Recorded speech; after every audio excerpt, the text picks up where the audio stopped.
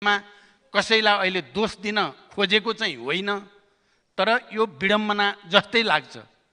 मैले एक मनले त सोचेको थिएँ आज बिहान दुईटा बस बगेको, कास्कीमा 11 जनाको मृत्यु भएको, अन्य ठाउँमा नि यो भइरहेको बेलामा आज नै मैले विश्वासको मत माग्ने उचित हुन्छ होला कि हुन्न होला भनेर सोचेँ।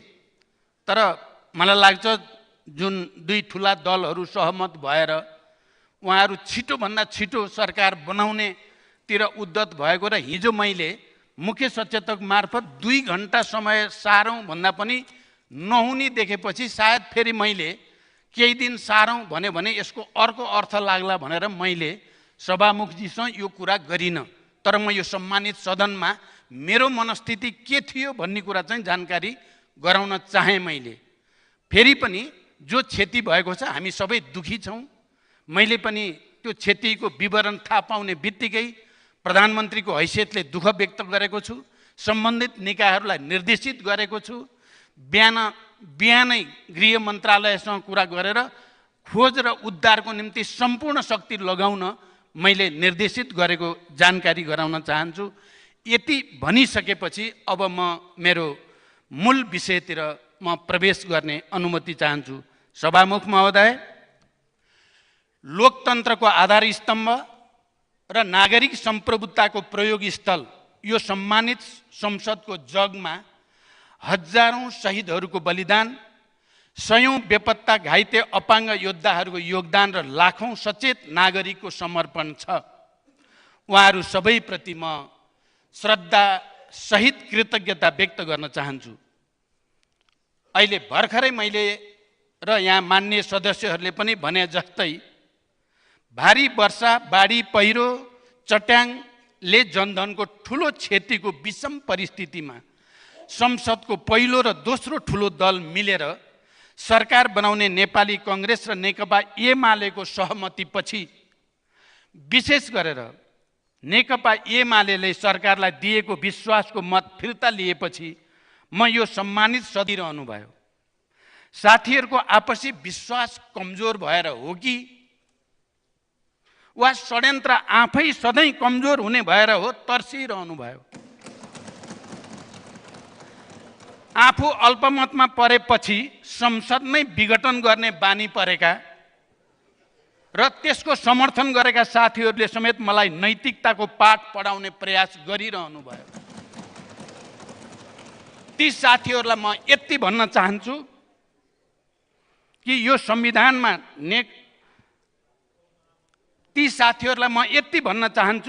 संविधानमा नेकपा माओवादी केन्द्रको सबभन्दा ठुलो लगानी छ। त्यसैले यसलाई माओवादीले कमजोर बनाउँदैन, बनाउन पनि दिँदैन, दिने पनि छैन। उत्पीडित वर्ग, क्षेत्र, लिङ्ग समुदायको दशकौं लामो विद्रोह र त्यसपछिका आन्दोलन पनि नियुक्ति गरेको छैन। तपाईहरुले कहिले देखाउनु भएको छ यो नैतिकता? अल्पमतमा परेपछि विगतमा यहाँले नेतृत्वले कस्ता र रणनैतिक महत्त्वका निर्णय गर्नु भएको छ त्यो रेकर्ड इतिहासमा सुरक्षित छ, कसैले मेटाएर मेटिने छैन। सम्मानित सदनबाट मैले विश्वासको मत पाउँला या नपाउँला, म प्रधानमन्त्री रहँला या नरहँला, त्यसमा म बिल्कुल चिन्तित छैन।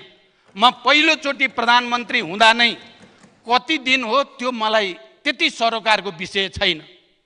पुरै अवधि त म पक्कै जान्न भन्ने जानकारी त राजनैतिक अनुमानको आधारमा पनि गर्न सकिन्थ्यो। तर म चिन्तित यस मानेमा छु कि पछिल्ला नाटकीय घटनाक्रमबाट संसदको पहिलो र दोस्रो ठुलो दललाई विश्वासले जोडेको भए, आदर्शले जोडेको भए, एउटा निश्चित उद्देश्यले जोडेको भए मेरो लागि त्यो चिन्ताको विषय हुने थिएन। तर त्यो डरले जोड्यो तपाईहरुलाई, डरले, भयले। त्यो डर जसले तपाईहरुलाई जोडेको छ त्यो डर हो सुशासनको डर। सुशासन कायम हुँदै जान थाल्यो भन्ने डरले तपाईहरुलाई जोडेको हुनाले जुन परिस्थितिमा जे कारणले नेपाली कांग्रेस र एमाले मिल्न खोज्नु भएको छ तपाईहरुको सहकार्यको सहमतिलाई जनताले अनुमोदन गरेको छ कि छैन मूल्याङ्कन गर्नु भएको छ। म तपाईहरुलाई आफै मूल्याङ्कन गरिरहनु भएको होला भन्ने धारणा व्यक्त गर्न चाहन्छु। मलाई अर्को चिन्ता प्रतिगमन र निरङ्कुशताको छ। सामान्यतः लोकतन्त्रमा मुख्य प्रतिस्पर्धी दलहरू मिलेर सरकार बनाउँदैनन्। संसदीय लोकतन्त्र भएका देशहरू अमेरिका, बेलायत, भारत, त्यहाँ प्रमुख प्रतिस्पर्धी दलहरू कहिले मिलेर सरकार बनाएका छन्, जसलाई तपाईहरु अझ विशेष रूपले आदर्श ठान्नुहुन्छ। एउटा विशेष परिस्थितिमा हामीले संविधानको बेला या भूकम्पको बेला मैले यही मञ्चबाट म विपक्षीको नेता भए पनि म सरकारको साथ छु भनेको थिएँ। अहिले त्यस्तै परिस्थिति हो कि त बाढी पहिरो आउन लाग्यो भनेर तपाईहरु मिल्नु भएको त होइन, पक्कै पनि। संसारभरिका इतिहासका अनुभवहरूले देखाएका छन् त्यस किसिमका गठबन्धनले जहिले पनि पहिलो र दोस्रो मिल्दा त्यो प्रकारको गठबन्धनले जहिले पनि लोकतन्त्रलाई कमजोर बनाएको छ र निरङ्कुशतालाई र अधिनायकवादलाई नै प्रश्रय दिएको छ। त्यसै कारण विश्वमा यस्तो अभ्यास विरलै हुँदैन। यहाँ त नेपाली कङ्ग्रेस नेकपा एमाले मिलेर सरकार मात्रै बनाउँदै हुनुहुन्न, अत्यन्त रहस्यमय तरिकाले वर्तमान संविधानमाथि छेडछाड गर्ने प्रयास गर्नुभएको छ। तपाईहरुले लामो सङ्घर्ष र ठुलो बलिदानबाट नेपाली जनताले प्राप्त गरेका अधिकार खोज्ने जमर्को गर्दै हुनुहुन्छ। तपाईहरुको यात्रा प्रतिगमनतिर हो भन्ने कुरा तपाईहरुको सहमतिको तरिका, सहमति गर्ने तरिका, सहमति गरेका ठाउँहरू, सहमतिको तयारी कसका घरमा गर्नुभयो, हस्ताक्षर कसका घरमा गर्नुभयो, त्यो समय कुन रोज्नुभयो सहमतिको लागि भन्ने कुरा आम जनताले नजिकबाट हेरिरहेका छन् र बोध गरिरहेका छन्। त्यसको हिसाब नेपाली जनताले राखिरहेका छन् भन्ने म भन्न चाहन्छु। नियत सफा भए पहिलो र दोस्रो दल मिल्न अँध्यारो र बन्द कोठा चाहिन्छ, झुटमुट र कुतर्क। मैले त्यो सबै भने यहाँ तपाईहरुलाई पनि लाज लाग्छ भन्ने मलाई डर छ। हाम्रा नेताहरू कतिसम्म झुट बोल्न सक्नुहुन्छ। कुतर्कको सहारा र मध्यरात चाहिन्छ र दुईटा दल मिल्नलाई, ठुल्ठुला दल मिल्न। मैले त यो पटक नयाँ समीकरण बन्दै गर्दा तपाईहरुको अभिव्यक्ति सुनेपछि मिल्नुहोस्, तपाईहरु दुईटा मिल्न मन छ भने मिल्नुहोस्, म प्रतिपक्षमा जानेछु त्यही दिन भनेकै थिएँ। आज त्यही दिन आयो, मेरो लागि अनौठो त मैले केही पनि मानेको छैन। सभामुख महोदय, यस सन्दर्भमा म यस सम्मानित सदन समक्ष इतिहासका केही उदाहरण प्रस्तुत गर्न चाहन्छु। हामीले लामो र खुला छलफलपछि सामन्ती निरङ्कुशता विरुद्धको 12 बुँदे समझदारी दिनको उज्यालोमा नै गरेका थियौँ। तत्कालीन 7 राजनीतिक दलका तर्फबाट नेपाली कङ्ग्रेसका सभापति एवं प्रधानमन्त्री गिरिजाप्रसाद कोइराला र तत्कालीन नेकपा माओवादीका तर्फबाट मैले विस्तृत शान्ति सम्झौतामा हस्ताक्षर पनि संसारलाई नै साक्षी राखेर गरेका थियौँ। संविधान सभामा संविधान निर्माणको प्रक्रिया पनि व्यापक विचार विमर्श र अधिकतम राष्ट्रिय सहमतिबाट अघि बढेको तथ्य हामी सबैलाई स्मरण नै छ। यी सबै ऐतिहासिक र युगान्तकारी घटनाको एक नेताको हैसियतले म साथीहरूलाई भन्न चाहन्छु, सहमति नागेर छलछाममा लागेर संविधान संशोधनका नाममा राष्ट्रलाई द्वन्द्वतिर लैजाने दुस्साहस नगर्नु होला। नेपाली जनताले राम्ररी बुझेको छ, खासमा तपाईहरु सरकारसँग डराएर यो ठाउँमा पुग्नु भएको हो। प्रधानमन्त्रीका रूपमा मैले लोकतन्त्रको सर्भिसिङ सुरु गरेको थिएँ, लोकतन्त्रको गोडमेल सुरु गरेको थिएँ।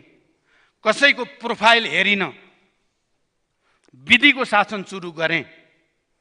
राज्यको खुला दोहन र शोषण गरिरहेको समूहसँग जुझ्ने हिम्मत गरेँ।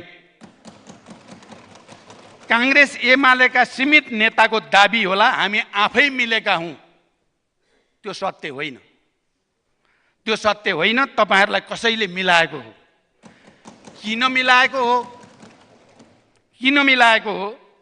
घाम जत्तिकै छर्लङ्ग छ। सिधै काङ्ग्रेस एमालेको मिलेको भन्न लाज लागेर खास गरी एमालेका साथीहरूले झुटमुटमा राष्ट्रिय सहमतिको सरकारको बर्को ओढिराख्नु भएको छ। राष्ट्रिय सहमति मैले भने राष्ट्रिय सहमति भनेर आफ्नो पंक्ति र जनतालाई गुमराह गर्ने कोसिस भइरहेको छ। राष्ट्रिय सहमति लुकेर हुँदैन। राष्ट्रिय सहमति सदनमा भएका सबै दलहरूलाई सँगै राखेर विचार विमर्श गरेर मात्रै राष्ट्रिय सहमति हुन सक्छ।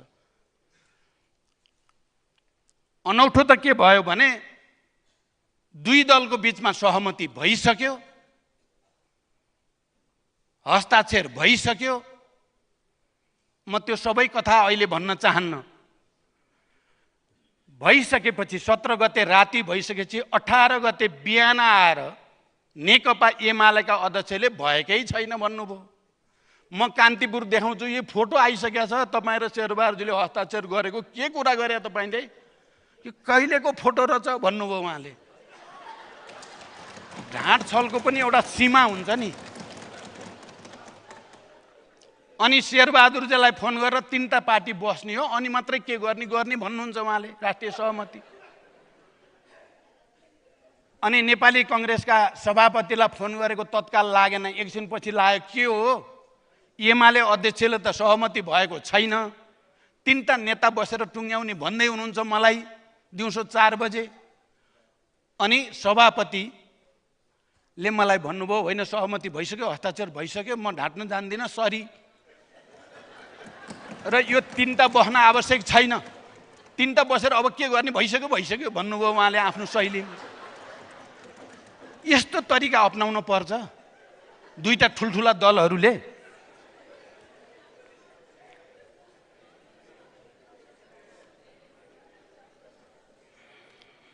साथीहरू, राष्ट्रिय सहमतिको पहलकदमी दिनकै उज्यालोमा जनताको खुला जानकारीमा पनि लिन सकिन्थ्यो। नियत सफा हुन्थ्यो भने राष्ट्रिय सहमतिको विमर्श यही सम्मानित सदनमा सुरु गर्न सकिन्थ्यो। तपाईहरू विमर्श होइन, तपाईहरू षड्यन्त्रमा हुनुहुन्छ। तपाईहरू षड्यन्त्रमा हुनुहुन्छ भन्ने तथ्य तपाईहरूले सहमति गरेको ठाउँ र समयबाट पुष्टि भइसकेको छ। नेपाली जनताले देखि नै सकेको छ। स्वाभाविक र विवेक सम्मत काम गर्दा त्यो तहको डर किन पैदा भयो? आज जुन समूहले तपाईहरूलाई जोडेका छन् तिनीहरूको सेवा नै तपाईहरूको कर्तव्य हुने भएपछि लोकतन्त्रको प्रतिष्ठा र जनसमर्थन अझ बढी गिर्ने छ भन्ने मलाई ठुलो चिन्ता छ। सभामुख महोदय, प्रधानमन्त्रीका रूपमा मैले यो सम्मानित सदनमा एउटा नयाँ सङ्कल्प, एउटा नयाँ अठोट र नयाँ प्रतिबद्धता सहित विश्वासको मत लिएको थिएँ। संसदको पहिलो सम्बोधनमै मैले प्रतिबद्धता जनाएको थिएँ, निषेध, अपमान र प्रतिशोध होइन, सहमति, सहकार्य र आपसी विश्वासको राजनीति अगाडि बढाउने छु। त्यतिबेलै मैले वामपन्थी र लोकतान्त्रिक शक्तिबीच विश्वासपूर्ण सहकार्यबाट राष्ट्रका समस्याहरूको समाधान खोज्न अपिल गरेको थिएँ।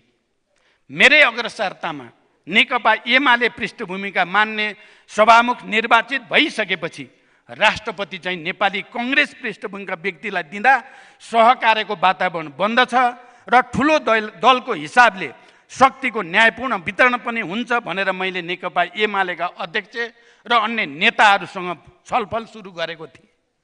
अहिले रात बिरात रहस्यमय बन्द कोठाहरूमा राष्ट्रिय सहमतिको कलाविहीन नाटक मञ्चन गरिरहेका एमालेका नेता साथीहरू त्यो बेला राष्ट्रिय सहमति, सहकार्य, शक्ति सन्तुलनको मेरो प्रस्तावसँग भड्केर सरकारबाटै बाहिरिनु भएको होइन र? वास्तविक राष्ट्रिय सहमतिको आधार शक्तिको न्यायपूर्ण वितरणबाट मात्रै सम्भव छ भनेर म सुरुदेखि नै सन्तुलनका पक्षमा उभिएको सम्मानित संसदलाई जानकारी गराउन चाहन्छु। मेरै निर्णायक अग्रसरताले नेपाली इतिहासमै पहिलोपटक म विशेष रूपले दर्ज गर्न चाहन्छु, नेपाली इतिहासमै पहिलोपटक अहिले राज्यका मुख्य 5 दलको सम्मानपूर्ण, समावेशी र न्यायपूर्ण शक्ति विन्यास छ। राष्ट्रपति सबैभन्दा ठुलो दल नेपाली कांग्रेसको राजनीतिक पृष्ठभूमिबाट हुनुहुन्छ। उपराष्ट्रपति पाँचौं ठुलो दलबाट र मधेसी समुदायबाट हुनुहुन्छ? छैटौं हो भने ठिक छ, छैटौं। सभामुख दोस्रो ठुलो राजनीतिक दल नेकपा एमालेको पृष्ठभूमिबाट हुनुहुन्छ? उपसभामुख चौथो ठुलो दल राष्ट्रिय स्वतन्त्र पार्टीको पृष्ठभूमिबाट र जनजाति महिला हुनुहुन्छ? राष्ट्रिय सभाको अध्यक्ष तेस्रो ठुलो दल नेकपा माओवादी केन्द्रको पृष्ठभूमिबाट हुनुहुन्छ? अस्थिरताको आरोप सहेर तपाईहरुले लगाउने गर्नुभएको छ, प्रचण्ड अस्थिरताको आरोप सहेर पनि राजनीतिक भूमिकाहरूको यति विवेकपूर्ण समावेशी सन्तुलनको लागि मेरो अग्रसरतालाई इतिहासले धन्यवाद देला वा गाली, त्यो म इतिहासकै जिम्मा छोड्न चाहन्छु। त्यही व्यक्तिलाई अहिले जालसाजीपूर्ण राष्ट्रिय सहमतिको नैतिक शिक्षा दिन खोज्नु कति न्यायपूर्ण छ? त्यसको जवाफ पनि इतिहासले दिने नै छ।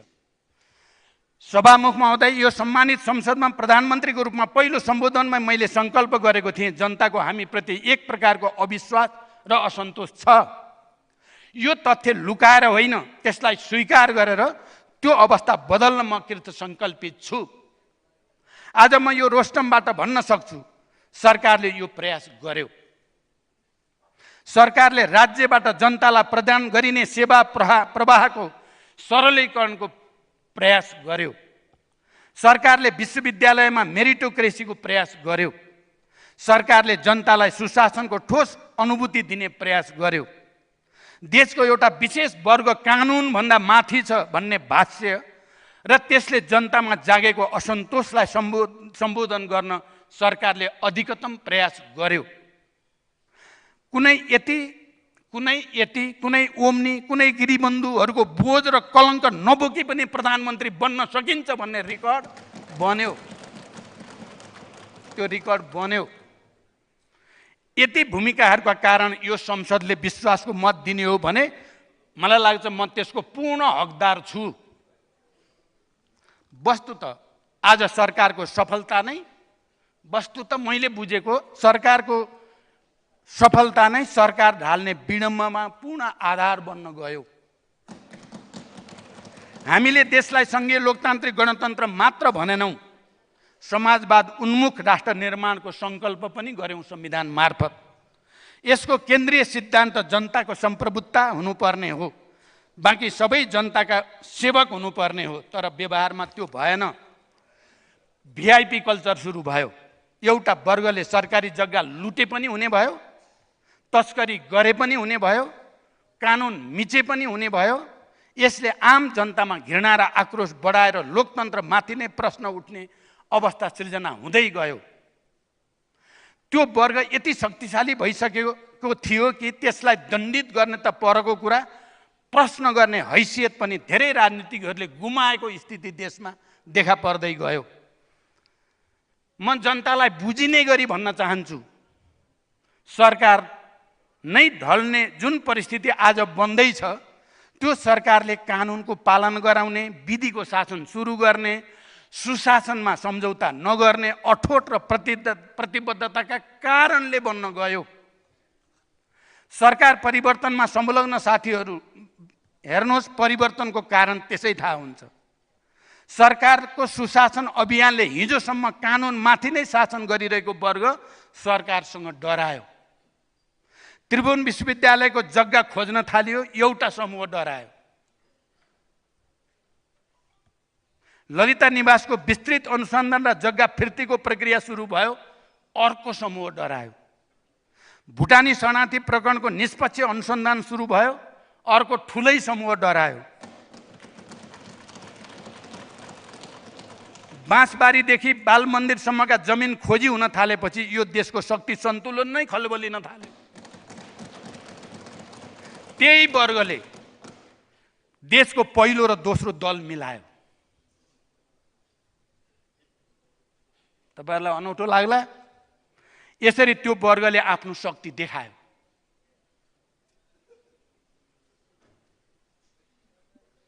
म गम्भीर ढङ्गले आत्मचिन्तन गर्न मान्य सदस्यहरूलाई हार्दिक आग्रह गर्न चाहन्छु।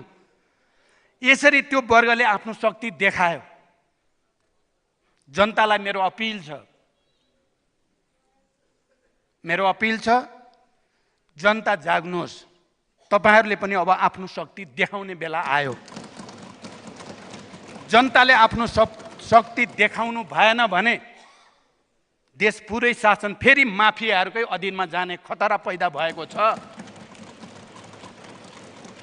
नेपालकै इतिहासमा प्रहरीको अनुसन्धानबाट यति धेरै हाई प्रोफाइलहरू कहिल्यै कानुनको नियन्त्रणमा पुगेका थिएनन् जति यस बीचमा पुगे।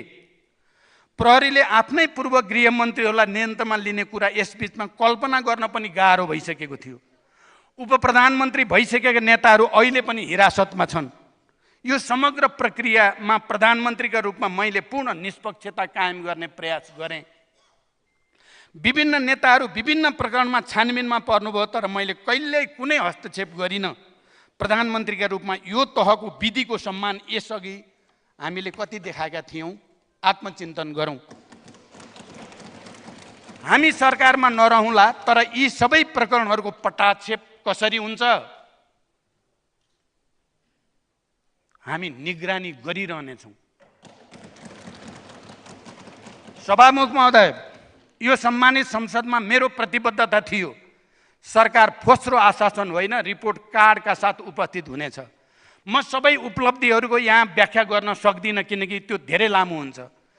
तर म यति भन्छु, संविधान कार्यान्वयन, संहिताको सबलीकरण, अर्थतन्त्रको सुधार, पुनरुत्थान, उत्पादन र उत्पादकत्व वृद्धि, रोजगारी सृजना, सुशासन प्रवर्धन, सार्वजनिक सेवा प्रवाहमा सुधार र सरलीकरण, नागरिक मैत्री शासन प्रणालीको स्थापना तथा भ्रष्टाचार नियन्त्रण, राष्ट्रिय हितको रक्षा लगायतका सबै जिम्मेवारीमा सरकार आम जनताले देखिने र बुझिने गरी राम्रो अङ्कका साथ उत्तीर्ण भएको छ भन्ने मेरो दाबी छ।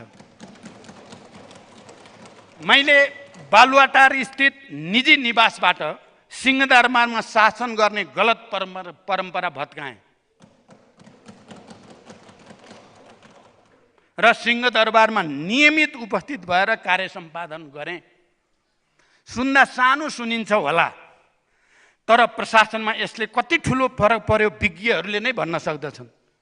सुशासन संस्थागत गर्न, विकास निर्माणलाई गति दिन र सेवा प्रवाहमा जनताले अनुभूत गर्न सक्ने गरी सुधारका लागि स्पष्ट कार्ययोजना बनाउन सबै मन्त्रालय, केन्द्रीय निकायका सचिव र विशिष्ट श्रेणीका पदाधिकारीहरू घचघच्याउँदै यो सरकारले कार्य प्रारम्भ गरेको यहाँहरूलाई जानकारी नै छ।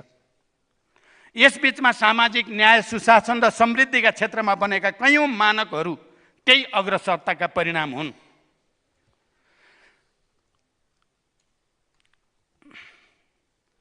सङ्घ, प्रदेश र स्थानीय तहबीचको समन्वय तथा अन्तर सम्बन्ध व्यवस्थित गर्न राष्ट्रिय समन्वय परिषदको बैठक पहिलो पटक मेरो नेतृत्वमा भयो, जबकि यो धेरै पहिले हुनुपर्ने थियो।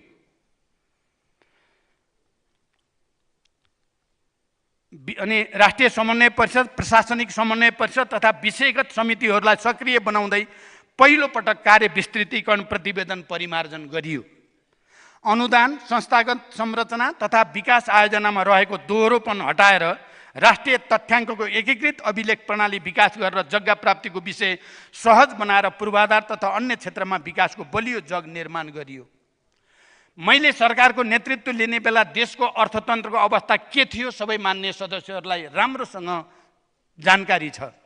आर्थिक सङ्कटले निम्त्याएको चरम निराशा, 7.38% मुद्रास्फीति, न्यून विदेशी मुद्राको सञ्चितले अत्यधिक चापमा परेको बाह्य क्षेत्रको सन्तुलन, घट्दो राजस्व, अत्यधिक मात्रामा बढ्दो सार्वजनिक ऋणले समेत आर्थिक रूपमा धराशायी हुने डरलाग्दो भाष्य मैले उत्तराधिकारको रूपमा पाएको थिएँ। समष्टिगत आर्थिक परिसूचकहरू निराशाजनक थिए। अर्थतन्त्रका विभिन्न क्षेत्रमा दबाव थियो, तर वित्तीय तथा मौद्रिक नीतिको सामञ्जस्यतापूर्ण कार्यान्वयन, निजी क्षेत्रसँग गरिएका सघन अन्तर्क्रिया, निरन्तर संवाद र प्रयासले परिणाम दिन सुरु गर्यो।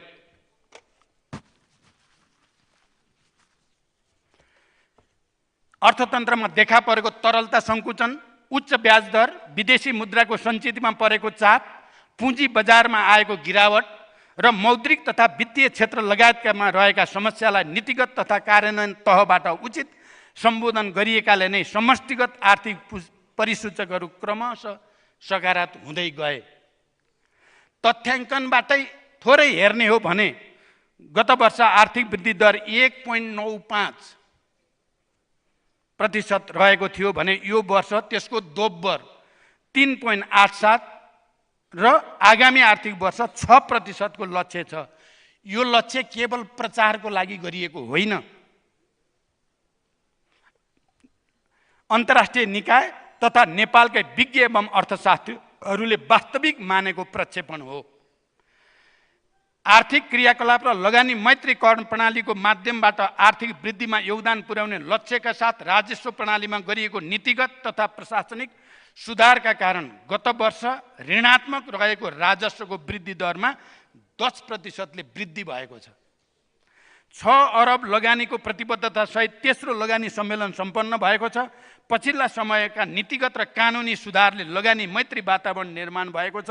वैदेशिक लगानीमा 14.4% वृद्धि भएको छ। यो त्यसको प्रमाण हो। मैले सरकारको नेतृत्व लिँदा उपभोक्ता मूल्य सूचकाङ्कमा आधारित मुद्रास्फीति अघि मैले भने जस्तै 7.38% थियो।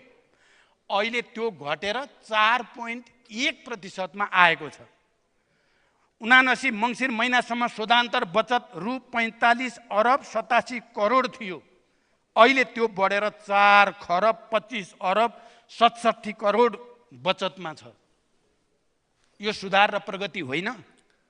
चालु खाता रु 200 अरब 2 खरब 39 करोडले बचतमा रहेको छ, जुन अघिल्लो वर्षको सोही अवधिमा 79 अरब 53 करोडले घाटामा थियो।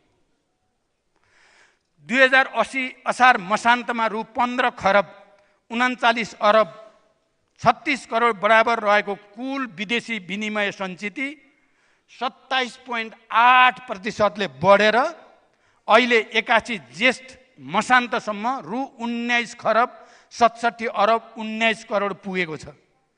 सरकारले चालेका प्रयासबाट आर्थिक क्षेत्रमा क्रमशः चलायमान हुँदै बैंकिङ क्षेत्रमा समेत सकारात्मक वातावरण सिर्जना भएको छ। वार्षिक बिन्दुगत आधारमा 81 वैशाखसम्म बैंक तथा वित्तीय संस्थाको निक्षेप सङ्कलन 9% ले बढेको छ र निजी क्षेत्रमा प्रवाहित कर्जा 5.1% ले बढेको छ। वार्षिक बिन्दुगत आधारमा निक्षेपको वृद्धि दर 12.6% र निजी क्षेत्रमा प्रवाहित कर्जाको वृद्धि दर 5.6% रहेको छ। यसबीचमा ब्याज दर पनि क्रमशः घट्दै गएको छ, कम हुँदै गएको छ। मलाई लाग्छ यो हामी सबैले महसुस गरेका छौँ। चालु आर्थिक वर्षको पहिलो 11 महिनामा विद्युतीय सवारी साधनको आयातबाट प्राप्त राजस्व 330% ले बढेको छ। आर्थिक वर्ष 80-81 को 11 महिनाको आयातबाटलाई आधार मान्दा बैंकिङ क्षेत्रसँग रहेको विदेशी विनिमय सञ्चिति 15.1 महिनाको वस्तु आयात र 12.6 महिनाको वस्तु तथा सेवा आयात धान्न पर्याप्त रहने देखिन्छ। आयात र विस्तृत मुद्रा प्रदायकसँगका अनुपातहरू क्रमशः 34.5%, 105.2% र 29.2% रहेका छन्। 80 असार मसान्तमा यी अनुपातहरू क्रमशः 28.8%, 83% र 25% थिए। कुल ग्राहस्थ उत्पादनमा वृद्धि हुनुका साथै कृषि क्षेत्र उत्पादनमा समेत वृद्धि भएको छ। पर्यटन क्षेत्रमा उल्लेख्य सुधार भएको छ। गत वर्ष सबै रेकर्ड तोडेर 10 लाख भन्दा बढी पर्यटक नेपाल भित्रिए। यो वर्ष त्यो रेकर्ड पनि तोडिँदैछ। वैशाख महिनासम्म 9,87,000 पर्यटक भित्रिएका छन्, जुन गत वर्षभन्दा 34% ले बढी हो। आर्थिक वातावरणको सापेक्षतामा पुँजी बजार पनि नकारात्मक छैन। 81 ज्येष्ठमा वाणिज्य ब्याङ्कहरूको औसत आधार दर 8.17%, विकास ब्याङ्कहरूको 9.96% र वित्त कम्पनीहरूको 11.46% रहेको छ। अघिल्लो वर्षको जेठमा वाणिज्य ब्याङ्कहरूको औसत आधार दर 10.18%, विकास ब्याङ्कहरूको 12.47% र वित्त कम्पनीहरूको 13.55% रहेको थियो। यो सुधार होइन। मैले तथ्याङ्कमै भने हाम्रा सबैजसो आर्थिक सूचकहरू सकारात्मक हुँदै गएका छन्। त्यसैले हाम्रो अर्थतन्त्रमा देखिएको शिथिलता पनि अब कायम रहने छैन। बजेट निर्माण प्रक्रियालाई समावेशी, वैज्ञानिक र वस्तुपर बनाउन मैले निकै प्रयास गरेँ। 1.5 वर्षको अवधिमा प्राप्त यो आर्थिक उपलब्धि सानो होइन। म ढुक्कले भन्न सक्छु देश अब आर्थिक सङ्कटको डिलबाट धेरै बाहिर आइसकेको छ। सभामुख महोदय, आर्थिक मात्र होइन, सामाजिक न्यायका क्षेत्रमा पनि सरकारले थुप्रै मानकहरू स्थापित गरेको छ। सामन्ती शोषणको अवशेषका रूपमा रहेको मिटर ब्याज अब कानुनत अपराध घोषणा गरिएको छ। सहकारी क्षेत्रमा व्याप्त व्यथितिको जरेदेखि अन्त्य र वित्तीय सहकारी क्षेत्रको प्रभावकारी नियमन गर्न अधिकार सम्पन्न विशिष्टकृत संस्थाको गठन प्रक्रिया अगाडि बढाइसकिएको छ। श्रमिकहरूको न्यूनतम ज्यालामा सापेक्षिक वृद्धि भएको छ। स्वदेशमा रहेका र वैदेशिक रोजगारीमा रहेका औपचारिक र अनौपचारिक क्षेत्रका लाखौं श्रमिकहरूलाई सामाजिक सुरक्षाको दायरामा समेटिएको छ। आगामी आर्थिक वर्षमा 5 लाख भूमिहीन, सुकुम्बासी तथा अव्यवस्थित बसोबासीहरूको व्यवस्थापनको पूर्ण तयारी सहित बजेटको व्यवस्था गरिएको छ। सरकारले निरन्तरता पाएन भने पनि हामी संसदमा त्यो लक्ष्यका लागि तपाईहरुलाई खबरदारी गरि नै रहनेछौँ। युगौंदेखि जातीय विभेद सहे र आत्मसम्मानको सङ्घर्ष गर्दै आएका दलित समुदायको समग्र आर्थिक रूपान्तरण र संविधान प्रदत्त अधिकार अनुभूति जन्य तहमा कार्यान्वयनमा ल्याउन विशेष प्रकृतिको दलित विकास प्राधिकरण स्थापनाको निर्णय गरिएको छ। दलित समुदायको सिप र पेशा आधुनिकीकरण गरी रोजगारी सुनिश्चित गर्न शिल्पी उद्यमशीलता कार्यक्रमलाई बजेट मार्फत नै सुनिश्चित गरिएको छ। दलित समुदायको प्राविधिक शिक्षामा सुनिश्चितताका लागि छात्रवृत्तिका कार्यक्रम बजेटमा समावेश गरिएको छ। मेरो अनुरोध छ, मसँग बदला लिने नाममा, प्रचण्डसँग बदला लिने नाममा दलित, महिला, श्रमिक समुदायका पक्षमा, घाइते अपाङ्गका पक्षमा बजेट मार्फत अघि सारेका कार्यक्रमहरू नच्यातियोस्।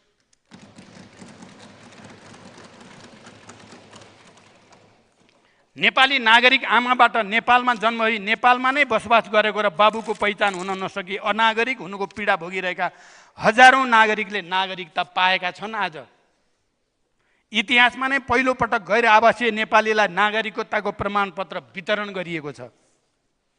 त्यसका दुईटा नेतालाई त मेरै हातबाट नागरिकता दिएको छु।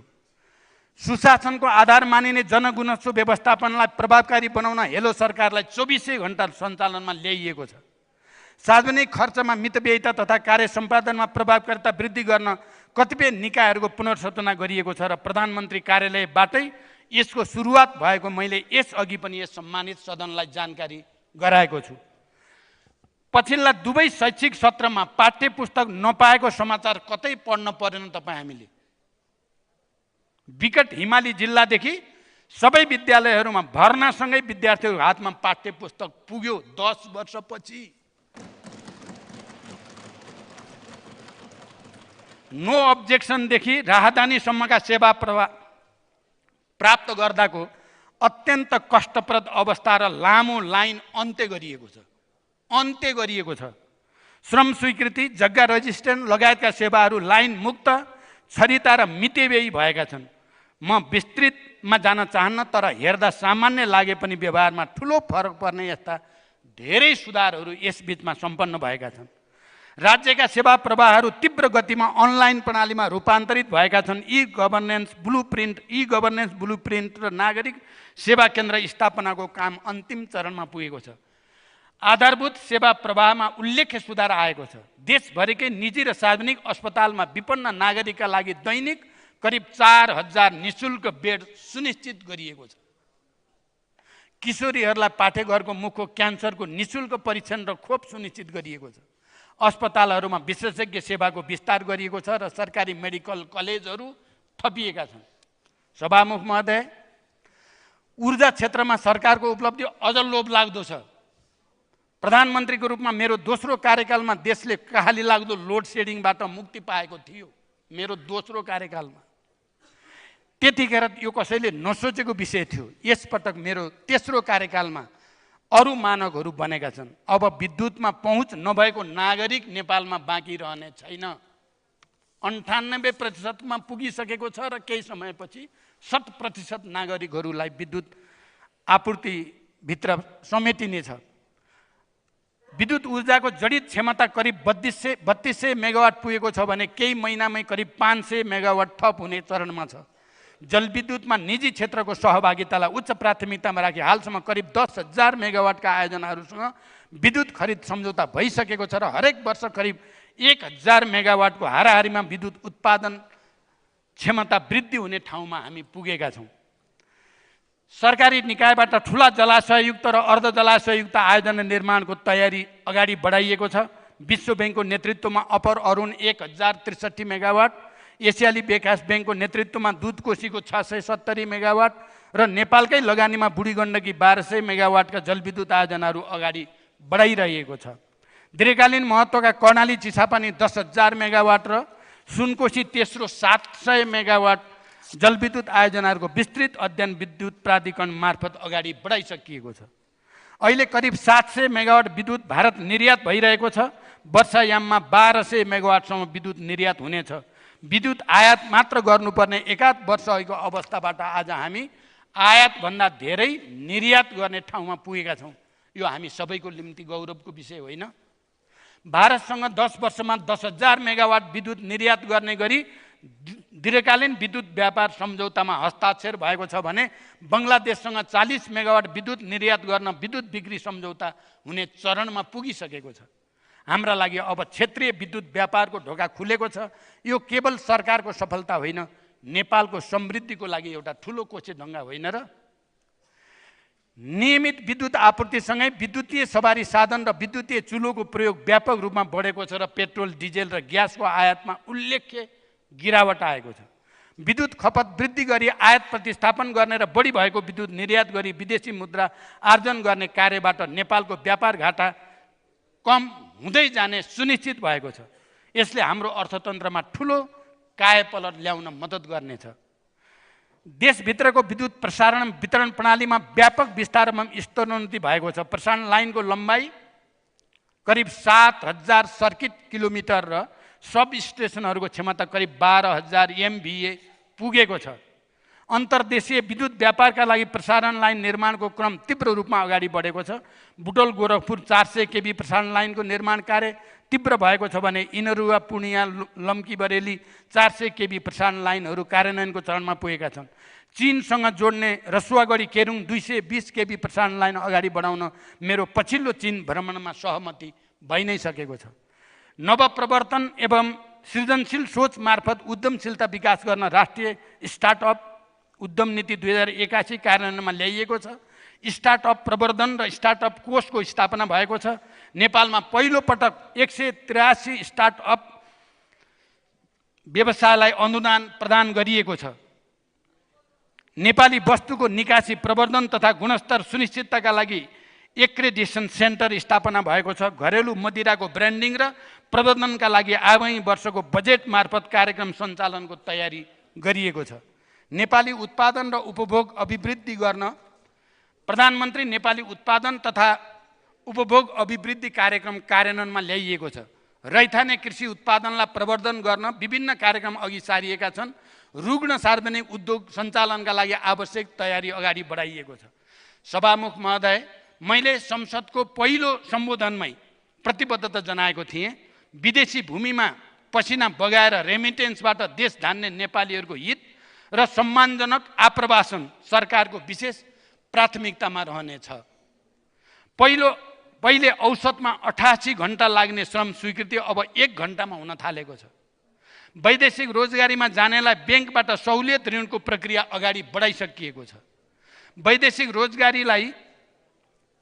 रोजगारीबाट फर्किएका नागरिकको ज्ञान, सिप र पुँजी मार्फत उद्यमशीलता प्रवर्धन गर्न बजेट मार्फत अघि सारेको रिटर्नी उद्यमशीलता कार्यक्रमले ठुलो प्रभाव पार्ने मेरो विश्वास रहेको छ।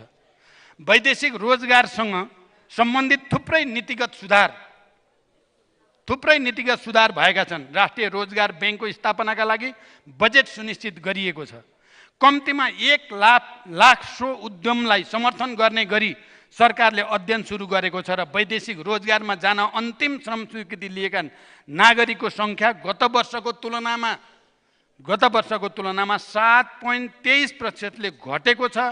तर रेमिटेन्स भने गत वर्ष वैशाख महिनाको तुलनामा 19.2%ले बढ्नुको आफैमा एउटा ठुलो उपलब्धि होइन र?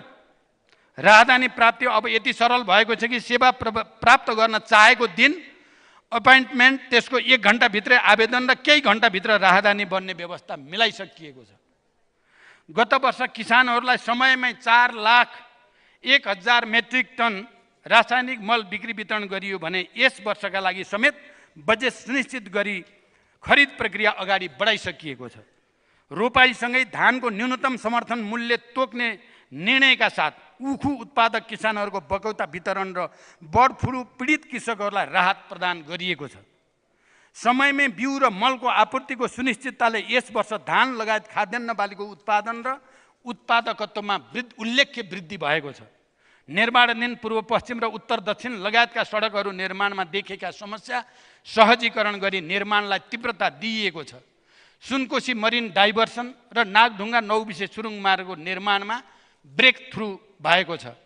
जलवायु न्याय र अधिकारको पक्षमा नेपालले खेलेको नेतृत्वदायी भूमिका सरकारको अर्को उल्लेखनीय अन्तर्राष्ट्रिय उपलब्धिको रूपमा रहेको छ। संयुक्त राष्ट्रसङ्घका महासचिव एन्टोनियो गुटेरेसले गर्नुभएको नेपाल भ्रमणले जलवायु परिवर्तनको कारण हामीले भएका समस्या र हामीले पाउनुपर्ने क्षतिपूर्ति दुवै विषयमा अन्तर्राष्ट्रिय समुदायको गहिरो ध्यानाकर्षण गरिएको छ। दुबईमा भएको जलवायु परिवर्तन सम्बन्धी संयुक्त राष्ट्रसङ्घीय संरचना महासन्धिका पक्ष राष्ट्रहरूको 28औं सम्मेलन COP28 मा मैले अधिकतम र अति कम विकसित र हिमाली राष्ट्रहरूको जलवायु न्यायको पक्षमा उच्चस्तरीय गोलमेज सम्मेलन लगायत अन्य सत्रहरूमा लिएको अग्रसरताले हिमाली क्षेत्रका देशहरूले जलवायु न्यायका लागि पैरवी गर्ने रणनीति तयार हुन पुगेको छ। गत जेठमा काठमाडौँमा सम्पन्न हिमाल मानव र जलवायु सम्बन्धी अन्तर्राष्ट्रिय विज्ञहरूको सम्मेलनबाट पनि नेपालको नेतृत्वदायी भूमिका राम्रैसँग स्थापित भएको छ।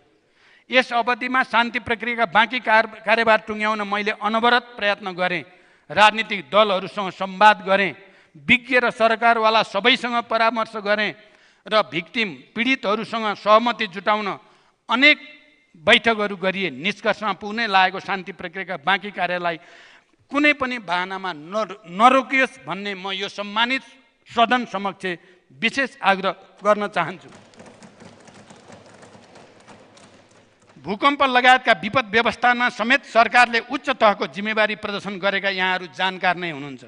गत कार्तिक 7 गते जाजरकोट केन्द्रबिन्दु भएको भूकम्प गएको र त्यसको केही घण्टामा नै म आफै घटनास्थल पुगेँ र प्रदेश तथा स्थानीय तहको समन्वयमा खोज तथा उद्धारको प्रत्यक्ष नेतृत्व गरेँ। बझाङ भूकम्पको भोलिपल्टै मैले अध्यक्षता गर्ने विपद जोखिम न्यूनीकरण तथा व्यवस्थापन राष्ट्रिय परिषदको बैठक राखेर खोज तथा उद्धारको योजना बनाइयो। पर्सिपल्ट नै चैनपुर पुगेर क्षतिको अवस्थाबारे प्रत्यक्ष अवलोकन गरेँ। अस्थायी आवास निर्माणका लागि नेपाल सरकारका तर्फबाट प्रति घर धुरी रु 50,000 सहयोग गर्ने निर्णय गऱ्यौँ। जनता दुःखमा परेको बेलामा राजनीतिक नेतृत्व पनि जनतासँगै हुनुपर्दछ र उद्धार राहत र पुनर्स्थापना कार्य प्रत्यक्ष तिनै तहका सरकारको समन्वय र सहकार्य जरुरी रहन्छ भन्ने मानक हामीले स्थापित गर्न मूलभूत रूपमा सफल भएका छौँ। मैले सरकारको नेतृत्व सम्हाल्दै गर्दा नेपालमुखी परराष्ट्र नीति अवलम्बन गर्ने प्रतिबद्धता व्यक्त गरेको थिएँ। असंलग्नता र पञ्चशीलको मान्यता अनुसार स्वतन्त्र र सन्तुलित सम्बन्ध राखेर मैले द्विपक्षीय र बहुपक्षीय मञ्चहरूमा देशका चासो र हितलाई र मुद्दालाई सशक्त र प्रभावकारी रूपमा उठाउने मैले सके जति प्रयास गरेँ। मित्र राष्ट्र भारतका प्रधानमन्त्री नरेन्द्र मोदीको निमन्त्रणा भारतको औपचारिक भ्रमणमा आगामी 10 वर्षमा 10,000 मेगावाट विद्युत भारततर्फ निर्यात गर्ने दीर्घकालीन विद्युत व्यापार सम्झौतामा प्रारम्भिक हस्ताक्षर लगायत विभिन्न 7वटा सम्झौता र समझदारी पत्रमा हस्ताक्षरबाट नेपाल र भारत बीचको सम्बन्धले नयाँ आयाम प्राप्त गरेको छ। यसै गरी मित्र राष्ट्र चीनका प्रधानमन्त्री ली छियाङको नियन्त्रणामा भएको चीन भ्रमणका क्रममा महामहिम राष्ट्रपति सी जिनपिङसँग द्विपक्षीय भेटघाट तथा वार्ता र समकक्षी ली छियाङसँगको प्रतिनिधि मण्डल स्तरीय द्विपक्षीय वार्ता भई 12वटा समझदारी पत्र तथा फाइटोसिनेटरीसँग सम्बन्धित प्रोटोकलमा हस्ताक्षर भएको स्मरणीय नै छ। सम्झौतामा उल्लेख भएका उत्तरतर्फका नाका केही समय अघि सञ्चालनमा आएका र समझदारी पत्र अनुरूपका कयौं परियोजना अगाडि बढेका छन्। यसै गरी संयुक्त राष्ट्रसङ्घको 18औं महासभामा संयुक्त राष्ट्रसङ्घीय खाद्य प्रणाली शिखर सम्मेलनमा अति कम विकसित देशको अध्यक्षको हैसियतमा सहभागिता जनाउँदै नेपाल लगायत अति कम विकसित देशहरूको अधिकारका पक्षमा मैले पैरवी गरेको जानकारी यसअघि नै यस सम्मानित सदनलाई गराइसकेको छु। अन्तर्राष्ट्रिय मञ्चमा नेपालको बलियो उपस्थितिकै फलस्वरूप संयुक्त राष्ट्रसङ्घका महासचिव नेपालको ऐतिहासिक भ्रमणमा आउनुभयो र शान्ति प्रक्रिया, जलवायु परिवर्तन, गरिबी निवारण लगायतका विषयमा नेपाललाई सधैँ सहयोग, सद्भाव र समर्थन रहने प्रतिबद्धता व्यक्त गर्नुका साथै अन्तर्राष्ट्रिय मञ्चमा नेपालका पक्षमा पैरवी गर्नुभएको विषय यहाँ विशेष स्मरणीय छ। यसै गरी असंलग्न आन्दोलनका राष्ट्रहरूको शिखर सम्मेलन नाममा मैले नेपालको उच्चस्तरीय सहभागिताबाट नेपाल असंलग्न परराष्ट्र नीतिमा प्रतिबद्ध रहेको बलियो सन्देश अन्तर्राष्ट्रिय समुदायमा गएको छ। यो अवधिमा रोजगारी र अध्ययनका क्रममा विदेशमा रहेका नेपालीहरूको हकित संरक्षण र सङ्कटग्रस्त परिस्थितिमा सकुशल उद्धारमा समेत सरकारले कुनै कसर बाँकी राखेको छैन।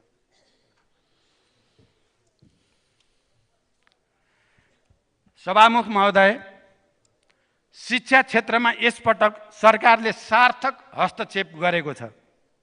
विश्वविद्यालयहरूमा निकै पछि मेरिटोक्रेसी लागू भएको छ।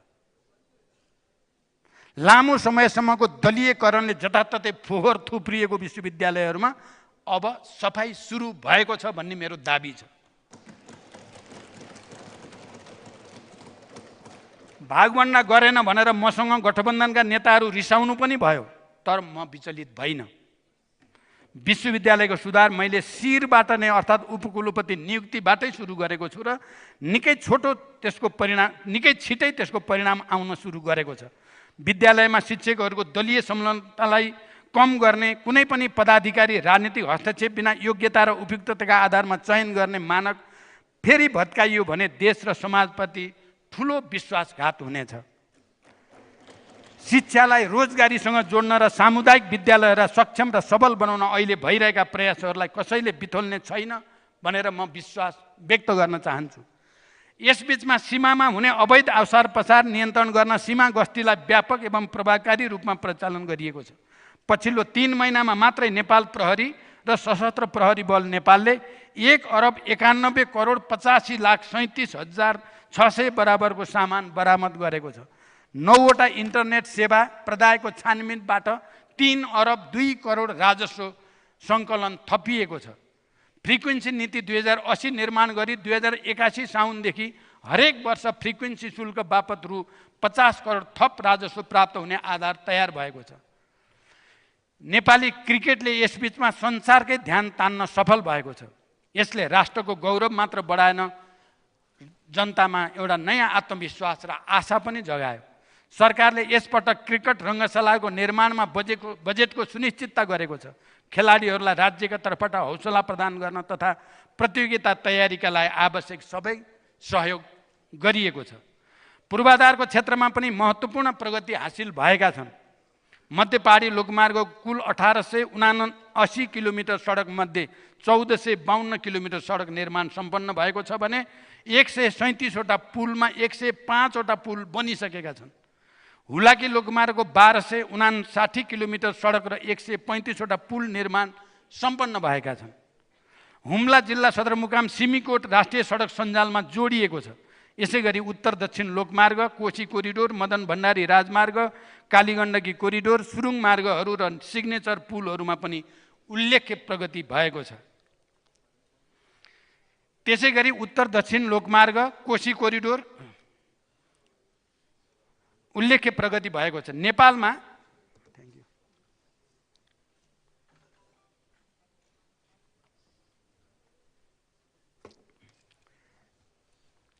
नेपालमा आर्थिक विकासको नयाँ चरण सुरु भएको घोषणासहित 5 उद्देश्य, 5 प्राथमिकता, आर्थिक सुधारका 5 रणनीति र 5 रूपान्तरणकारी क्षेत्रका कार्यक्रम सहितको बजेट यो सरकारको अर्को उपलब्धि हो। राष्ट्रिय अर्थतन्त्रको सम्भाव्यता विश्लेषणका आधारमा आर्थिक वृद्धिका प्रमुख सम्वाहक क्षेत्र पहिचान गरी उच्च दरको आर्थिक वृद्धि हासिल गर्ने बजेटको प्रतिबद्धता सरकार तलमाथि भए पनि कायमै रहनेछ भन्ने म विश्वास गर्न चाहन्छु। एकीकृत आर्थिक करिडोर विकास, डिजिटल अर्थतन्त्रको विस्तार र हरित अर्थतन्त्रको निर्माणको प्रतिबद्धता पनि युगान्तकारी छ। प्रत्येक प्रदेशलाई प्रदेशको सामर्थ्यका आधारमा विशिष्टीकृत आर्थिक केन्द्रका रूपमा विकास गर्न सरकार प्रतिबद्ध छ। आर्थिक वृद्धिका सम्भावनाका क्षेत्रलाई समेटे एकीकृत विकासको अवधारणा अनुरूप नमुना विकास अभियान सञ्चालन गर्न भरतपुर, बुटोल, पोखरा, भरतपुरलाई 3 वटा कोणमा राखी प्रस्तावित त्रिभुज परियोजनाले पनि देशको आर्थिक विकासमा ठूलो प्रभाव पार्नेछ। कर्णाली समृद्धि कार्यक्रम, मध्य पहाडी लोकमार्गलाई आर्थिक विकासको कोरिडोरको रूपमा विकास गर्ने नीति, कृषि उत्पादक र रोजगार वृद्धिका कार्यक्रमले देशमा सकारात्मक परिवर्तन ल्याउने कुरामा म विश्वस्त छु। मेड इन नेपाल कार्यक्रम, स्टार्टअप कार्यक्रम, टाकुरा पर्यटन प्रवर्धन, हिल स्टेसन, सिप विकास प्रतिष्ठान, प्रदेशहरूमा पोलिटेक्निकल इन्स्टिच्युट, सूचना प्रविधि दशक मार्फत, आइटी दशक मार्फत आगामी 10 वर्षभित्र अरबौं राजस्व र हजारौं रोजगारी सृजना गर्ने कार्यक्रम, शिल्पी उद्यमशीलता कार्यक्रम, कृषिमा लगानी दशक कार्यक्रम, कृषि उत्पादन र फलफुलमा आत्मनिर्भरताका कार्यक्रम, विद्युत उत्पादन, विद्युतीकरण र विद्युत व्यापारका क्षेत्रमा गरिएका कार्यक्रम, रैथाने उत्पादनमा जोड, मेगा फुड पार्क र स्थानीय उत्पादनलाई आपूर्ति श्रृङ्खलामा जोड्ने स्वदेशी माट र सङ्कलन केन्द्र लगायतका उत्पादक र रोजगारी सृजनाका लागि बजेट मार्फत प्रस्तावित कार्यक्रम आर्थिक विकासका निम्ति असाध्य दूरगामी महत्त्वका परियोजना र कार्यक्रमहरू हुन्। सभामुख महोदय, सरकारको उपलब्धिहरूको यो सूची धेरै लामो छ, म योभन्दा बढी जान चाहन्न। अहिले मैले भनेकै उपलब्धिहरूले पनि शासनको सबै मोर्चामा सरकारको सफलता भने प्रमाणित हुन्छ। तैपनि विभिन्न निराधार आरोप लगाएर संसदका 2 प्रमुख प्रतिस्पर्धी पार्टी बडो रहस्यमय तरिकाले आज एक ठाउँमा उभिनु भएको छ। कतै स्थायित्वको नारा दिनुभएको छ स्थायित्वको लागि, कतै संविधान संसदको छिर्के हान्नु भएको छ, गर्नु के भएको भन्ने आधिकारिक प्रमाण र हस्ताक्षर बाहिर ल्याउनु भएकै छैन। साथीहरूलाई मेरो विनम्र प्रश्न छ, संविधान संशोधन जस्तो जटिल र संवेदन विषयमा खेलाची नगर्नु होला।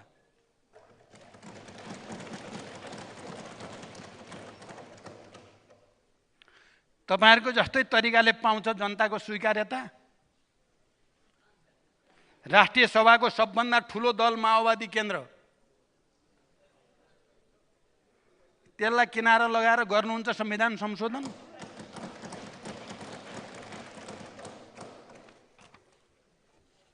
कता कता तपाईहरुले स्थिरताका नाममा समावेशी प्रतिनिधित्व, समानुपातिक प्रतिनिधित्व समाप्त गर्न खोज्नु भएको षड्यन्त्रको गन्ध आएको छ।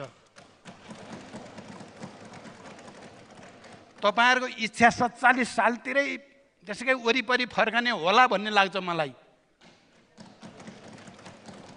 अस्थिरताको कारण देखाएर तपाईहरुले समावेशी र समानुपातिक प्रतिनिधित्व अनि साना दलहरू, आज त तपाईहरुसँग किन उभिनु भएको छ थाहा छैन, भोलि थाहा पाउनु हुनेछ।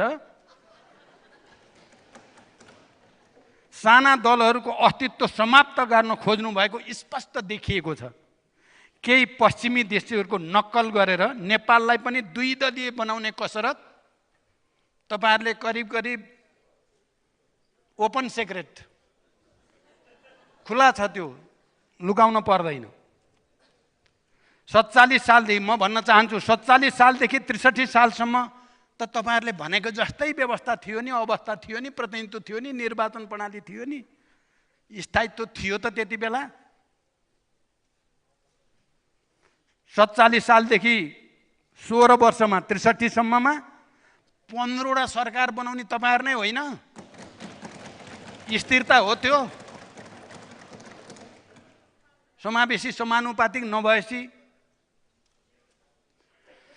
संविधान संशोधन नै गर्ने हो भने आउनुस्, खुला छलफल गरौँ,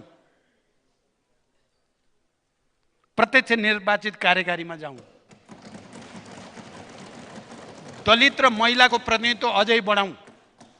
मेरो प्रस्ताव छ, उत्पीडित जाति वर्ग समुदायको अधिकारलाई अझ सुरक्षित गरौँ, अझ धेरै बढाउँ। विपन्न वर्गको राज्य संरचनामा पहुँच बढाएर लैजाउँ। महिला, उत्पीडित वर्ग, जाति र क्षेत्रको सम्मानजनक प्रतिनिधित्व यो संविधानको आत्मा हो। यसलाई खोसेर फेरि महिला, दलित, आदिवासी, जनजाति, मधेसी, थारू, मुस्लिम लगायतका धार्मिक अल्पसङ्ख्यकलाई पहिले जस्तै राज्यका निकायमा प्रतिनिधित्वविहीन बनाउने षड्यन्त्र अब नेपालमा किमार्थ सफल हुने छैन। हिजो जसको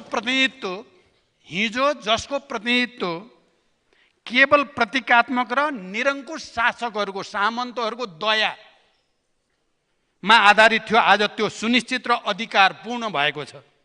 हिजो महिला प्रतिनिधित्व राज्य र दलहरूको विमर्शको विषयसम्म थिएन। आज केन्द्र र प्रदेशमा 33% र स्थानीय तहमा 40% प्रतिनिधित्व संविधानबाट नै सुनिश्चित गरिएको छ। तपाईहरुलाई अहिले बाडुल्की लागिरहे होला। 47 सालको संविधान पछिका संसदहरूको समावेशिता सम्झाउँ म तपाईहरुलाई। 48 सालको आम निर्वाचन पछिको संसदमा दलितको प्रतिनिधित्व कति थियो? दलितको त्यति बेला कति थियो? 0.48, जम्मा 1 जना।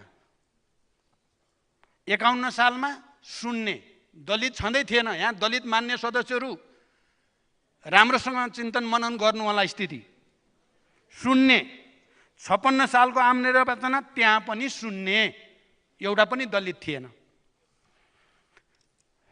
विशेष गरी म नेपाली कांग्रेस एमालेका दलित समुदायका मान्यहरूलाई सोध्न चाहन्छु के त्यतै फर्किने हो? अब हामी तयार हो? तपाईहरु साथीहरूलाई हेक्का रहोस्। 63 सालमा माओवादी अन्तरिम व्यवस्थापिका आएपछि दलितको प्रतिनिधित्व 0बाट सिधै 4.86% मा बढ्यो, 16 जनामा पुग्यो। 64 को पहिलो संविधान सभामा जहाँ माओवादी देशको सबभन्दा ठुलो राजनीतिक दलको रूपमा आयो, त्यति बेला इतिहासमा नै एउटा रेकर्ड बन्यो। अहिलेसम्मकै सबभन्दा धेरै 51 जना दलितहरू संविधान सभामा प्रतिनिधित्व हुन पुग्यो। दोस्रो संविधानमा 6.8%, त्यसपछि 74 सालको प्रतिनिधि सभामा 6%। जनसङ्ख्याको करिब 13% हिस्सा ओगट्ने दलितले प्रतिनिधि सभामा जम्मा 5.8% हिस्सा पाउँदा पनि पोलेको छ। तपाईहरुलाई संविधान संशोधन गर्ने भए दलितको जनसङ्ख्या अनुसारको अनिवार्य प्रतिनिधित्व गरौँ। यो माओवादीको प्रस्ताव भयो। तपाईहरुलाई 13% दिउँ दलितलाई। के तपाईहरु तयार हुनुहुन्छ? 48 सालको तपाईहरुको पवित्र संसदमा महिलाको प्रतिनिधित्व कति थियो? 3.9%। 51 को आम निर्वाचनमा त्यो घटेर 3.4%। सबभन्दा सुधारिएको भनेको 56 को प्रतिनिधि सभामा पनि महिलाको प्रतिनिधित्व 5%। आधा आकाश ओगट्ने महिलाको राज्यसभा त्यति मात्रै हुनुपर्ने हो त हिस्सेदारी? 63 सालको अन्तरिम व्यवस्थापन जब माओवादीको प्रवेश भयो, महिलाको प्रतिनिधित्व 5%बाट बढेर रेकर्ड तोडेर 28.95, 29% पुग्यो। यो रिभोल्युसनरी चेन्ज होइन त? यो महिलाको लागि, दलितहरूको लागि रिभोल्युसन भने यो रिभोल्युसनरी होइन र? यो क्रान्तिकारी। 64 को पहिलो संविधान सभामा महिलाको प्रतिनिधित्व 33.78% पुग्यो। दोस्रो संविधान सभामा 29.28 र नयाँ संविधानले 33 र 40% केन्द्र र स्थानीय तहमा हामीले नै सुनिश्चित गर्यौं। यो हिस्सेदारी महिला, दलित र उत्पीडितहरूको यो हिस्सेदारी प्रत्यक्ष निर्वाचनबाट हुनेवाला छैन। यसको करिब 90% हिस्सा समावेशी र समानुपातिक प्रतिनिधित्वको हो। कांग्रेस एमालेका महिला मान्यजीहरू तपाईहरु संविधान संशोधन गरेर फेरि 3% मै फर्किन तयार हुन खोज्नु भएको हो? विचार गर्नु होला। म कुनै आवेगमा बोलिराखेको छैन। इतिहासलाई पछाडी फर्काउन खोजिँदैछ। त्यो मान्न तयार छ त देशको महिला आन्दोलन? म माओवादी केन्द्रको अध्यक्षका हैसियतले चुनौती दिन्छु। लाखौं वीरङ्गनाहरूले बन्दुक उठाएर प्राप्त गरेको सीमित अधिकार पनि उल्ट्याएर आधा आकाशलाई फेरि निगाहमा फर्काउने कोसिस कदापि सफल हुन दिइने छैन। संविधान संशोधन नै गर्ने हो भने यो संसदमा मेरो अर्को प्रस्ताव छ। आधा आकाश भाषणमा मात्रै नगरौं, प्रतिनिधित्व नै सुनिश्चित गरौं। हामी पुरुषहरूले के लछारेका छौं र अहिलेसम्म महिलाहरूलाई अविश्वास गर्ने? राज्यका हरेक तहमा महिलाको 50% प्रतिनिधित्व सुनिश्चित हुने गरी संविधान संशोधन गरौँ।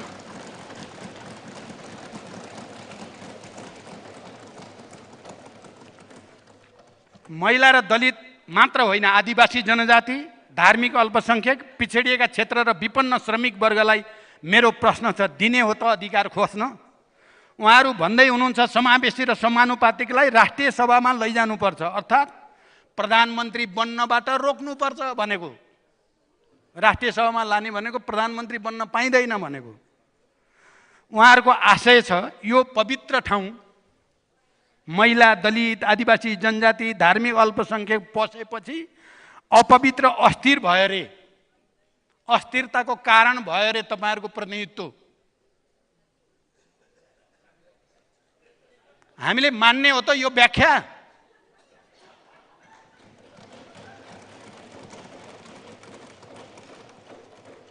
विशेष गरी कांग्रेस र एमालेका महिला, दलित, आदिवासी जनजाति मान्नेहरूलाई म सोध्न चाहन्छु, तपाईहरुलाई स्वीकार्य छ र यस्तो व्याख्या? अभिजातहरूले स्थिरताको नक्कली तर्क गरेर तपाईहरुको आत्मसम्मान र प्रतिनिधित्व खोज्दैछन्। मैले अघि संकेत गरेँ, म त्यसमा धेरै जान चाहन्न। तपाईहरुले यो दुईटा पार्टी मिलाउने गृह कार्य कसको घरमा बसेर गर्नुभयो, कसका होटलमा? ओपन सेक्रेट त छँदैछ। कसका घरमा बसेर हस्ताक्षर गर्नुभयो भनेपछि तपाईहरु अभिजात, बिचौलिया।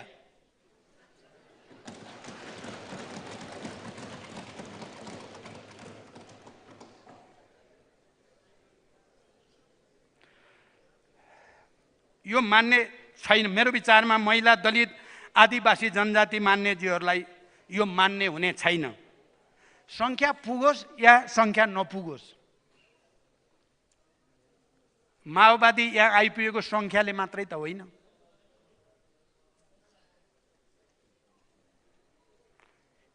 त्यसकारण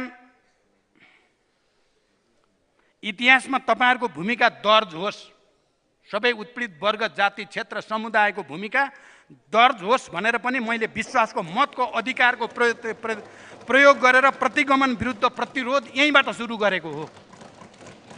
तपाईहरुलाई लाग्छ होला त्यत्रो संख्या भइसक्यो, 2/3 के गरे होला प्रचण्डले राजीनामा नदिएर। म त तपाईहरुको पश्चगमनतिरको यात्रा रोक्न चाहन्छु। त्यसकारण म यहाँबाट प्रतिवाद र प्रतिरोध, नडराउनु होला, फेरि भूमिगत र सशस्त्र होइन।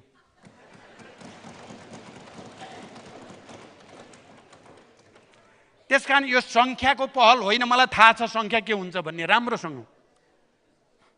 यो प्रतिवाद र प्रतिरोधको पहल हो। साथ दिने नदिने तपाईहरुको विवेकको विषय हो, तर मलाई जनताप्रति भरोसा छ र जनताको साथ अनिवार्य रूपमा प्राप्त हुनेछ, यो विश्वास म व्यक्त गर्न चाहन्छु। सभामुख महोदय, मलाई केही साथीहरूले निरन्तर लगाइरहेको अस्थिरताको आरोपबारे पनि म आफ्नो पक्ष यस सम्मानित सदनमा राख्न चाहन्छु। निर्वाचन पूर्व नै हामी गठबन्धन बनाएर जनताको बीचमा गएका थियौँ। यहाँ लुकाउनु पर्ने, ढाँट्नु पर्ने केही कुरा छैन। तर सरकार बन्ने बेला राजनीतिक तह, नेतृत्व तहमा भएको सहमति पालना नभएपछिको अवस्थामा म, एमाले, राष्ट्रिय स्वतन्त्र पार्टी, राप्रपा र जसपा लगायतका दलहरूको समर्थनमा प्रधानमन्त्री बनेको हुँ। प्रधानमन्त्रीका रूपमा म राष्ट्रिय सहमति र सहकार्यतिर अग्रसर थिएँ। मैले पहिले पनि भनिसकेँ, सभामुख दोस्रो ठुलो दलबाट भएपछि संसदको सबभन्दा ठुलो दल नेपाली कांग्रेसलाई राष्ट्रपति दिँदा जनमतको सम्मान हुन्छ र शक्तिको पनि न्यायपूर्ण वितरण हुन्छ भन्ने मेरो यही अडानमा असहमत भएर एमाले सरकार र गठबन्धन बाहिरिएपछि फेरि निर्वाचन पूर्वकै गठबन्धन बन्ने अवस्था आएको हो। यसमा अस्थिरताको आरोप न विवेकपूर्ण छ न तर्कसङ्गत छ। मैले समन्वय, सहमति, सबै शक्तिको न्यायोचित वितरण गरौँ मुख्य ठाउँमा भन्दा म अस्थिर? निर्वाचन पूर्वकै गठबन्धन अर्थात् नेपाली कांग्रेस सहितको सत्ता समीकरणमा म प्रधानमन्त्रीका रूपमा त सुरक्षित थिएँ, तर मेरो छटपटी अनुसारको समन्वय भएन। सरकार असफल भएको त होइन, तर मेरो अपेक्षा अनुसार गति पनि लिएन। सरकारले 1 वर्ष पुरा गरेको अवसरमा जनताका नाममा गरेको सम्बोधनमा मैले स्पष्टै भनेको थिएँ, देशमा सकारात्मक आशा र परिवर्तन ल्याउन अझै धेरै गर्न बाँकी छ। काङ्ग्रेसको शीर्ष नेतृत्वसँग असमझदारी भएर होइन, यो कुरा पनि साफ छ, असमझदारी भएर होइन। मैले पहिले पनि संसदमा त्यो कुरा राखिसकेको छु। वास्तवमा तेज गतिमा सरकार चलाएर लोकतन्त्रप्रति जनताको भरोसा बढाउने हुटुटी र अलिअलि वामपन्थी आन्दोलनको भावुक बहकाउ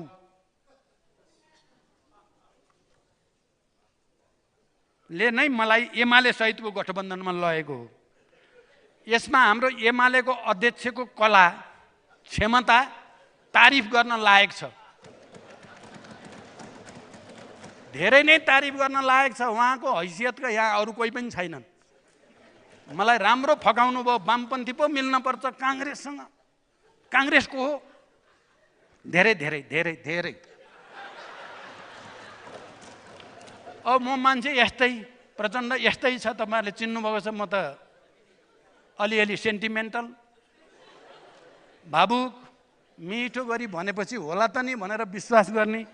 फेरि म वामपन्थी नै परेँ, कम्युनिस्ट एकता गरौँ न तर पश्चिम बङ्गाल जस्तो भइन्छ अर्को चुनावमा त हामी भनेपछि त हो भन्ने लाग्यो मलाई त।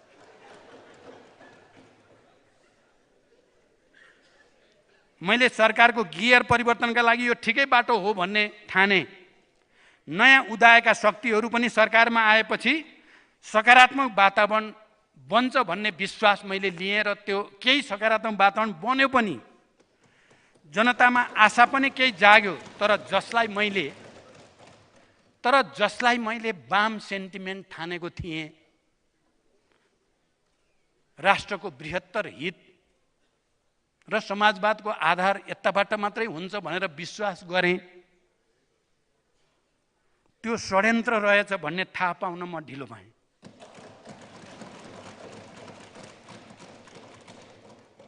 केही मान्छेहरू कहिल्यै पनि कुण्ठा र प्रतिशोधबाट निस्कन सक्दैनन् भनेर मैले हिसाबै गर्न सकिनँ। समयले मान्छेलाई सुधार्छ भन्ने विश्वास गरेँ। म लामा लामा मिठा भरोसापूर्ण सम्बन्धहरूबाट लट्ठ्याइएँ, अल्मलिएँ। स्वर्ग र नर्क सँगै जाने, यो स्वर्ग र नर्क सँगै जाने कुरा 16 गतेको हो।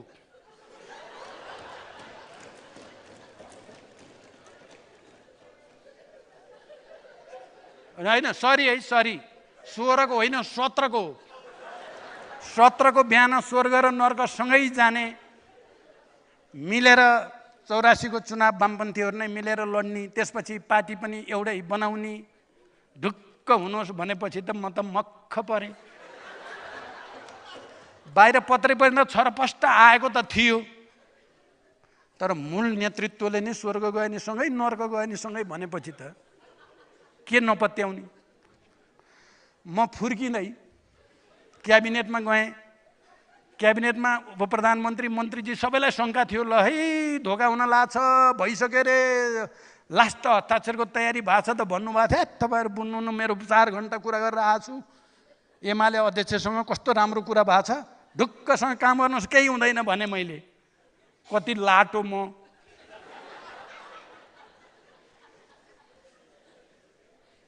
मलाई अहिले कस्तो लाग्छ भने मैले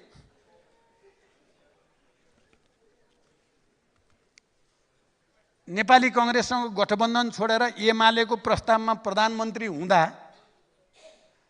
नेपाली काङ्ग्रेसको अध्यक्षको मनोविज्ञान, मनस्थिति मैले जे अनुभूत गरेँ, आज मेरो उहाँको जस्तै स्थिति छ।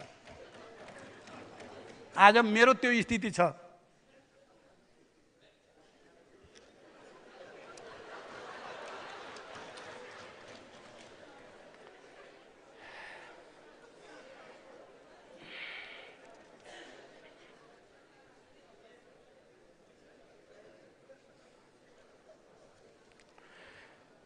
झुक्क्याइएँ म यसको नैतिक जिम्मेवारी लिन तयार छु।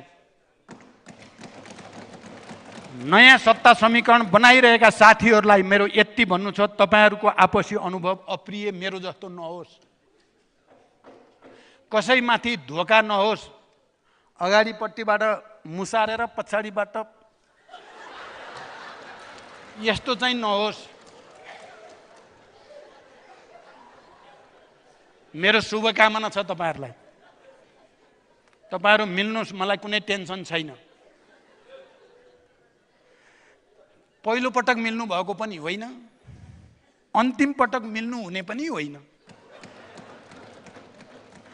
तर जनताका अधिकार खोज्ने विषय दिमागबाट निकाल्दिनु होला।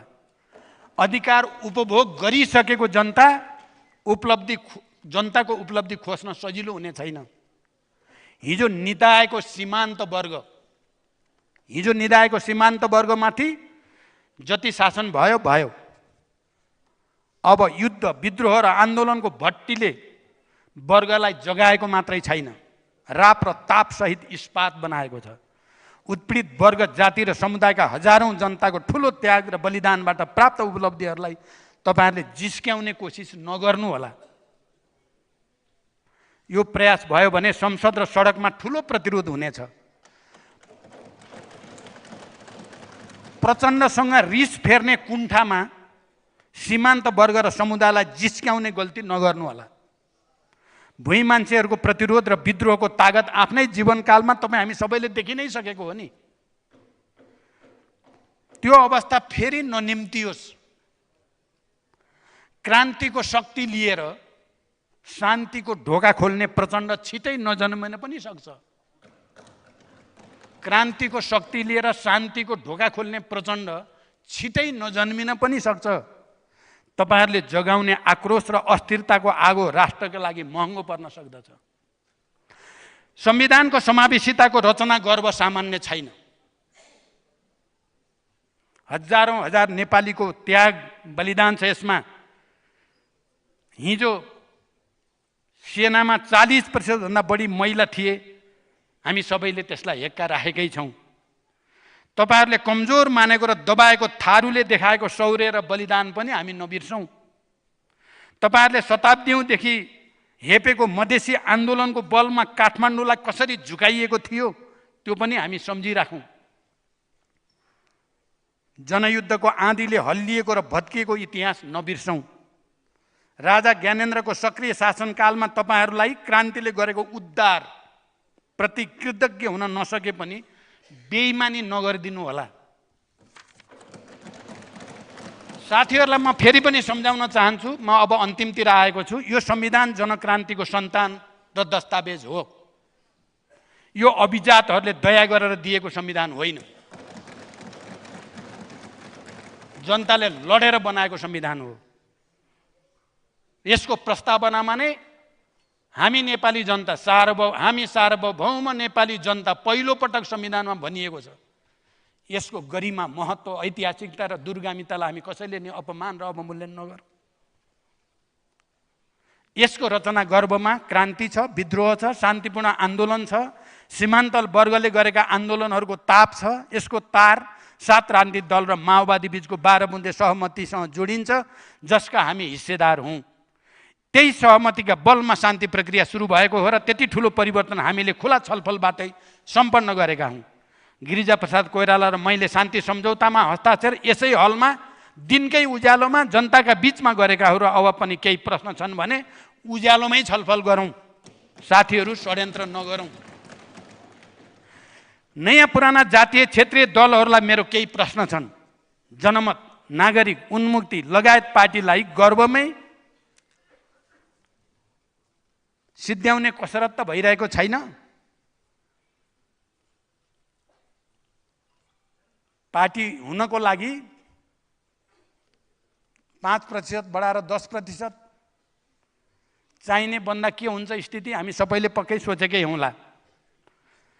मलाई लाग्छ तपाईहरुलाई त्यो मन्जुर हुने छैन। आज भोट जतासुकै हाल्नुस्, मलाई कुनै टेन्सन छैन। के तपाईहरुलाई त्यो मन्जुर हुनेछ?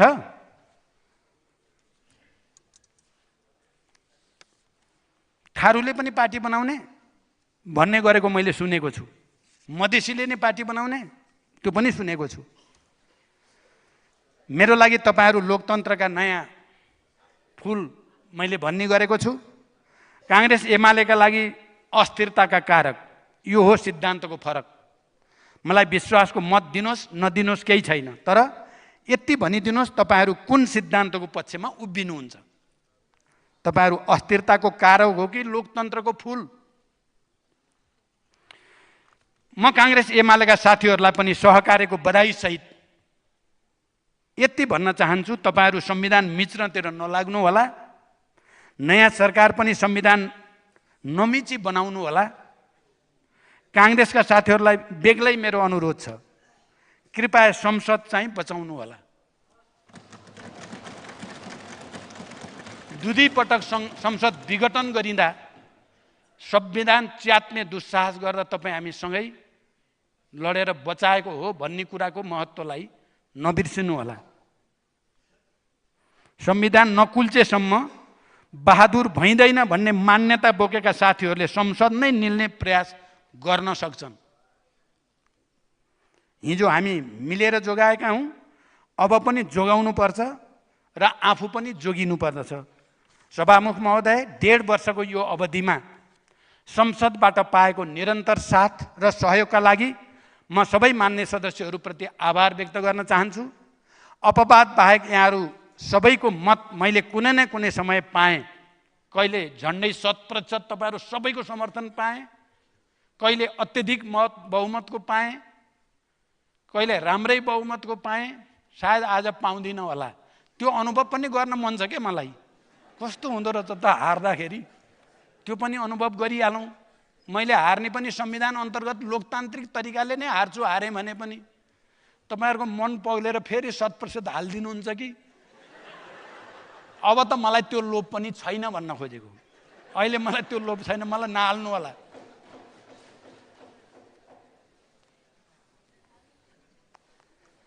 गठबन्धन कार्यक्रम तपाईहरुको साथ र सहयोगबाटै मैले सरकार र संसदका बीचमा निरन्तर संवाद र अन्तर्क्रिया बढाउन सकेँ। सरकारको नीति कार्यक्रम र बजेटमा संसदको भूमिका थोरै भए पनि बढाउन प्रयास गरेँ। गठबन्धनका राष्ट्रिय स्वतन्त्र पार्टी, नेकपा समाजवादी, एकीकृत समाजवादी लगायतका दलले मलाई अन्तिम समय नै षड्यन्त्र विरुद्ध साथ दिनुभयो र राजनीतिक नैतिकताको उच्च प्रदर्शन गर्नुभयो। म तपाईहरुलाई विशेष आभार व्यक्त गर्न चाहन्छु।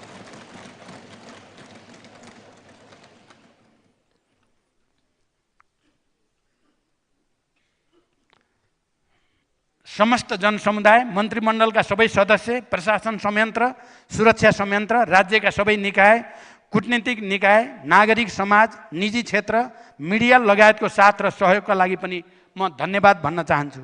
जुनसुकै भूमिकामा भए पनि म लोकतन्त्रको सर्भिसिङ, सुशासन, सामाजिक न्याय र सीमान्त वर्ग र जाति क्षेत्र समुदायको अधिकारको रक्षाको लागि लडिरहनेछु। यही प्रतिज्ञा गर्दै म मेरो भनाइ टुङ्ग्याउँछु। धन्यवाद। अभिवादन।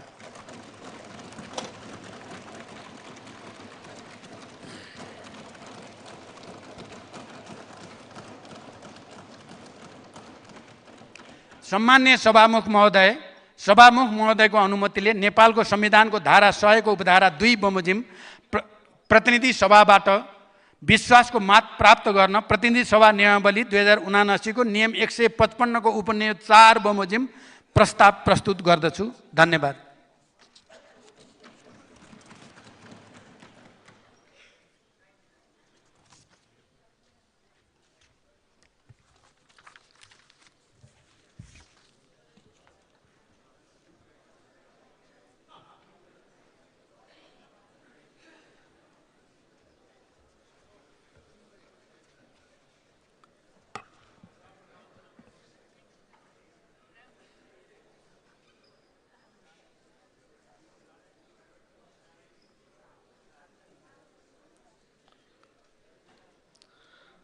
मान्य सदस्यहरू, विश्वासको मत प्राप्त गर्ने सम्बन्धी प्रस्तावमाथिको छलफलको लागि 2 घण्टाको समय निर्धारण गरिएको व्यवहार जानकारी गराउँछु। उक्त छलफलमा बोल्न चाहनुहुने मान्य सदस्यहरूको नाम दलीय आधारमा प्राप्त हुन आएको छ। सर्वप्रथम मान्य सदस्य रमेश लेखकलाई छलफलमा भाग लिन समय दिन्छु। समय 38 मिनेट।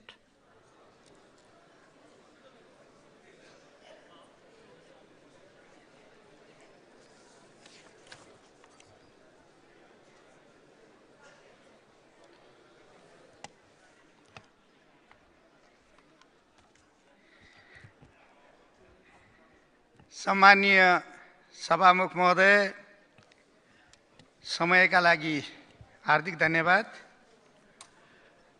सम्मानीय सभामुख महोदय, म सबैभन्दा पहिला अविरल वर्षाका कारण देशमा बाढी, पहिरो र डुबान भएको छ, ठाउँ ठाउँमा चट्याङ परेको छ र बाढी, पहिरो, डुबान र चट्याङका कारणले ठुलो जनधनको क्षति भएको छ। अहिले मनसुन प्रारम्भ भए यता धेरै मानिसहरूको ज्यान गएको छ, मृत्यु भएको छ, धेरै घाइते हुनुभएको छ, विस्थापित हुनुभएको छ र अहिले पनि कतिपय मानिसहरू राहतका लागि विस्थापित भएर विभिन्न शिविरहरूमा, विद्यालयहरूमा, सार्वजनिक स्थलहरूमा बस्नु परिराखेको अवस्था छ। गए राति मात्रै चितवनको सिमतालमा वीरगञ्जबाट काठमाडौँतर्फ आउँदै गरेको बस र काठमाडौँबाट गौरतर्फ जाँदै गरेको बस पहिरोका कारणले, हिलो समेतको माटोका कारणले त्रिशुली नदीमा खसेको खबर आएको छ र यसबाट ती दुईटै बसमा भएका यात्रुहरू बेपत्ता भएको अवस्था छ। कास्कीमा ठुलो जनधनको क्षति भएको छ, म्याग्दीमा क्षति भएको छ। केही समय पहिला सुदूरपश्चिमका कञ्चनपुर, कैलाली लगायतका जिल्लाहरूमा बाढीका कारण, डुबानका कारण ठुलो क्षति भएको छ। देशभरि नै धनजनको ठुलो क्षति भएको छ। म सबैभन्दा पहिला यो प्राकृतिक प्रकोपका कारणले ज्यान गुमाउनु हुने सबैको आत्माको चिर शान्तिको कामना गर्न चाहन्छु। शोक सन्तप्त परिवारका प्रति नेपाली काङ्ग्रेसकै तर्फबाट म समवेदना व्यक्त गर्न चाहन्छु। घाइते भएका सबैको शीघ्र स्वास्थ्य लाभको कामना गर्दछु र विस्थापित भएका शिविरमा बस्नु परेका सबैको उद्धार गर्न र राज्यले, सरकारले समुचित व्यवस्था गरोस् भन्ने पनि म आग्रह गर्न चाहन्छु। यो राजनीतिक परिस्थितिका कारणले पनि होला, यसरी मुलुकमा जनधनको क्षति भएको बेलामा म यो गरिमामय सदनको त्यस्तो सांसद भएको छु जसले यो प्राकृतिक प्रकोपका कारणले कतिजनाको मृत्यु भयो भनेर मैले अखबार पल्टाउनु परेको छ। सरकार यो रोस्टममा आएर कति मानिसको मृत्यु भयो भन्न पनि तयार छैन। मलाई त्यहाँनिर दुःख छ, पीडा छ। म यो आग्रह गर्न चाहन्छु। सरकार छ, सरकार बदलिरहन्छ, त्यसमा पनि कुनै दुविधा छैन। सरकारले संविधान बमोजिम नै विश्वासको मतका लागि समय लिन सक्छ, त्यसमा पनि दुविधा छैन। तर सरकारले संविधानमा आफ्नो अधिकार मात्रै खोज्दै होइन, दायित्व पनि खोज्नुपर्छ, भूमिका पनि खोज्नुपर्छ। मैले बडो पीडाका साथ आग्रह गर्नु परेको छ। सम्माननीय प्रधानमन्त्रीजी, स्वयं उप प्रधानमन्त्री माननीय गृहमन्त्रीजी यहाँ हुनुहुन्छ। हिजोसम्म यो सदनमा प्राकृतिक प्रकोपका कारणले मृत्यु भएको, विस्थापन भएको, पीडा भएको, घाइते भएका धेरै प्रश्नहरू उठे। तर हिजो एउटा विडम्बना के देखियो भने नेपाल सरकारको सदनमा उपस्थिति नभएका कारणले सदन बन्द गर्नुपर्ने एउटा दुःखद अवस्था पनि हामीले बेहोर्यौँ। त्यसकारण खाली मेरो आग्रह के हो भने यस्ता कुरामा संविधानको अधिकार मात्रै होइन, दायित्वको पनि हामी सबैले बोध गरेर जानुपर्छ भन्ने मात्रै म आग्रह गर्न चाहन्छु। एउटा सांसदले अखबारबाट बाढी, पहिरो, चट्याङबाट भएको जनधनको क्षति थाहा पाउनुपर्ने विडम्बनाबाट हामी गुज्रिरहेका छौँ। यस्तो अवस्थाको सिर्जना नहोस् भन्ने मेरो आग्रह हो। मैले यति निवेदन गरिसकेपछि आजको प्रस्तावमा म प्रवेश गर्न चाहन्छु। सम्माननीय सभामुख महोदय, सम्माननीय प्रधानमन्त्री पुष्पकमल दाहाल प्रचण्डज्यूले नेपालको संविधानको धारा 100 को उपधारा 2 बमोजिम सम्मानित प्रतिनिधि सभाबाट विश्वासको मतका निमित्त प्रस्ताव प्रस्तुत गर्नुभएको छ। प्रस्ताव प्रस्तुत गर्ने क्रममा सम्माननीय प्रधानमन्त्रीज्यूले धेरै विषयहरू उठाउनु भएको छ।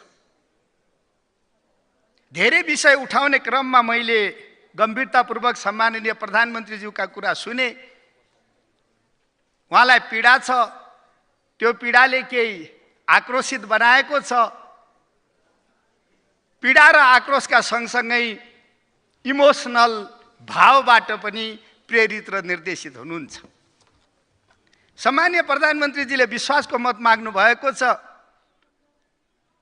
दुईटा ठुला राजनीतिक दलले सहमति गरेर प्रधानमन्त्रीजीलाई विश्वासको मत नदिने निर्णय गरेका छन्। प्रतिनिधि सभामा हिजोसम्मको राजनीतिक दलहरूका निर्णय हेर्दा सम्माननीय प्रधानमन्त्रीजीले राख्नुभएको प्रस्तावको विपक्षमा झन्डै 80% मत रहेको अवस्था राजनीतिक रूपले देखिएको छ। यस्तो अवस्थामा प्रधानमन्त्रीजीले जे पनि कुरा राख्नु भएको छ, ती अधिकांश कुराहरूमा मेरो असहमति छ। अधिकांश कुराहरूमा मेरा आफ्ना विषयहरू छन्, विचारहरू छन्। तर म कमसेकम आज यो सदनमा यो रोस्टरमा उभिएर सम्माननीय प्रधानमन्त्रीजीले राख्नुभएका कुनै विचारको खण्डन, मण्डन, प्रतिवाद, प्रत्युत्तर केही पनि गर्नेवाला छैन। किनभने यसले थप कटुता उत्पन्न गर्छ। म के मात्रै आग्रह गर्न चाहन्छु भने हाम्रो संस्कारले, हाम्रो संस्कृतिले, हाम्रो समाजले पीडामा भएको कुनै पनि मानिसका माथि थप टिप्पणी गर्नु भनेको झन् ज्यादा पीडित गर्नु भएको हुनाले म त्यतातिर जान चाहन्न। र सम्माननीय प्रधानमन्त्री मेरो नेता पनि हो, यो सदनको पनि नेता हो, सबैको साझा व्यक्तित्व। खालि मैले एउटा कुरामा थोरै राजनीतिक टिप्पणी गर्न अनुमति चाहन्छु। सम्माननीय प्रधानमन्त्रीजीले प्रारम्भमै भन्नुभयो दुईटा ठुला राजनीतिक दलहरू मिल्यो भने संसदीय व्यवस्थामा प्रतिपक्ष कमजोर होला, प्रतिपक्ष थोरै कमजोर हुन्छ कि भन्ने चिन्ता गर्नुभयो। यो चिन्ता मेरो आदरणीय नेता सम्माननीय प्रधानमन्त्रीजीको मात्रै होइन, मैले पत्र पत्रिका मार्फत विज्ञहरू, विशेषज्ञहरू, राजनीतिक शास्त्रका ज्ञाताहरूको पनि यो कुरा म सुनिराखेको छु। तर आज सम्माननीय प्रधानमन्त्रीजी प्रधानमन्त्रीकै रूपमा यो रोस्टममा उभिँदा मैले प्रमुख प्रतिपक्षी दलको ठिक नेताका रूपमा देखिसकेका हुनाले अब सदनमा प्रतिपक्ष कमजोर हुन्न भन्ने लाग्छ मलाई।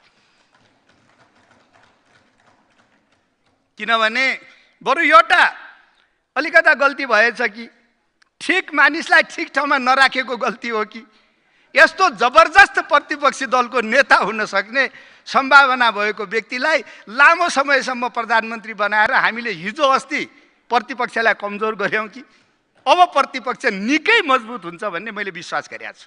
त्यसकारण लोकतन्त्र कमजोर हुँदैन, लोकतन्त्र कमजोर हुँदैन भन्ने कुरा म आग्रह गर्न चाहन्छु। मैले निवेदन गरिसकेँ, म कुनै कटु वचन, कुनै आरोप प्रत्यारोप गर्न चाहन्न। म खालि के निवेदन गर्न चाहन्छु भने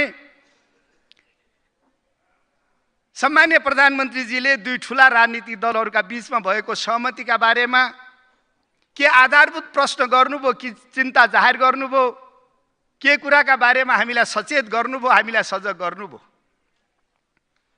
मैले त्यस विषयमा केही थोरै निवेदन गर्न आवश्यक छ भन्ने मलाई लागेको छ। दुईवटा राजनीतिक दलका बीचमा जुन सहमति भएको छ, यो सहमतिका केही ठोस आधारहरू छन्। यो सहमति गर्नुपर्ने मुलुकमा एउटा विशिष्ट अवस्था सिर्जना भएको छ र यो सहमतिले मुलुकलाई ठिक ढङ्गले अगाडि लिएर जान सकिन्छ र ठिक ठाउँमा पुर्याउन सकिन्छ भन्ने कुराका पर्याप्त आधारहरू छन्। सैद्धान्तिक आधार छन्, व्यावहारिक आधार छन्। त्यसका आधारमा हामीले यो सहमति गरेका छौँ। पहिलो विषय, यो सहमतिको आधारमा राजनीतिक स्थिरता एउटा आधार हो। म एउटा निवेदन गर्न चाहन्छु। अहिले सम्माननीय प्रधानमन्त्रीज्यू आज 5औं पटक यो सदनबाट विश्वासको मत प्राप्त गरिरहनु भएको छ। 18 महिनाको अवधिमा सम्माननीय प्रधानमन्त्रीजी 5वां पटक विश्वासको मत लिन आउँदै हुनुहुन्छ। के यो सरकारको स्थिरता हो? के आउँदा 40 महिनामा पनि यसरी नै हिसाब गर्दाखेरि 6.5 महिनामा एउटा विश्वासको मत हुँदो रहेछ। अनि आउँदा दिनमा पनि यसरी 40 महिनामा फेरि थप विश्वासका मतहरू लिँदै जाने हो त होइन। र यो अस्थिरताको सरकार स्थिर हुन नसकेको कुरामा आफ्ना आफ्ना दोषहरू होलान्। सामान्य प्रधानमन्त्रीजीले देखाउनु भएको जस्तो अरूका दोष बढी होलान्, तर राजनीतिको केन्द्रबिन्दुमा त स्वयं सामान्य प्रधानमन्त्रीज्यू नै हुनुहुन्थ्यो नि त। अनि 3.5 महिनामा एकचोटि अविश्वासको प्रस्तावमा विश्वास लिनका लागि यहाँ आउनुपर्ने स्थितिको सिर्जना कसरी भयो? यसको जिम्मेवारी कसले लिने? कहिले काङ्ग्रेसले, कहिले माओवादीले, एमालेले लिदिनु पर्ने हो? होइन होला नि। हो, त्यसकारण आउँदा दिनमा एकजना प्रधानमन्त्रीले प्रत्येक 3 महिनामा विश्वासको मत लिन जानुपर्ने स्थिति नबनोस् भन्ने हाम्रो सहमतिको उद्देश्य हो। 3 महिनामा एक दिन मात्रै विश्वासको मत लिन जानु परे केही अप्ठ्यारो थिएन, तर एउटा विश्वासको मतको प्रक्रियाका लागि 1 देखि 2 महिना लाग्छ।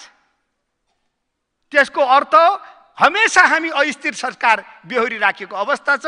यसको जिम्मेवार को हो म त्यतातिर जान्न, तर यो स्थितिको पुनरावृत्ति नहोस् भन्ने हाम्रो उद्देश्य हो। त्यसकारण सहमति भयो। दोस्रो कुरा, भ्रष्टाचार नियन्त्रण गरी सुशासन कायम गर्ने विषय छ। यो रोस्टममा उभिँदा साथीहरूले भ्रष्टाचार नियन्त्रणका सुशासनका बडे बडे भाषण गरे मैले सुनेको छु, तर व्यवहारमा भाषण बाहेक केही देखिएको छैन। स्टन्टको राजनीति बाहेक केही भएन।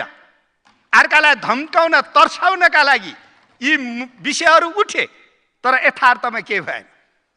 जानै लाग्दा फाइल खोल्छु भन्ने कुरा भए, तर विषय अगाडि बढेन। यो मुलुकमा कानुन बमोजिम भ्रष्टाचार नियन्त्रण गर्ने हो, कानुन बमोजिम सुशासन कायम गर्ने हो। त्यसका लागि सहमति भएको। राष्ट्रको विकास निर्माणको अभियानलाई अगाडि बढाउने उद्देश्यका साथ भएको। आज पुँजीगत खर्चको स्थिति के छ? के हामीले साँच्चीकै पुँजीगत खर्च ठिक ढङ्गले खर्च गर्न सकेका छौँ? साँच्चीकै हामीले विकासको लक्ष्य प्राप्त गर्न सकेका छौँ? छैनौँ। त्यसो भएको हुनाले राष्ट्रको विकास निर्माणको गतिलाई अगाडि बढाउने उद्देश्यका साथ सहमति भएको हो। अर्थतन्त्रमा शिथिलता छ, सङ्कुचन छ, दबाव छ। यसलाई अन्त्य गरेर व्यावसायिक वातावरण सिर्जना गरेर आर्थिक गतिविधिलाई चलायमान बनाउने उद्देश्यका साथ सहमति गरिएको। त्यो काम गरिन्छ। त्यस कामलाई अगाडि बढाउन जरुरी छ। आन्तरिक र बाह्य लगानीलाई प्रोत्साहित गरी मुलुकभित्र पर्याप्त र मर्यादित रोजगारी सिर्जना गर्ने उद्देश्यका साथ सहमति गरिएको छ। त्यसलाई कार्यान्वयन गरिन्छ। आज सामान्य प्रधानमन्त्रीजीले उठाउनु भएको विषय र विभिन्न कोणबाट उठ्ने गरेको विषय संविधानको संशोधनको विषय बनेको छ। म के आग्रह गर्न चाहन्छु भने, संविधान प्रारम्भ भएको 8 वर्षभन्दा बढी समय भइसक्यो। संविधान भनेको कुनै निर्जीव वस्तु होइन, जड दस्तावेज होइन। संविधान भनेको निरन्तर रूपले चलायमान हुने दस्तावेज हो। र हाम्रो आग्रह के हो भने, संविधान प्रारम्भ भए पश्चात अभ्यासमा देखा परेका सबल र दुर्बल पक्ष एवं जटिलताको समीक्षा गरेर संविधानको समीक्षा गर्ने, यसमा हामीले प्रारम्भ गरिसकेपछि अभ्यासमा के राम्रा पक्ष देखिएका छन्, के कमजोर पक्ष देखिएका छन्, जटिलताहरू के छन्, यसको समीक्षा गरेर मूल्याङ्कन गरेर संविधानको आवश्यकता अनुसार संविधान र कानुनको परिमार्जन गर्ने, यसको संशोधन गर्ने भनेको। म के आग्रह गर्न चाहन्छु भने, संविधानको संशोधन भनेको संघीय लोकतान्त्रिक गणतन्त्रात्मक व्यवस्था र समावेशी चरित्रको जुन राज्य निर्माण गर्ने हाम्रो उद्देश्य छ, त्यसलाई थप सुदृढ गर्नका लागि गर्ने हो। कतिपय कमरेडहरूले संविधान संशोधनको कुरा गर्दा पश्चगमन देख्नुहुन्छ। यो पश्चगमन होइन, अग्रगमनका लागि संविधानलाई थप उन्नत बनाउनका लागि यो गर्ने हो। म यो आग्रह गर्न चाहन्छु। र म एउटा कुरा इतिहासको स्मरण गर्न पनि चाहन्छु, गराउन पनि चाहन्छु। यो देशमा 10 वर्ष लामो सशस्त्र द्वन्द्वलाई शान्तिमा रूपान्तरण गर्ने अभियानको नेतृत्व नेपाली काङ्ग्रेसले गरेको। यो देशमा संघीय लोकतान्त्रिक गणतन्त्रात्मक शासन व्यवस्था र समावेशी चरित्रको राज्य निर्माण गर्ने संविधानको निर्माण पनि नेपाली काङ्ग्रेसको नेतृत्वमा भएको। त्यसकारण जबसम्म नेपाली काङ्ग्रेस यो देशमा क्रियाशील छ, यी विषयहरू जीवन्त रहन्छन्, यी विषयहरू सुरक्षित रहन्छन्। म नेपाली काङ्ग्रेसको तर्फबाट यति म प्रतिबद्धता व्यक्त गर्न चाहन्छु र आश्वस्त गर्न चाहन्छु। त्यसकारण समावेशिता कमजोर गरिन्छ कि, संघीयता कमजोर गरिन्छ कि, गणतन्त्र कमजोर गरिन्छ कि, लोकतन्त्रका मूल्य र मान्यता कमजोर गरिन्छन् कि भन्ने आशंकालाई काल्पनिक रूपले एउटा भाष्य तयार गरेर नजान हुन म सबैलाई आग्रह गर्न चाहन्छु। संघीय लोकतान्त्रिक गणतन्त्र, संघीयता, लोकतन्त्र, गणतन्त्र र समावेशिता यो संविधानका मुख्य तत्त्व हुन्, यो संविधानका स्तम्भ हुन्। त्यसलाई हामी मजबुत गर्न चाहन्छौँ, त्यसलाई हामी थप सुदृढ गर्न चाहन्छौँ, व्यवहारमा कार्यान्वयन गर्न चाहन्छौँ र त्यसका सँगसँगै यसैका माझबाट जुन राजनीतिक अस्थिरता मुलुकले बेहोर्नु परेको छ यसलाई स्थिरतामा रूपान्तरण गर्न चाहन्छौँ, ताकि 18 महिनामा सम्माननीय प्रधानमन्त्रीजीले 5 पटक विश्वासको मतको लागि सदनमा प्रस्तुत हुन नपर्ने स्थिति कसरी सिर्जना हुन्छ त्यतातिर जान चाहन्छौँ। त्यसो भएको हुनाले संघीयता कमजोर गरिने छैन, गणतन्त्र कमजोर गरिने छैन, लोकतन्त्र कमजोर गरिने छैन। समावेशिता र यो विभिन्न तह र तबकाबाट प्रतित्व हुने जुन संवैधानिक व्यवस्था छ यसलाई कमजोर गर्ने कुनै काम गरिने छैन। यस्ता खालका गलत भाष्य निर्माण नगर्न पनि म आग्रह गर्न चाहन्छु। अर्को कुरा के संविधान छुनै नहुने विषय हो? संविधान के पाठ गर्नका लागि लेखेको पुस्तक हो? होइन। म संविधानको धारा 265 तर्फ सम्मानित सदनको ध्यान आकर्षित गर्न चाहन्छु। संविधानको धारा 265ले के भन्छ भने यस भागमा लेखिएका विषयहरूको बारेमा 10 वर्षपछि पुनरावलोकन गर है भन्छ। संविधान आफैले के कुराका बारेमा 10 वर्षपछि पुनरावलोकन गर भनेर भनिराखेको छ भने त्यो संविधानमा के पश्यगमन हो? संविधान लागू गर्दा, अभ्यास गर्दा, संविधानका विषयहरूमा अगाडि बढ्दै गर्दा कहाँनिर सबल पक्ष देखिए, कहाँनिर कमजोर पक्ष देखिए, कहाँनिर कमी कमजोरी रह्यो, कहाँनिर जटिलता रहे, कहाँनिर सहजता रहे भनेर मूल्याङ्कन गर्ने कुरा बेठिक हुन्छ र त्यो मूल्याङ्कन गरिसकेपछि संविधानलाई थप समृद्ध गर्ने कुरा कहाँनिर बेठिक हुन सक्छ।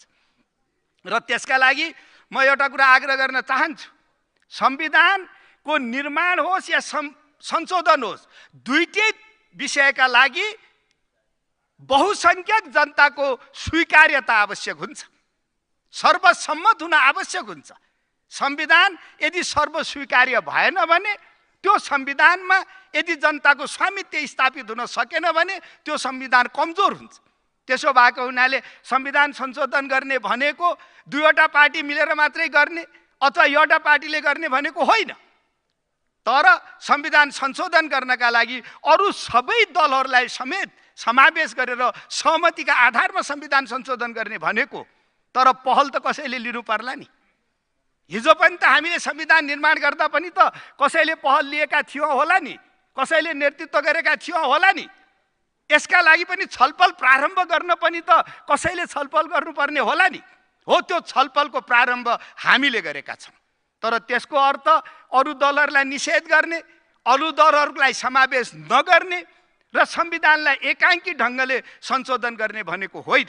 त्यसो भएको हुनाले जुन ढङ्गको एउटा भाष्य निर्माण गर्ने प्रयत्न भइरहेको छ कि संविधान संशोधन गरेर समावेशिता समाप्त गरिन्छ, लोकतन्त्र समाप्त गरिन्छ, म साथीहरूलाई आग्रह गर्न चाहन्छु, नेपाली काङ्ग्रेस आफ्नो जीवनको जन्मदिनदेखि आजसम्म लोकतन्त्रका लागि लडेको पार्टी हो। लोकतान्त्रिक व्यवस्थामा हामीले बडे बडे लोकतन्त्र विरोधीहरूलाई ल्याएको इतिहास बनाएको पार्टी हो। त्यसकारण यो लोकतान्त्रिक संविधानलाई कमजोर गर्ने कुरामा काङ्ग्रेसका माथि आक्षेप गर्ने, कल्पना र अनुमानका भरमा विभिन्न खालका भाष्य निर्माण गर्ने काम बन्द गरिनुपर्छ। यो संविधान हामीले ल्याएको, यो संविधानको रक्षा हामी गर्छौँ। यसका लागि हामीलाई कुनै अर्थी उपदेश आवश्यक छैन। यति मात्रै म आग्रह गर्न चाहन्छु। त्यसकारण संविधान संशोधनको विषय उठाउनु, यसमा छलफल गर्नु, यसको समीक्षा गर्नु पश्चगमन होइन, यो अग्रगमन हो। यदि संविधानलाई जड वस्तुका रूपमा मानेर पूजा कोठामा राख्ने या पाठ गर्नका लागि बनाएको पुस्तकका रूपमा लियौँ भने यो संविधान कमजोर हुन सक्छ। यसलाई चलायमान बनाउनका लागि यसमा निरन्तर समीक्षाको आवश्यकता हुन्छ। मैले यति अनुरोध गरेँ। दुईटा पार्टी मिल्ने बित्तिकै तर्सिनु पर्ने, आत्तिनु पर्ने छैन। यो एकदम नयाँ घटना भयो भन्नुपर्ने पनि छैन। म के आग्रह गर्न चाहन्छु सबै आदरणीय नेताहरूलाई, सबै साथीहरूलाई सामान्य सभामुख मार्फत भने इतिहासमा यसरी ठुला पार्टी मिलेका छन् र हामीले यसरी मिल्दै गर्दा एउटा नयाँ इतिहास निर्माण गरेका छौँ। मुलुकलाई ठिक ठाउँमा अगाडि लगेर गएका छौँ। 46-47मा नेपाली काङ्ग्रेस र तत्कालीन अवस्थामा रहेका वामपन्थी कम्युनिस्ट पार्टीहरू मिल्यौँ। यो देशमा बहुदलीय व्यवस्था स्थापना भयो। एउटा राम्रो परिणाम आयो। त्यसले धेरै पार्टीमा विभाजित भएको वाम आन्दोलन पनि एकीकृत भयो र त्यसको सबैभन्दा ठुलो पार्टीका रूपमा आज एमाले अगाडि आएको छ। नेपाली काङ्ग्रेस र हामी मिलेका हौँ। एउटा राम्रो परिणाम आएको। त्यसपछि हामी 62 राजाको पश्चगमनका विरुद्धमा, राजाले लोकतन्त्रका माथि गरेको आक्रमणका विरुद्धमा हामी एक ठाउँमा उभियौँ। अर्को जनआन्दोलनमा 61-62मा पनि हामी एक ठाउँमा मिलेर लड्यौँ। फेरि यो मुलुकमा हामीले लोकतन्त्र स्थापना गर्यौँ। अन्तरिम संविधान बनाउँदा हामी मिल्यौँ, अन्तरिम संविधान बनायौँ। अहिलेको प्रचलित संविधान बनाउँदा हामी मिल्यौँ, अहिलेको संविधान बनायौँ। त्यति मात्रै होइन, 52 सालदेखि 62 सालसम्म भएको सशस्त्र द्वन्द्वमा हामी सबै मिल्यौँ। काङ्ग्रेस, एमाले, माओवादी, तत्कालीन 7 राजनीतिक दल, सबै दलहरू मिलेर हामी एक ठाउँमा उभियौँ। हामीले सशस्त्र सङ्घर्षलाई शान्तिमा रूपान्तरण गर्यौँ। के मिलेर राम्रो परिणाम आएन? त्यसो भएको हुनाले विशेष अवस्थामा, मुलुकमा विशिष्ट राजनीतिक अवस्थामा, विशेष आर्थिक अवस्थामा ठुला राजनीतिक दलहरू मिलेका छौँ। राम्रो परिणाम आएको छ। अहिले पनि एउटा विशेष अवस्था छ, त्यसकारण मिल्नुपर्ने स्थिति बन्यो। अहिलेको विशेष अवस्था भनेको अघि नै हामीले भनिसक्यौँ। यो पटक पटकको विश्वासको मतको अस्थिरता, आर्थिक समस्याका कुराहरू, यी सबै कुराहरूलाई सम्बोधन गर्नका लागि हामी मिलेका छौँ। मैले यति मात्रै आग्रह गरेँ। नेपाली काङ्ग्रेस र नेपाल कम्युनिस्ट पार्टी एमालेका बीचमा असार 17 गतेका दिनमा सहमति भयो। त्यो सहमतिलाई नेपाली काङ्ग्रेस केन्द्रीय कार्य सम्पादन समितिले 2019 यसै 19 गते, असार 19 गते नेपाली काङ्ग्रेसको केन्द्रीय कार्य सम्पादन समितिले समर्थन र स्वागत गरेर अनुमोदन गरेको छ। त्यसरी नै नेपाली काङ्ग्रेस संसदीय दलले असार 22 गते त्यो सहमतिलाई समर्थन गरेको छ, स्वागत गरेको छ र त्यसलाई अनुमोदन गरेको छ।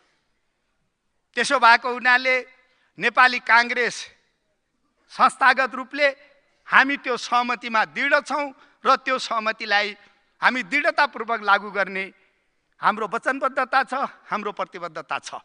त्यो सहमति अनुसार नेपाल कम्युनिस्ट पार्टी एमालेका अध्यक्ष माननीय केपी शर्मा ओलीजी नेपालको संविधानको धारा 76 को 2 बमोजिम प्रधानमन्त्री बन्नुहुन्छ र हामी उहाँलाई समर्थन गर्छौँ। यो पनि हाम्रो प्रतिबद्धता छ। यो नेपाली काङ्ग्रेसको प्रतिबद्धता हो। म के आग्रह गर्न चाहन्छु भने सम्माननीय प्रधानमन्त्रीजीले धेरै कुरा राख्नु भएको छ। मैले प्रारम्भमै भने मैले यहाँ ती कुराहरूको प्रतिवाद गर्ने, आलोचना प्रत्युत्तर गर्ने मर्यादित देखिँदैन। किनभने एकजना आदरणीय नेता सम्माननीय प्रधानमन्त्री आफैले तपाईँहरू भोट हाल्दै नहाल्नु होला भन्नुभयो। अब भोट हाल्दै नहाल्नु होला भनेपछि कसरी हाल्नु? अब त हाल्ने त कुरै भएन। त्यसै पनि नहाल्ने निर्णय गरिसकेका छौँ। म त्यतातिर खण्डन गर्न चाहन्न।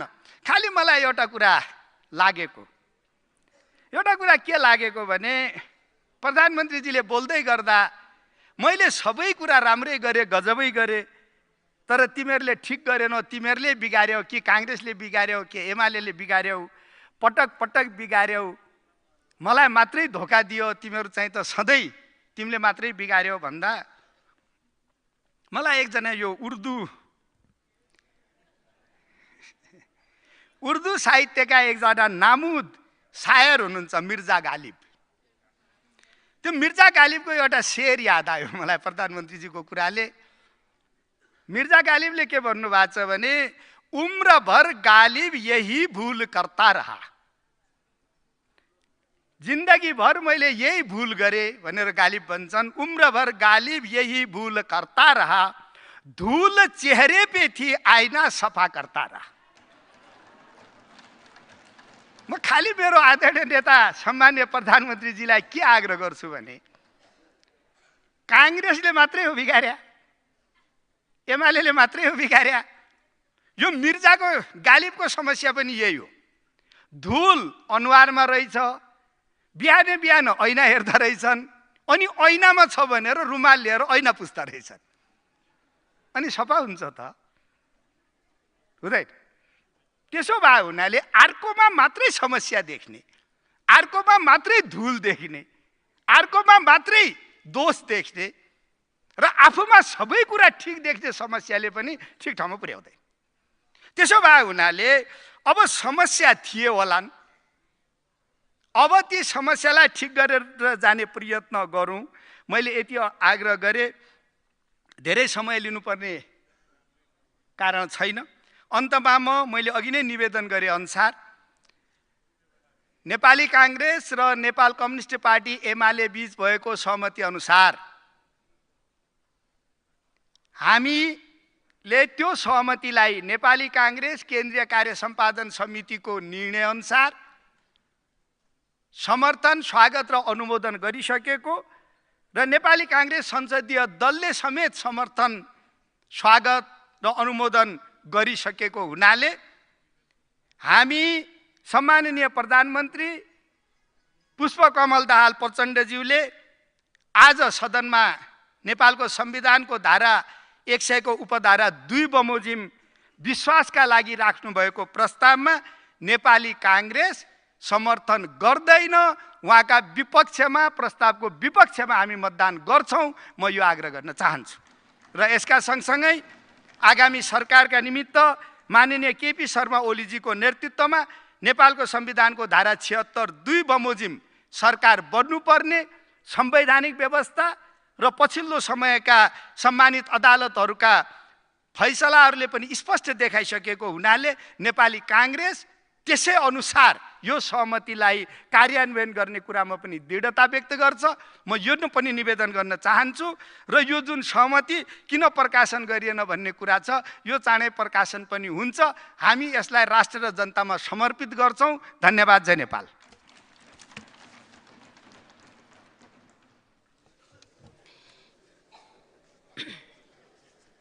माननीय योगेश कुमार भट्टराई, समय 34 मिनेट।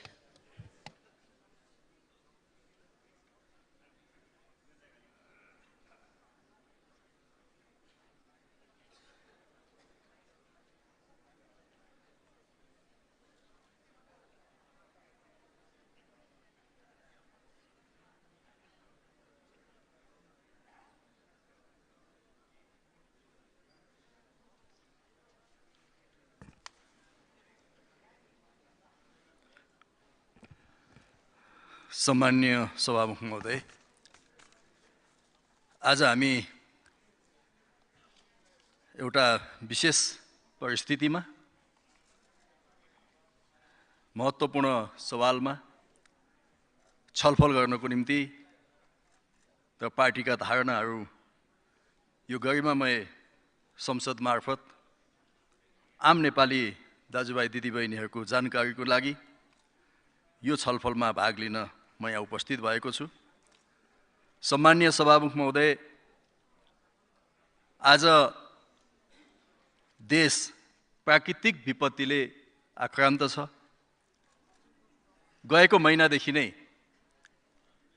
देशमा मनसुन सक्रिय हुँदै कहिले पूर्व त कहिले पश्चिम, कहिले पहाड र कहिले तराई मधेसमा त्यसले वितण्डा मच्चाएको छ। र गएको वर्ष मात्रै, यो करिब 1 वर्षमा प्राकृतिक विपत्तिबाट मात्रै झन्नै 100 जनाभन्दा बढी नेपाली दाजुभाइ दिदीबहिनीहरूले अनाहकमा आफ्नो जीवन गुमाउनु परेको एउटा दुःखद परिस्थितिमा आज हामी छौँ। पछिल्ला दिनमा गए रातिको अविरल वर्षाले कास्की जिल्लाको विभिन्न ठाउँमा क्षति गरेको छ र थुप्रै 1 दर्जनभन्दा बढी दाजुभाइ दिदीबहिनीहरूको दुःखद निधन भएको छ। म्याग्दी जिल्लाको अवस्था त्यस्तै छ। साथै गए राति काठमाडौँबाट वीरगञ्ज जाँदै गरेको, वीरगञ्जबाट काठमाडौँ आउँदै गरेको र काठमाडौँबाट रौतहटतिर जाँदै गरेको रात्रि बस मुङलिङ नारायणघाट सडक खण्डको सिमलताल भन्ने ठाउँमा पहिरोले बसहरू पहिरोमा पर्दा अहिले पनि 2टा बस यात्रुवाहक बसहरूको अवस्था अज्ञात छ र त्यसले त्यहाँ सवार भएका 60 जनाभन्दा बढी यात्रुहरूको अवस्था पनि अज्ञातै छ। यस्तो एउटा विपदकालीन अवस्थामा आज हामी छौँ। चट्याङ परेको छ र अन्य विभिन्न प्राकृतिक विपत्तिहरू छन्।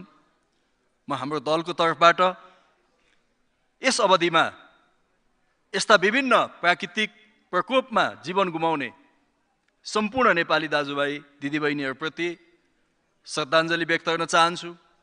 उहाँहरूको शोकाकुल परिवारलाई सम्वेदना भन्न चाहन्छु। साथै यस्तो अवस्थामा खोज र उद्धार कार्यमा लागिरहेको नेपालको सुरक्षा अङ्ग, नेपाली सेना, नेपाल प्रहरी, सशस्त्र प्रहरी बल लगायत स्थानीय जनसमुदायप्रति म सम्मान व्यक्त गर्न चाहन्छु। आज राज्यका विभिन्न निकाय छन्, तर त्यो निकायलाई नेतृत्व गर्ने राजनीतिक नेतृत्व छ अथवा छैनको अवस्था हुँदा कतिपय कामहरू अन्योलमा भएका छन्। यस्तो अवस्था हुनु पक्कै पनि चिन्ताजनक अवस्था हो।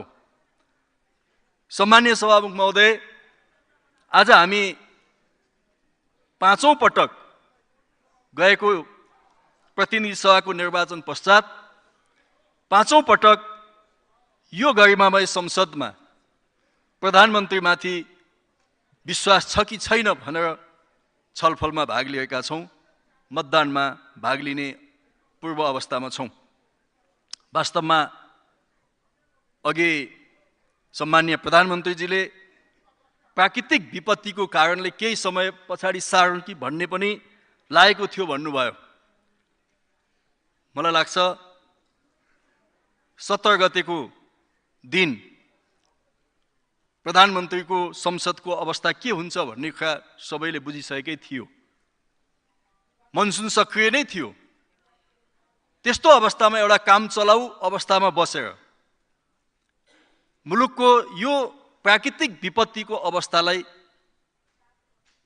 जुन ढङ्गले त्यसमा आफ्नो हस्तक्षेपकारी भूमिका खेल्नुपर्ने अवस्था हो, एउटा काम चलाऊ सरकारले त्यो गर्न नसक्ने कुरा निश्चितै हो। तर यति सबै कुरा बुझ्दा बुझ्दै पनि यो 10 दिन उहाँले समय जुन लिनुभयो र देशमा एउटा सरकार विहीनताको अवस्था सिर्जना भयो, जसको कारणले थप केही मानिसहरूले प्राकृतिक विपत्तिमा आफ्नो ज्यान गुमाउनु पर्यो। मलाई त्यसप्रति चिन्ता लागेको छ सभामुख महोदय।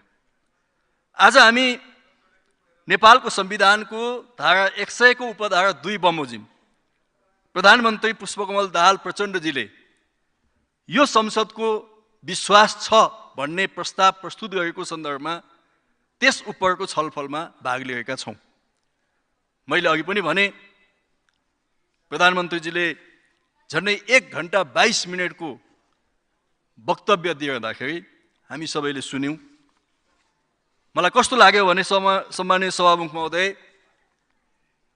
प्रधानमन्त्री पुष्पकमल दाहाल प्रचण्ड जो पार्टीको अध्यक्ष पनि हुनुहुन्छ, उहाँको भाषण सुनिरहँदा सायद यो राष्ट्रमा प्रधानमन्त्रीको हैसियतले अब फेरि भाषण गर्ने दिन फर्किँदैन कि भनेर भन्नुभयो जस्तो मलाई महसुस भयो। माया मारेको जस्तो पनि मैले महसुस गरेँ। सायद त्यसैले होला थुप्रै आक्रोश पोख्नुभयो, कतिपय गलत सूचनाहरू दिनुभयो। उहाँ प्रधानमन्त्रीको पदबाट विदा भइरहँदा उहाँ यो गरिमामय संसदको सदस्य त कायमै हुनुहुन्छ, एउटा पार्टीको नेता त कायमै हुनुहुन्छ।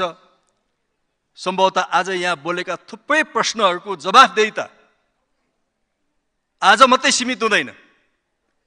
यो जवाफदेहिता उहाँ बाँचुन्जेलसम्मको निम्ति त्यो जवाफदेहिता बोक्नुपर्छ भन्ने बुझेर बोलेको भएदेखि हुन्थ्यो भन्ने मलाई लाग्छ। आज मात्रै हामीले उहाँसँग जवाफदेहिता खोजेका छैनौँ, जवाफ खोजेका छैनौँ। एउटा नेता जसले बोल्छ त्यसको जवाफ उसले जिन्दगीभर दिनुपर्ने हुन्छ। सायद आज उहाँले बोलेका कतिपय विषयले उहाँले आफ्नो जीवनको अन्तिमसम्म पनि ती प्रश्नहरूमाथि जवाफ दिनुपर्ने अवस्था आफै सृजना गर्नुभयो कि भन्ने मलाई लाग्दछ। सभामुख महोदय, हामीले 5औं पटक यसमा छलफल गरिँदा हामीलाई लाग्यो अझै कति पटक यस्तो विषयमा छलफल गर्ने, कतिौं पटक विश्वास अविश्वासमाथि छलफल गर्ने। यो देशले निकास खोजेको छ, यो देशले अग्रगमन खोजेको छ। हामीले संविधान बनायौँ, त्यो संविधानको सफल कार्यान्वयन गर्नुपर्नेछ। संविधान अनुकूलका थुप्रै कानुनहरू बनाउनु पर्नेछ। हाम्रो व्यवस्थालाई जनताको बीचमा अझै स्थापित गर्नुपर्नेछ, लोकतन्त्रलाई अझै सुदृढ गर्नुपर्नेछ। हाम्रो अन्तर्राष्ट्रिय छवि एउटा आत्मसम्मानपूर्ण नेपालको अन्तर्राष्ट्रिय छवि बनाउनु पर्नेछ। देशभित्र एउटा हिमाल पहाड तराई मधेस सबै जाति जनजातिको बीचमा एउटा बलियो राष्ट्रिय एकता हामीले बनाउनु पर्नेछ। मुलुकको अर्थतन्त्रलाई सही दिशा दिनुपर्नेछ र दैनिक एउटा झोला बोकेर सुटकेस च्यापेर देश छोडिरहेको तमाम युवाहरूको भविष्यलाई देशभित्रै सुनिश्चित गर्नुपर्नेछ। अनि यस्तो अवस्थामा यो संसदले विश्वास र अविश्वासमाथि मात्रै छलफल गरेर समय व्यतीत गर्नु के यो उचित हो? हामीले एकपल्ट गम्भीरताका साथ सोच्यौं सभामुख महोदय। र यो सबै परिस्थितिमा देशलाई एउटा शासकीय स्थायित्व दिनुपर्ने, राजनीतिक स्थायित्व दिनुपर्ने, स्थिरता दिनुपर्ने र त्यस मार्फत अघि मैले भनेका तमाम कामहरूलाई एउटा सही दिशा दिनुपर्ने ऐतिहासिक आवश्यकताले यो प्रतिनिधि सभाका दुईटा महत्त्वपूर्ण दल नेपाल कम्युनिस्ट पार्टी एमाले र नेपाली कांग्रेस एउटा कठोर तर ऐतिहासिक निर्णयमा पुग्नुपर्ने एउटा बाध्यता आइलागेको छ सभामुख महोदय। सामान्यतः संसदीय अभ्यासको इतिहासमा दुईटा प्रमुख दलहरू मिलेर सरकार चलाउने ख्याललाई त्यति सहज रूपमा लिइँदैन। त्यसकारणले नै हामीले संविधान बनाउँदा बहुमतको सरकार, अल्पमतको प्रतिपक्ष, संसदमा प्रतिपक्ष पनि प्रभावशाली होस् भन्ने यो संसदीय व्यवस्थाको विशेषता हो सभामुख महोदय। त्यसो हुँदा संसदमा दुईटा प्रमुख दलमध्ये एउटा सरकारमा होस्, एउटा विपक्षमा होस् भन्ने चाहना यो सामान्यतः संविधानको पनि चाहना हो, तर संसदीय अभ्यासको पनि चाहना हो। तर के यो सधैँ निरपेक्ष हुन्छ? के यो अभ्यास सधैँ निरपेक्ष छ? दुनियाँका संसदहरूमा यस्तै अभ्यास हुँदै आएको छ त? आफूलाई अनुकूल हुँदा एउटा व्याख्या, आफूलाई प्रतिकूल हुँदा अर्को व्याख्या गर्नु सान्दर्भिक हुँदैन सभामुख महोदय। यिनै दुईटा दलहरू नेकपा एमाले र नेपाली कांग्रेस जो 7 दशकभन्दा लामो एउटा राजनीतिक सङ्घर्षको इतिहासबाट आएका हुन्,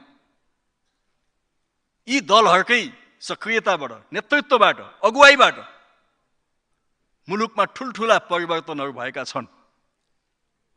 म सम्माननीय प्रधानमन्त्रीजीलाई भन्न चाहन्छु,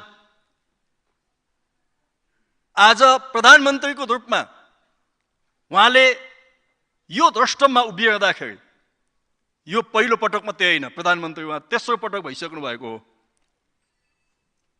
3 पटक यो देशको प्रधानमन्त्री हुँदा यो प्रधानमन्त्री हुने ठाउँ बनाउने यिनै दुईटा ठुला दल पनि त हुन् नि। त्यो कुरा उहाँले कसरी भुल्न मिल्छ? म उहाँलाई भन्न चाहन्छु, आज यही संसदको अग्रभागमा अघिल्लो सिटमा मान्य केपी शर्मा ओली बस्नु भएको छ। 12 बुँदे सहमतिको एकजना मस्यौदाकार हो उहाँ हो। जति बेला नेकपा एमालेको तर्फबाट उहाँले त्यसमा भाग लिइरहनु भएको थियो। आज मान्य शेरबहादुर देउवाजी यहाँ बसिरहनु भएको छ। जति बेला उहाँ थुनामा हुनुहुन्थ्यो, थुनामा भएको एउटा प्रधानमन्त्री त्यो 12 बुँदे सहमतिमा थुनाबाटै उहाँले हस्ताक्षर गर्नुभएको होइन र? कसरी बिर्सिन सकिन्छ?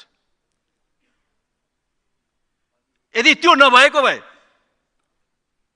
मैले कयौं माओवादी साथीहरूका तर्कहरू सुनेको छु। कांग्रेस र एमाले कहाँ पुग्थे, हामीले यहाँ ल्यायौं होला उहाँहरूको भूमिका त्यसमा। किनभने हामी एक्लैले यो संविधान बनायौं, यसमा माओवादीको योगदान थिएन, त्यो भन्न म चाहन्न। माओवादीको योगदान छ, त्यसकारणले आज माओवादी पनि छ यो संसदमा। तर म यहाँहरूलाई भन्न चाहन्छु, दुनियाँका यस्ता ठुला ठुला हिंसात्मक विद्रोहहरू कता विलय भए, चाहे त्यो तपाईले आदर्श मानेको पेरु होस् अथवा तपाईले आदर्श मानेको फिलिपिन्स होस् अथवा दुनियाँका अन्य धेरै मुलुकहरू हुन्, आज कहाँ छन्, कहाँ गए? नेपालमा नेपालको वामपन्थी आन्दोलनलाई पश्चिम बङ्गाल हुन्छ कि भन्ने धेरै ठुलो चिन्ता किन छैन सभामुख महोदय भने त्यसप्रति हामी सजग छौं। तर हामी धेरै चिन्तित किन छैनौं भने त्यतातिर नेपालको वामपन्थी आन्दोलन नजाओस् भन्नका लागि नेपालको कम्युनिस्ट आन्दोलनमा मदन भण्डारीको उदय भएको थियो र जनताको बहुदलीय जनवादको प्रस्तावनाले नेपालको कम्युनिस्ट आन्दोलनलाई फिलिपिन्सको जस्तो विध्वंस हुनबाट बचायो होला, पेरुको जस्तो त्यो विध्वंस हुनबाट बचायो होला, अथवा पश्चिम बङ्गालको जस्तो हुनबाट बचायो होला। त्यसकारणले हामी सिद्धान्तबाट, संगठनबाट, विचारबाट, हाम्रो संस्कृतिबाट आफूलाई रूपान्तरण गर्दै यहाँसम्म आयौं र त्यसको जग जननेता मदन भण्डारीले बसाल्नुभयो जनताको बहुदलीय जनवादको रूपमा। आज नेकपा एमालेका लागि यो संसद कुनै आफ्नो स्वार्थ सिद्ध गर्ने साधनको रूपमा मात्रै होइन, नेकपा एमालेका निम्ति यो संसद प्रतिबद्धता हो, हाम्रो सैद्धान्तिक प्रतिबद्धता हो। म यहाँलाई सम्झाउन चाहन्छु, फर्काउन चाहन्छु कि 2015 सालको निर्वाचनमा जति बेला कम्युनिस्टहरूले जम्मा 4 सिट जितेका थिए, 2017 सालमा त राजा महेन्द्रले संसदको विघटन गरिँदा त्यो 4 सिट मात्रै भएको कम्युनिस्ट पार्टी त्यसका नेता पुष्पलालले विघटित संसदको पुनर्स्थापनाको नारा दिनुभयो। आज फर्केर हेर्दा जम्मा 4 वटा सिट भएको संसद किन चाहिए होला भन्ने लाग्छ। तर यो हाम्रो अग्रज नेता पुष्पलालले यो बुझ्नुभयो कि संसद भनेको जनताको सार्वभौम सत्ताको अभ्यास गर्ने थलो हो। त्यसकारण यो संसद चाहिन्छ। हामीले त्यो प्रतिबद्धताका साथ आफ्नो सैद्धान्तिक प्रस्तावनालाई अगाडि बढाएका हौं। सभामुख महोदय, संविधानको सर्वोच्चता, कानुनी शासन, मानव अधिकार, प्रेस स्वतन्त्रता लगायतका तमाम राजनीतिक हक अधिकारलाई हामीले त्यस अर्थमा आफ्नो प्रतिबद्धताको रूपमा स्वीकार गर्दै यहाँ आएका हौं। हामीले नेकपा माओवादीसँग 52 सालदेखि जब उहाँहरूले हतियार उठाउनु भयो। लगातार यही बहस गर्दै आयौँ। कहिले हामी सिलगढी पुग्यौँ, कहिले हामी रोल्पा पुग्यौँ, कहिले हामी कलकत्ता पुग्यौँ, कहिले दिल्ली पुग्यौँ। हामीले यही भन्दै आयौँ, बाटो यो छ है, तपाईँहरू गलत बाटोमा हिँडिरहनु भएको छ, बाटो यो छ। उहाँहरूले सुरुमा पत्याउनु भएन। आज पनि प्रधानमन्त्रीजीले वाम मनोविज्ञानको भाषण गर्नुभयो। म उहाँलाई भन्न चाहन्छु, जति बेला नेकपा एमालेका झन्नै 400 साढे 400 पार्टी सदस्यहरू माओवादीको आक्रमणको शिकार भए, त्यति बेला यो वाम मनोविज्ञान कता गएको थियो? आज कहाँ हुन्थ्यो मुलुक? संविधान निर्माणपछि केपी ओलीको नेतृत्वमा सरकार बन्यो। त्यो सरकारमा नेकपा माओवादी पनि सम्मिलित थियो, तर त्यो सरकारबाट उहाँहरूले समर्थन फिर्ता लिनुभयो। त्यति बेला वाम मनोविज्ञान, वाम प्रियता कता गएको थियो? आज हामीले यो पद दिउँ, राष्ट्रपति फलानालाई दिउँ, सभामुख फलानालाई दिउँ, मलाई अचम्म लाग्छ। कतै नेकपा माओवादीले आफ्नो लगानी भन्दा बढी डिभिडेन्ड खोजे हो कि? लगानी भन्दा बढी डिभिडेन्ड पाइँदैन। लगानी जति हो त्यस अनुसारको नाफा पाउने हो, लगानी जति हो त्यस अनुसारको डिभिडेन्ड पाइन्छ। कहिलेकाहीँ ब्याङ्कले के गर्छ भने कोल्याटर पुगेन भने पनि व्यक्तिको व्यक्तित्व हेरेर पनि ऋण दिन्छ। सायद माओवादीको कोल्याटर नपुग्दै पनि प्रचण्ड कामरेडको व्यक्तित्वबाट पनि हामीले अगाडि दिएका हौँ, तर सधैँ त्यो हुँदैन। ब्याङ्कले पनि जोखिम हेर्छ नि त, व्यक्तिलाई पत्याउँछ कहिलेकाहीँ, तर उसले त्यो फिर्ता गर्न सक्छ कि सक्दैन त्यो त ब्याङ्कले हेर्छ, वित्तीय संस्थाहरूले हेर्छन्। सधैँ त्यो भाष्य बन्छ भन्ने मलाई लाग्दैन। मलाई के लाग्छ भने हामीले गएको 17 गते नेकपा एमाले र नेपाली कङ्ग्रेसको नेतृत्वको बीचमा एउटा सहमति गर्यौँ। त्यो सहमति किन गर्नु पर्यो? हामीले यही ऐतिहासिक आवश्यकताले विगतका अभ्यासहरू असफल भए। यो देशलाई जहिले पनि प्रयोगशाला किन बनाउने? यो देश जहिले पनि प्रयोगशाला भइरहेको छ। कहिले कसलाई प्रयोग गर्दै प्रयोगशाला। जनता थाकिसकेका छन्। जनताको मनस्थिति एकदमै डिफेन्सिभ भएको छ। एउटा डिफेन्सिभ, एउटा थाकेको जनताले राष्ट्र बनाउन सक्दैन। त्यसकारण त्यो जनताको सपनालाई फेरि हामीले जागृत गर्नु छ। त्यो सपना जागृत हुने, विश्वास आर्जन हुने बाटो के होला?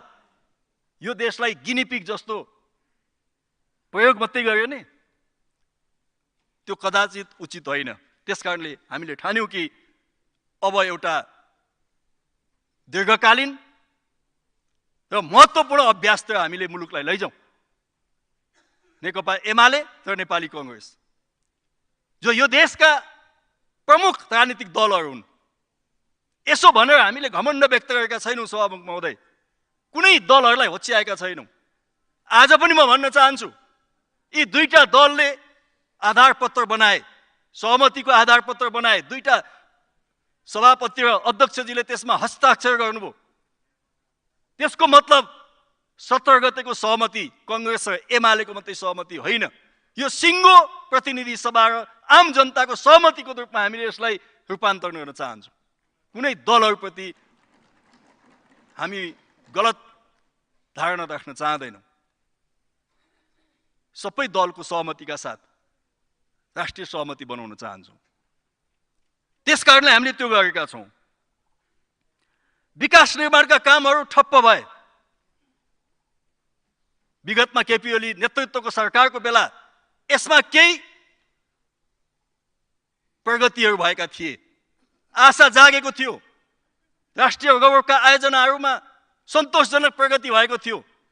कतिपयले विकास निर्माणमा केपी ओलीको भाष्यलाई गलत ढङ्गले पनि उडाए, तर केपी ओलीले विकास निर्माणको एउटा भाष्य स्थापित गर्नुभएको थियो। तर त्यसपछिका पछिल्ला दिनहरूमा यसमा लगातार शिथिलता मात्रै हामीले देखिरहेका छौँ। कहाँ छ आज पनि पुँजीगत खर्च? कहाँ छ आजको अवस्था? राष्ट्रिय गौरवका आयोजनाहरू कहाँ छन्? त्यसकारणले हामीलाई लाग्यो कि यसको निम्ति पनि बलियो र प्रभावशाली सरकार चाहिँदो रहेछ भन्ने कुरा हामीले बुझ्यौँ। त्यसकारण हामी यो कदम उठाउन पुग्यौँ। सभामुख महोदय,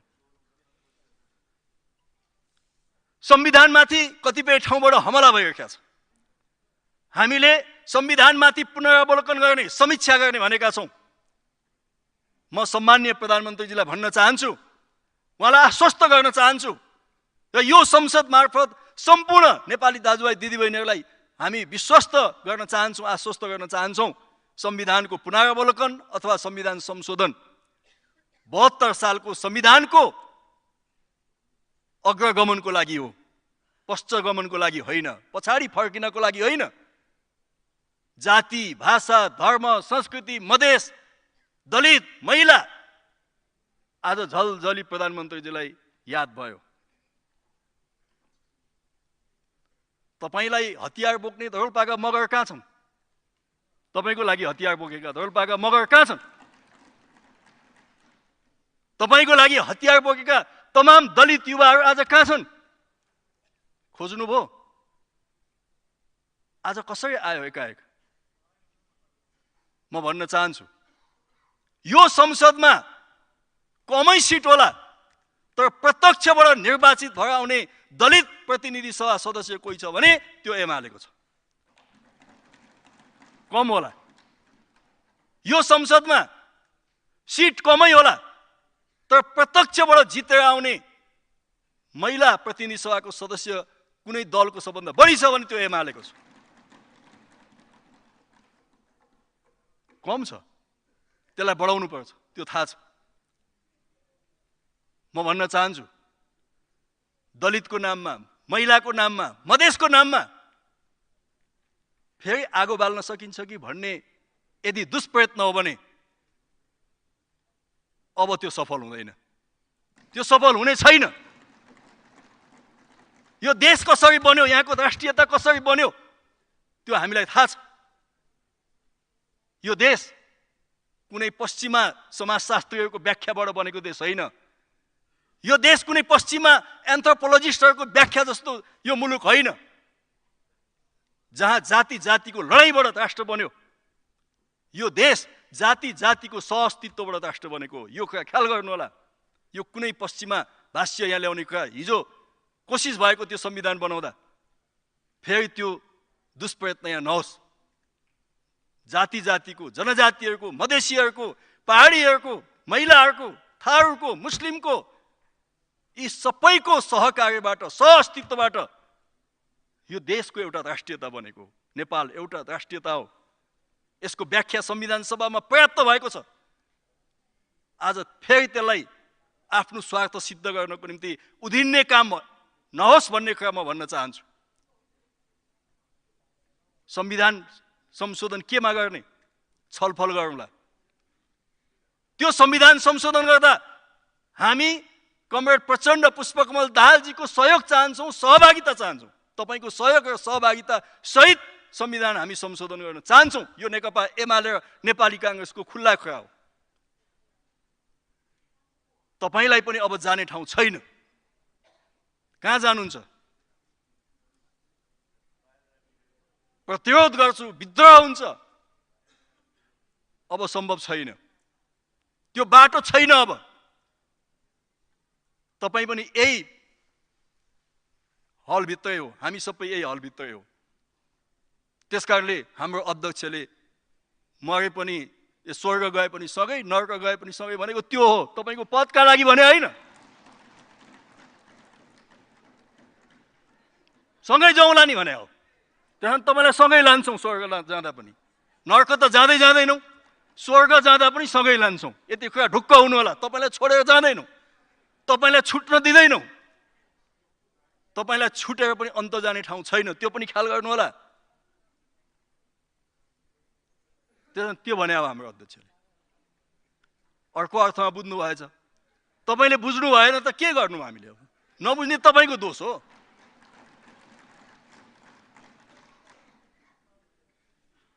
यदि नबुझे भए फेरि सोध्या हुन्थ्यो के भने हो भनेको भए हामी बताउँथ्यौँ नि त यो भने हो भनेर। बुझे जस्तो गर्नुभयो तर खास बुझ्नु भएको रहेनछ। आज हामी बुझाउन चाहन्छौँ। यो देशमा लगानीको वातावरण, उद्योगी व्यवसायी चिन्तित छन्। तपाईँले 6 अरबको वैदेशिक लगानीको ग्यारेन्टी आयो लगानी सम्मेलनमा भन्नुभयो। त्यसमा के छाती ठोक्ने? 6 अरबको लगानी ल्याउने कागजमा सही गराए मैले भनेर छाती ठोक्ने? यही हो हाम्रो देशको अवस्था। 6 खरबको ल्याएँ भने भए त पुष्पकमल दालजी जिन्दाबाद भन्थ्यौँ होला नि त हामी तलबाट। 6 अरबको लगानी ल्याएँ, यसमा केही उपलब्धि होइन। यो किन छैन त भन्दा यहाँ सरकारलाई पत्याएनन्। यहाँको अवस्था सुदृढ छ भन्ने कुरा विदेशी लगानीकर्ताहरूले बुझेनन्। त्यस कारणले यसमा कुनै गर्व गर्ने कुरा हो जस्तो मलाई लाग्दैन। 6 अरबको वैदेशिक लगानीको प्रतिबद्धताले केही हुँदैन। हामीलाई त्योभन्दा ज्यादा चाहिएको छ। त्योभन्दा ज्यादा चाहिनको निम्ति दुनियाँले के भन्यो त भन्दा तिमीहरूसँग क्रेडिबल अवस्था नै छैन, विश्वसनीय अवस्था नै छैन, बनाऊ। हो, हामी दुईटा पार्टीले एकसाथ गरेर दुनियाँका लगानीकर्ताहरूलाई अब हामी भन्छौँ, अपिल गर्छौँ। यो देशका मुख्य लोकतान्त्रिक शक्तिहरू, यो संविधानका पक्षधर शक्तिहरू, आज हामी एक ठाउँ छौँ। तिम्रो लगानीको सुरक्षा हुन्छ, आऊ लगानी गर। यो मुलुकको समृद्धिको निम्ति तिमी पनि हामी सँगसँगै हिँड। अब हामीले यो अपिल गर्छौँ। यो अपिल गर्ने तागत अब यो मुलुकमा बन्दैछ। त्यो अपिल गर्न हामीले यो ठाउँमा गर्दैछौँ। सभामुख महोदय, अन्तर्राष्ट्रिय सम्बन्धहरू कुरा मैले गरेँ। जब भारतका प्रधानमन्त्री रसिया जानुभयो, मोदीजी, रसियन सरकारले भन्यो कि हामी सबै फिर्ता गरिदिन्छौँ रसियन सेनाका भारतीय नागरिक। जो यहाँ मृत्यु भयो उनका परिवारले रसियाको नागरिकता चाहन्छन् भने पनि दिन्छौँ। तर आज हाम्रो देशले यो दमका साथ किन आफ्नो कुरा भनिरहेका छैन, भन्न सकिरहेका छैन? रसियनहरूलाई किन भन्दै छैनौँ कि नो इफ बट हाम्रो मान्छेहरू फिर्ता गर भनेर किन भन्न सकिरहेका छैनौँ? किन आइरहेका छैन? मनोज जोशीको अवस्था के छ इजरायलमा? लुते सरकारले केही हुँदैन नि। त्यसकारण त्यसको निम्ति बलियो सरकार चाहियो, दमका साथ भन्ने चाहियो। चाहे दक्षिणतिर होस्, चाहे उत्तरतिर होस्, चाहे पश्चिमतिर होस्। नेपालको प्रधानमन्त्री जसले यो देशको 2/3 जनमतको प्रतिनिधित्व गर्दैछ, त्यो प्रधानमन्त्रीले हामीसँग डायलग गर्दैछ भन्ने कुरा त्यहाँका प्रधानमन्त्रीलाई आभास हुनु पर्यो नि त। हो, हामी त्यसको निम्ति यो गर्दैछौँ, हामी त्यो बाटोमा जाँदैछौँ।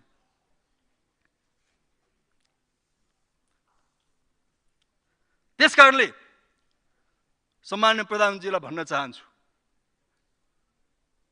अब उहाँले हाम्रा मन्त्रीहरूलाई गीत गाएर सुनाउनु भयो।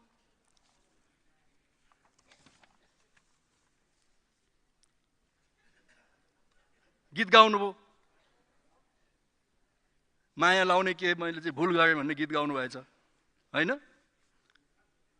अब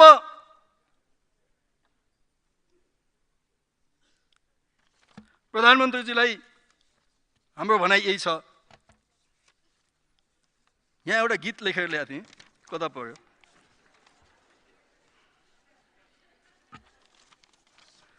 माया त कति लाइयो, खर्लाप्पै अँगालो नै माग्यो हो नि त।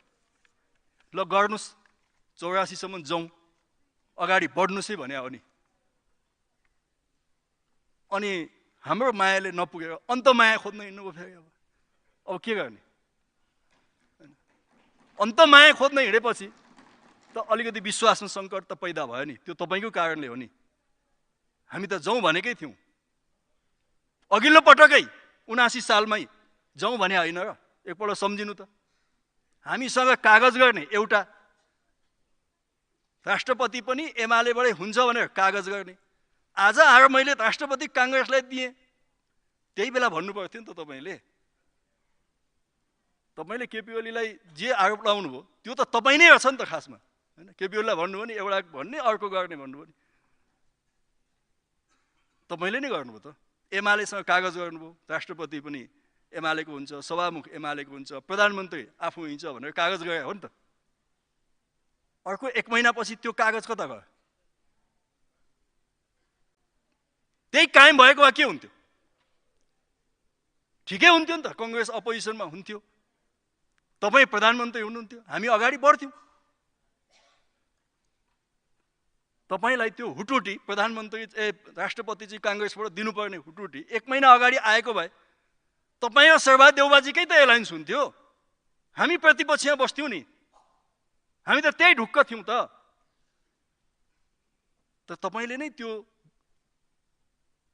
एलायन्सहरू चाहिँ नि बिगार्नु। त्यसकारण यसमा अरूलाई दोष दिएर उम्किने ठाउँ जस्तो छ जस्तो मलाई लाग्दैन। म कमरेड प्रचण्डलाई भन्न चाहन्छु, तपाईँको जिन्दगी उथलपुथलपूर्ण नै छ,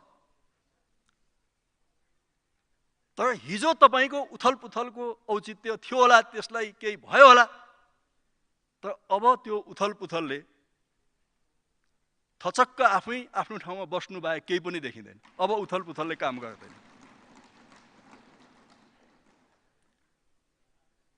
त्यसकारणले अब यहाँ संसदमा म देखाउँछु प्रतिपक्ष भन्दै हुनुहुन्छ नि, ठिक छ, हामी त्यसमा खुसी नै छौँ, हामीलाई पनि चेक एन्ड ब्यालेन्स होला, हामीलाई पनि राम्रै हुन्छ। तर तपाईँको निम्ति एउटा सुवर्ण अवसर कङ्ग्रेस र एमाले दिँदैछ। गएको 61-62 सालदेखि 62 सालपछिदेखि अन्तरिम संविधान, अन्तरिम संसददेखि जतिवटा सरकार बने, कमरेड प्रचण्डको पार्टी जम्मा 2 पटक मात्रै त्यो सरकारमा छैन, अरू सबै पटक त्यो सरकारमा छ। सबै पटक छ, एकपल्ट फर्किनु होला, सम्झिनु होला। त्यसकारणले यो सरकार सिंहदरबार, बालुवाटार, त्यहाँको धरमझम, त्यहाँको सुखसेल सबै हेर्दाखेरि आफैमाथि समीक्षा गर्ने समय तपाईँले पाउनु भएन। अब कङ्ग्रेस र एमाले तपाईँलाई समीक्षा गर्ने समय हामी दिँदैछौँ। गम्भीर समीक्षा गर्नुहोस्, कहाँ जानु थियो, कहाँ आइयो, के का निम्ति हिँडिया थियो, कहाँ पुगियो, कोसँग हिँड्नुपर्ने थियो, कोसँग हिँडियो, कसरी हिँड्नुपर्ने थियो, त्यसरी हिँडियो कि हिँडिएन, कुन बाटो हिँड्नुपर्ने थियो, त्यो बाटो हिँडियो कि हिँडिएन। एकपटक सीमावलोकन गर्नुहोस्। तपाईँको निम्ति यो महत्त्वपूर्ण समय उपलब्ध छ। तपाईँबाट हामी संयमताको अपेक्षा गर्छौँ, आक्रोशको होइन, संयमताको अपेक्षा गर्छौँ। मैले भने आक्रोशबाट कहीँ पनि पुगिँदैन। त्यसमा संयमताका साथ हामी अगाडि जानुपर्छ भन्ने। मान्य सदस्य, समय सकियो। म अब सकेँ म। त्यसकारणले प्रधानमन्त्रीजीलाई गीत सुनाउनु पर्ने भर्खर आउनुभयो सभामुख महोदय। कसैलाई माया गर्ने भुल गरेँ मैले भन्नुभएछ हाम्रो मन्त्रीहरूलाई। एउटा गीत बढै तपाईँलाई, कसले देला तिमीलाई माया मैले दिए जति, झिक तुलो जोखौँ आज कसको माया कति। पर्याप्तै माया दिएको हो नि त। त्यसकारणले प्रधानमन्त्रीजीले यो कुरालाई संयमताका साथ बुझ्नुहुनेछ भन्ने नै म राख्न चाहन्छु। त्यसकारणले अन्तिममा जाँदा जाँदै सभामुख महोदय, मुलुकले यो ऐतिहासिक आवश्यकताबाट, एउटा राजनीतिक स्थायित्वबाट हामी अगाडि बढेका छौँ। यहाँले शङ्का गर्नुभयो काङ्ग्रेस र एमालेको सहमतिमा।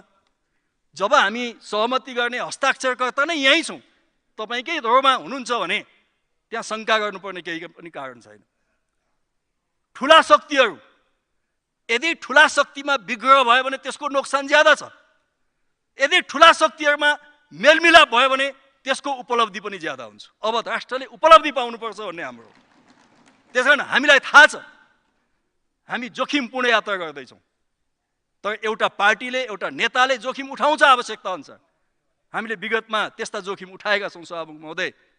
46 सालमा उठायौँ, 62-63 मा उठायौँ, संविधान बनाउँदा उठायौँ। संविधान पछाडि हामी जसरी जान खोजेका थियौँ त्यसमा केही अवरोध भयो, र त्यसलाई मैले सके सभामुख मान्य सदस्य, त्यसलाई समय सकियो। फेरि हामी चाहिँ नयाँ ढङ्गले ल्याउन चाहन्छौँ। त्यसकारणले प्रधानमन्त्रीजीले जो प्रस्ताव राख्नु भएको छ विश्वासको मतको, हाम्रो पार्टी हाम्रो संसदीय दलको निर्णय छ। सम्माननीय प्रधानमन्त्रीजीले राखेको विश्वासको मत प्राप्त गर्ने प्रस्तावको विपक्षमा हाम्रो पार्टीले मतदान गर्नेछ। म पार्टीको निर्णय पनि याद राख्न चाहन्छु र नेपाली कङ्ग्रेस र एमाले बिच भएको सहमतिलाई हामी अक्षरशः पालना गर्दै अगाडि बढ्नेछौँ र यो संसदमा हुनुभएका सम्पूर्ण राजनीतिक दल र मान्यज्यूहरूलाई यो सहमतिको पक्षमा उभिएर वास्तवमा नेपालमा एउटा राष्ट्रिय सहमति कसरी बन्छ भन्ने उदाहरण प्रस्तुत गर्न सम्पूर्ण मान्य सदस्यज्यूहरूको भूमिकाको र सहयोगको पनि अपेक्षा गर्न चाहन्छु। धन्यवाद। माननीय हितराज पाण्डे, समय 14 मिनट।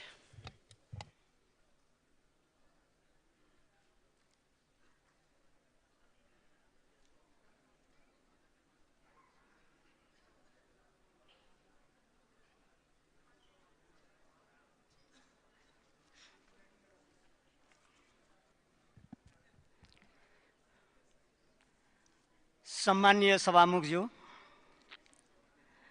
आज सम्मानीय प्रधानमन्त्रीज्यूले हाम्रो संविधानको व्यवस्था अनुसार विश्वासको मत प्रतिनिधि सभा समक्ष माग्ने प्रस्ताव गर्नुभएको छ। म सत्ता पक्षको तर्फबाट, हाम्रो दलको तर्फबाट विश्वासको मतको पक्षमा दृढ समर्थन रहेको सभामुखज्यू मार्फत सदन समक्ष अनुरोध गर्दछु। यस संसदमा रहेका यो संविधानलाई अझ अगाडि बढाउन चाहने सम्पूर्ण राजनीतिक दल र स्वतन्त्र मान्य सदस्यहरूलाई पनि सम्मान्य प्रधानमन्त्रीज्यूले राख्नुभएको विश्वासको मतको पक्षमा मतदान गर्न हार्दिक अनुरोध गर्दछु।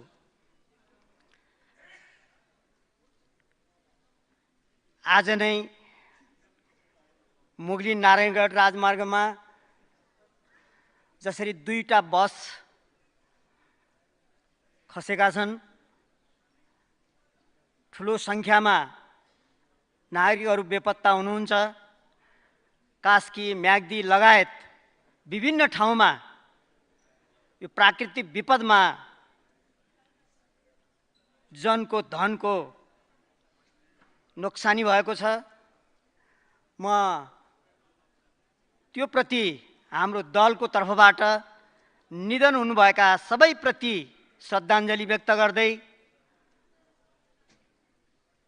त्यो दुःखमा परेका सबै परिवारप्रति संवेदना, सँगसँगै घाइतेहरूको उद्धार र उपचारका लागि हार्दिक आग्रह गर्दछु। यसको साथसाथै यस्ता दुर्घटनाहरू, प्राकृतिक विपदलाई न्यूनीकरण गर्न सरकारले जो योजना बनाएको थियो र मुख्य गरेर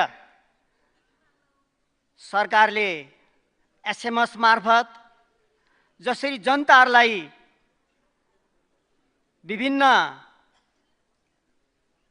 माध्यमबाट जानकारी गराउने प्रयत्न गर्यो, त्यसले सकारात्मक परिणाम अवश्य दिएको छ। त्यसका लागि म सरकारलाई धन्यवाद पनि ज्ञापन गर्न चाहन्छु। यति विषयवस्तु राखिसकेपछि यहाँ सम्मान्य प्रधानमन्त्रीज्यूले, हाम्रो दलको नेताले, हाम्रो पार्टीको अध्यक्षले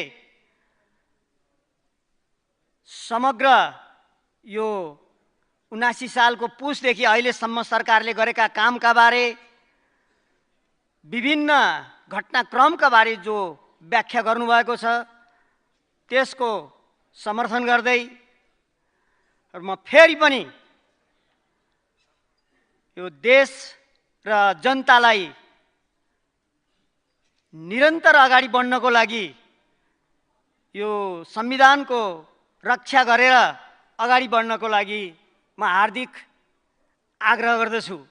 खास गरेर सरकारले सुरुदेखि नै सुशासन, समृद्धि र सामाजिक न्यायको लागि आफ्नो योजना प्रस्तुत गर्यो र जतिखेर पनि यो सदनमा आफ्ना भनाइहरू राख्ने काम गर्यो। सम्माननीय प्रधानमन्त्रीज्यूले हामीले यो संसदमा एउटा नयाँ अभ्यास पनि अगाडि बढायौँ कि हरेक महिनाको पहिलो हप्ता प्रत्यक्ष संसदमा सांसदहरूका प्रश्नका उत्तर दिने प्रक्रियाका माध्यम होस् वा सरकारले गरेका कामहरूका माध्यम होस् वा विश्वासका मत लिने बेलामा सरकारले गरेका कामहरू अगाडि बढाउने विषयवस्तुमा निरन्तर आफ्ना कुराहरू राखिने रह्यो। फेरि पनि अहिलेको यो अवस्था किन आयो यसका बारे सम्माननीय प्रधानमन्त्रीज्यूले सबै विषय विस्तृत रूपमा राखिसक्नु भएको छ।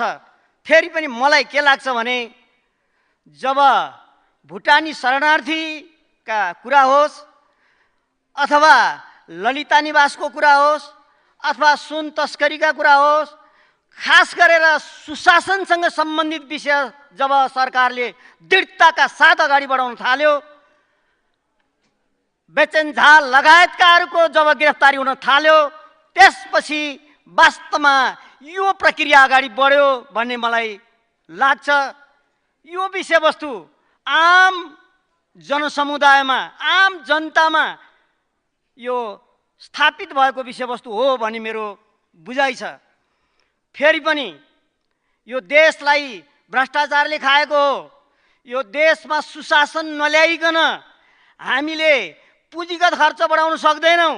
हामीले फेरि पनि यो देशको राष्ट्रियताको संरक्षण गर्ने, राष्ट्रिय स्वाधीनताको रक्षा गर्ने, उत्पादन वृद्धि गर्ने कुरा गर्न सक्दैनौँ। यसकारणले सरकारले यही काममा आफूलाई मुख्य बनाएर अगाडि बढ्यो। यही विषयवस्तु अहिले आइरहेको भन्ने मलाई लाग्छ। म सरकारले खास गरेर जनयुद्ध, जनआन्दोलन, मधेस आन्दोलन लगायतमा आफ्नो प्राणको आहुति दिनुहुने महान शहीदहरूको नाम उल्लेख गरेर राजपत्रमा प्रकाशित गरेर राष्ट्रिय शहीद घोषणा गर्ने महत्त्वपूर्ण काम गरेको छ। म शहीद परिवार पनि भएको हैसियतले म सरकारलाई यसबारेमा हार्दिक आभार सहित धन्यवाद ज्ञापन गर्दछु। अझै छुट भएका शहीदहरू हुनुहुन्छ, उहाँहरूलाई पनि राष्ट्रिय शहीद घोषणा गर्न माग गर्दछु। बेपत्ता योद्धाहरू अहिलेसम्म पनि सार्वजनिक हुन सक्नु भएको छैन। बेपत्ता परिवारहरूको आँखामा सधैँ आँसु आइरहेको छ। शान्ति प्रक्रियाका बाँकी काम अझै पुरा भएका छैनन्। बेपत्ता परिवारहरूलाई सँगसँगै शान्ति प्रक्रियाका समग्र बाँकी कामलाई अगाडि बढाउनको लागि हामीले यो टिआरसी लगायतको कानुनलाई अझै पारित गरेर अगाडि बढ्नको लागि म विशेष आग्रह गर्दछु। सम्माननीय प्रधानमन्त्रीज्यूले होस् वा हाम्रो दलको तर्फबाट होस्, निरन्तर यो बारेमा प्रयत्न भए पनि विभिन्न न्यू निकाल्दै यो काम पछि भइरहेको छ। यो विषयवस्तु पनि म अगाडि बढाउनको लागि हार्दिक आग्रह गर्दछु र यो सङ्क्रमणकालीन न्यायसँग सम्बन्धित काम, शान्ति प्रक्रियासँग सम्बन्धित काम यो एउटा दलको मात्रै नभइकन यो समग्र शान्ति चाहिँ सम्झौतामा सहमति जनाउने र अहिलेको राष्ट्रको नै महत्त्वपूर्ण विषयवस्तु भएको हुनाले यो बारेमा निरन्तर हामी सचेत हुनुपर्छ र सबैले यसलाई गम्भीरतापूर्वक लिनुपर्छ भनेर म हार्दिक आग्रह गर्दछु। म सरकारले गरेका कामहरूमध्येमा खास गरेर सुरुका दिनदेखि नै यो सदनमा आएर हेर्दा, चाहे त्यो सरकारी कार्यालयमा भएको लामो लाइनलाई घटाएर त्यसलाई व्यवस्थित गर्ने कुरा होस्, चाहे त्यो नागरिकताका बारेमा यो सदनमा उठेका आवाजहरूलाई हल गर्ने कुरा होस्, चाहे त्यो मिटर ब्याज पीडितहरूले लिएका जुन असाध्य चाहिँ रोदन क्रन्दनहरू थिए तिनलाई हल गर्ने कुरा होस्, न्याय दिने कुरा होस्, यी सबै विषयवस्तुमा सरकारले निरन्तर काम गरिरह्यो। यी जम्मैसँग जोडिएका सुशासनसँग सम्बन्धित विषयवस्तुलाई सरकारले अगाडि बढाइरह्यो। यसप्रति म सरकारलाई हार्दिक आभारका साथ धन्यवाद ज्ञापन गर्न चाहन्छु। यो सरकारले अन्तर्राष्ट्रिय जगतमा जसरी महत्त्वपूर्ण पहल कदमी लियो, सम्मानीय प्रधानमन्त्रीज्यूले अल्पविकसित राष्ट्रको नेतृत्वको हैसियतले जसरी विषयवस्तु चाहिँ संसारका विभिन्न फोरमहरूमा, अन्तर्राष्ट्रिय फोरमहरूमा राख्नुभयो र त्यसैका कारणले गर्दा संयुक्त राष्ट्रसङ्घका महामहिम यहाँ आउनुभयो र हामीलाई सम्बोधन समेत गर्नुभयो। जलवायु परिवर्तनका विषयवस्तु लगायत नेपालका बारे जसरी विश्व जगतमा एउटा विषयवस्तु आयो, मलाई लाग्छ यो सरकारको सम्मानीय प्रधानमन्त्री प्रचण्डज्यूको नेतृत्वको यो सरकारको महत्त्वपूर्ण विषयवस्तु हो। यसलाई हामीले गहनतम रूपमा लिनुपर्छ। म यो विषयवस्तु पनि राख्न चाहन्छु।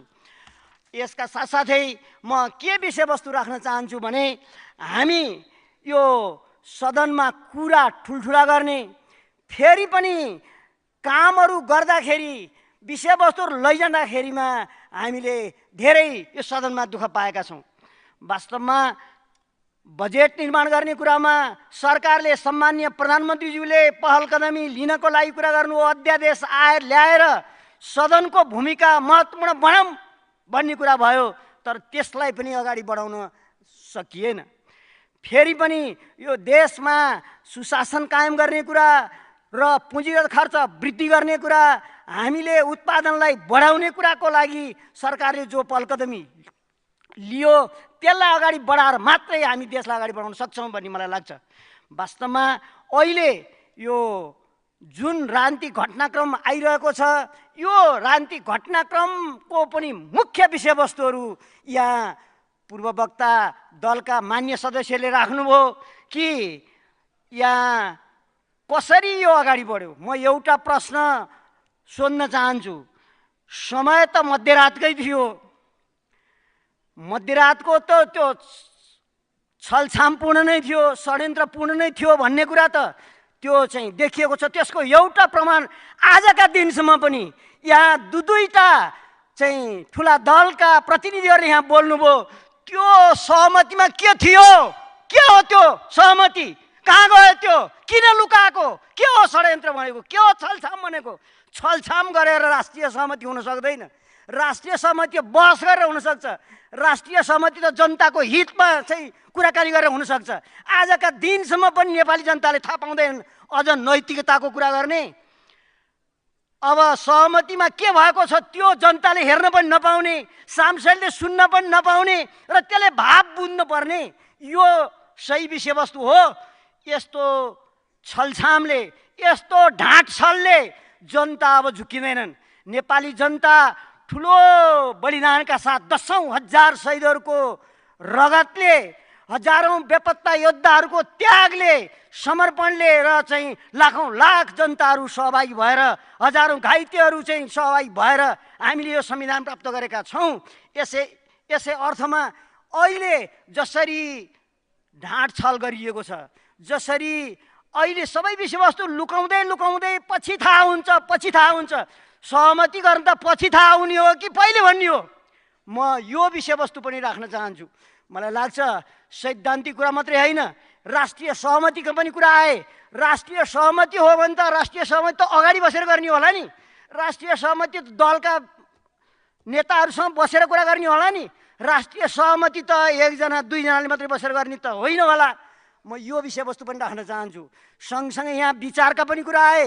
हामीले हाम्रो संविधानमा त समाजवादका साथ अगाडि बढ्ने, त्यसको आधार बनाउने भनेका छौँ। विचार नभइकन अरू सबै कुरा हुँदैन। मलाई के लाग्छ भने विचार नै मुख्य विषयवस्तु हो, विचारका आधारमा लैजाने कुरा हो। समाजवादी हामीले त्यसको समाजवादको अर्थव्यवस्था, त्यसको समग्र विषयवस्तुलाई अगाडि बढाउनको लागि हामी निरन्तर प्रयत्न गर्नुपर्ने हुन्छ। सम्माननीय प्रधानमन्त्रीज्यूले यहाँ आज विविध विषयवस्तुमा जसरी व्याख्या गर्नुभयो, यसका साथसाथै यदि संविधानका लागि फेरि पछि फर्काउने कुरा हुन्छ भने फेरि हामी एकताबद्ध भएर जनतालाई अपिल गर्नुपर्ने हुन्छ। हामी सदनबाट, हामी सडकबाट, अरू सबैबाट लैजानु पर्ने हुन्छ। यही विषयवस्तु राख्दै फेरि पनि सम्मानीय प्रधानमन्त्रीज्यूले अहिले जो विश्वासको मतका प्रस्ताव राख्नुभएको छ, त्यो विश्वासको मतको पक्षमा मतदान गर्न, यो संविधानलाई अगाडि बढाउन चाहने सबैलाई म हार्दिक आग्रह गर्दछु। सबै राजनीतिक दल र स्वतन्त्र सबै सांसद मान्यहरूलाई पनि हाम्रो दलको तर्फबाट हार्दिक आग्रह गर्दै विश्वास सदनले दिए पनि नदिए पनि नेपाली जनताको पक्षमा शहीदहरूलाई सम्झँदै बेपत्ता योद्धाहरूका सपनाहरूलाई साकार पार्नको लागि निरन्तर नेकपा माओवादी केन्द्र लडिरहनेछ। यही विषयका साथ आफ्नो भनाइलाई अन्त्य गर्दछु। धन्यवाद।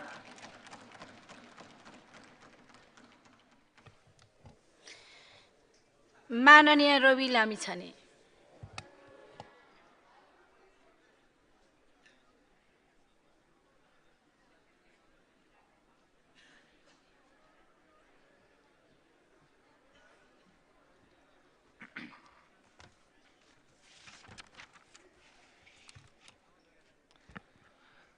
सम्माननीय सभामुख महोदय, सबैभन्दा पहिला म नेपाल सरकारको गृहमन्त्रीका तर्फबाट सदनमा उठेका र अहिले सिङ्गो देशले चासोको साथ, जिज्ञासाका साथ राखिएका, सोधिएका प्रश्नहरूबारे केही जानकारी दिएर त्यस पछाडि मात्र म आजको विषयवस्तुमा प्रवेश गर्ने अनुमति चाहन्छु। गैराती, कास्की, म्याग्दी र चितवन जिल्लामा पहिरोका कारण भएको धनजनको क्षतिबाट सबैभन्दा पहिला अत्यन्त मर्माहित भएको छु। म यसमा ज्यान गुमाउनेहरूप्रति श्रद्धाञ्जली अर्पण गर्न चाहन्छु र शोक सन्तप्त परिवारप्रति गहिरो संवेदना प्रकट गर्न चाहन्छु र घाइतेहरूको शीघ्र उपचारको कामना गर्दछु। पहिरोले कास्कीमा मात्र 11 जना, म्याग्दीमा 2 जना र चितवनमा 1 जना, बागलुङमा 1 जना, मकवानपुर 1 गरी गएको 24 घण्टामा 17 जनाले ज्यान गुमाउनु भएको दुःखद कुरा सम्मानित सदनलाई खबर गर्न चाहन्छु। वीरगञ्जबाट काठमाडौँ आउँदै गरेको बसमा यात्रारत 24 जना र काठमाडौँबाट गौरतर्फ जाँदै गरेको बसमा यात्रारत 27 जना यात्रुहरू चितवनको सिमलटारीमा बससहित नारायणी नदीमा हराएको जानकारी पाउने बित्तिकै खोजी र उद्धारका लागि 500 जना भन्दा बढी सुरक्षाकर्मीहरू उद्धारका लागि तत्काल खटाइएको र आफै बिहानदेखि नै यसमा लागि परेको कुरा पनि सम्मानित सदनलाई जानकारी गराउन चाहन्छु, जसमध्ये 28 जना गोताखोर परिचालन गरिएको जानकारी गराउन चाहन्छु। घटना लगत्तै कमान्ड पोस्टको आपतकालीन बैठक राखी तत्कालको निर्णयका एजेन्डा तय गरेको छ र गृह मन्त्रालयमा गृह सचिवको नेतृत्वमा यो सदनमा हामी बसिरहँदा मेरो निर्देशनमा गृह मन्त्रालयमा गृह सचिवको नेतृत्वमा सुरक्षा निकायका प्रमुख समेतका उच्च अधिकारीहरू र कमान्ड पोस्टका सदस्यहरू र यातायात व्यवसायी महासङ्घका प्रतिनिधिहरू सहित बैठक बसी भर्खरै केही समय अगाडि मात्रै निम्न अनुसारका निर्णयहरू समेत भएको म सम्मानित सदनलाई जानकारी गराउन चाहन्छु। खोजी र उद्धारमा भएको तदारुकतालाई अत्यन्त प्रभावकारी ढङ्गले निरन्तरता दिने, यात्रुहरूले टिकट काटेर यात्रा गरेको र यात्रुहरूको विवरण चुस्तदुस्त राखिएको यकिन गर्न ट्राफिक प्रहरी चेक जाँच गर्ने, जल तथा मौसम विज्ञान विभागबाट रेड ट्राभल एडभाइजरी जारी भएका जिल्ला र क्षेत्रमा तत्त दिनमा रात्रिकालीन सवारी नचलाउने व्यवस्था यातायात व्यवस्था विभाग र यातायात व्यवसायीहरूले मिलाउने। यसको अर्थ सबैतिर होइन, सभामुख महोदय मार्फत जानकारी गराउँ, सबैतिर एकैपटक बन्द गरिँदा जनजीवनमा धेरै प्रभाव पर्ने हुनाले रेड एडभाइजरी जारी भएका जिल्ला र क्षेत्रहरूमा तत्त दिनमा जुन समयमा रेड अलर्ट जारी हुन्छन् त्यस्ता दिनमा रात्रिकालीन सवारी नचलाउने, त्यस्तो व्यवस्था यातायात व्यवस्था विभाग र यातायाती व्यवसायीहरूले मिलाउने। अर्को, पहिरो जाने तथा डुबान हुने सम्भावना देखिएका जोखिमयुक्त क्षेत्रमा सडक विभाग र ट्राफिक प्रहरीले जोखिमका सङ्केत चिन्हहरू राख्ने, सडक अवरुद्ध भएका स्थानहरूको जानकारी लिई त्यस स्थानमा पुग्नु अगावै सुरक्षित एवं खाद्यान्न शौचालय लगायतको व्यवस्था भएका स्थानमै रोकी सडक खुल्ने प्रतीक्षा गर्ने व्यवस्था मिलाउने। यसले गर्दा यात्रुहरूको विचल्ली हुने जुन अवस्था छ त्यस्तो अवस्थाको अन्त्य गर्ने। सवारी साधन जाममा परेका स्थानमा हुने कालोबजारी र चोरी जस्ता विषय नियन्त्रणका लागि सम्बन्धित जिल्लाका प्रमुख जिल्ला अधिकारीहरूले कडा निगरानी, अनुगमन र कालोबजारी ऐन अन्तर्गत तत्काल कारवाही गर्ने व्यवस्था मिलाउने। विशेष गरेर सवारी साधन अलपत्र परेका बेलामा, यात्रुहरू अलपत्र परेका बेलामा महँगोमा खानाहरू खुवाउने, पानीकै धेरै पैसा तिर्नुपर्ने, खाद्यान्नहरू महँगो हुने लगायतका यात्रुहरूलाई ठग्ने, यही दुःखमा परेका बेलामा ठग्ने जुन प्रवृत्ति छ, त्यसलाई तत्काल अन्त्य गर्ने र कालोबजारी ऐन अन्तर्गत तत्काल कारबाही गर्ने व्यवस्थाको निर्देशन दिइसकिएको छ।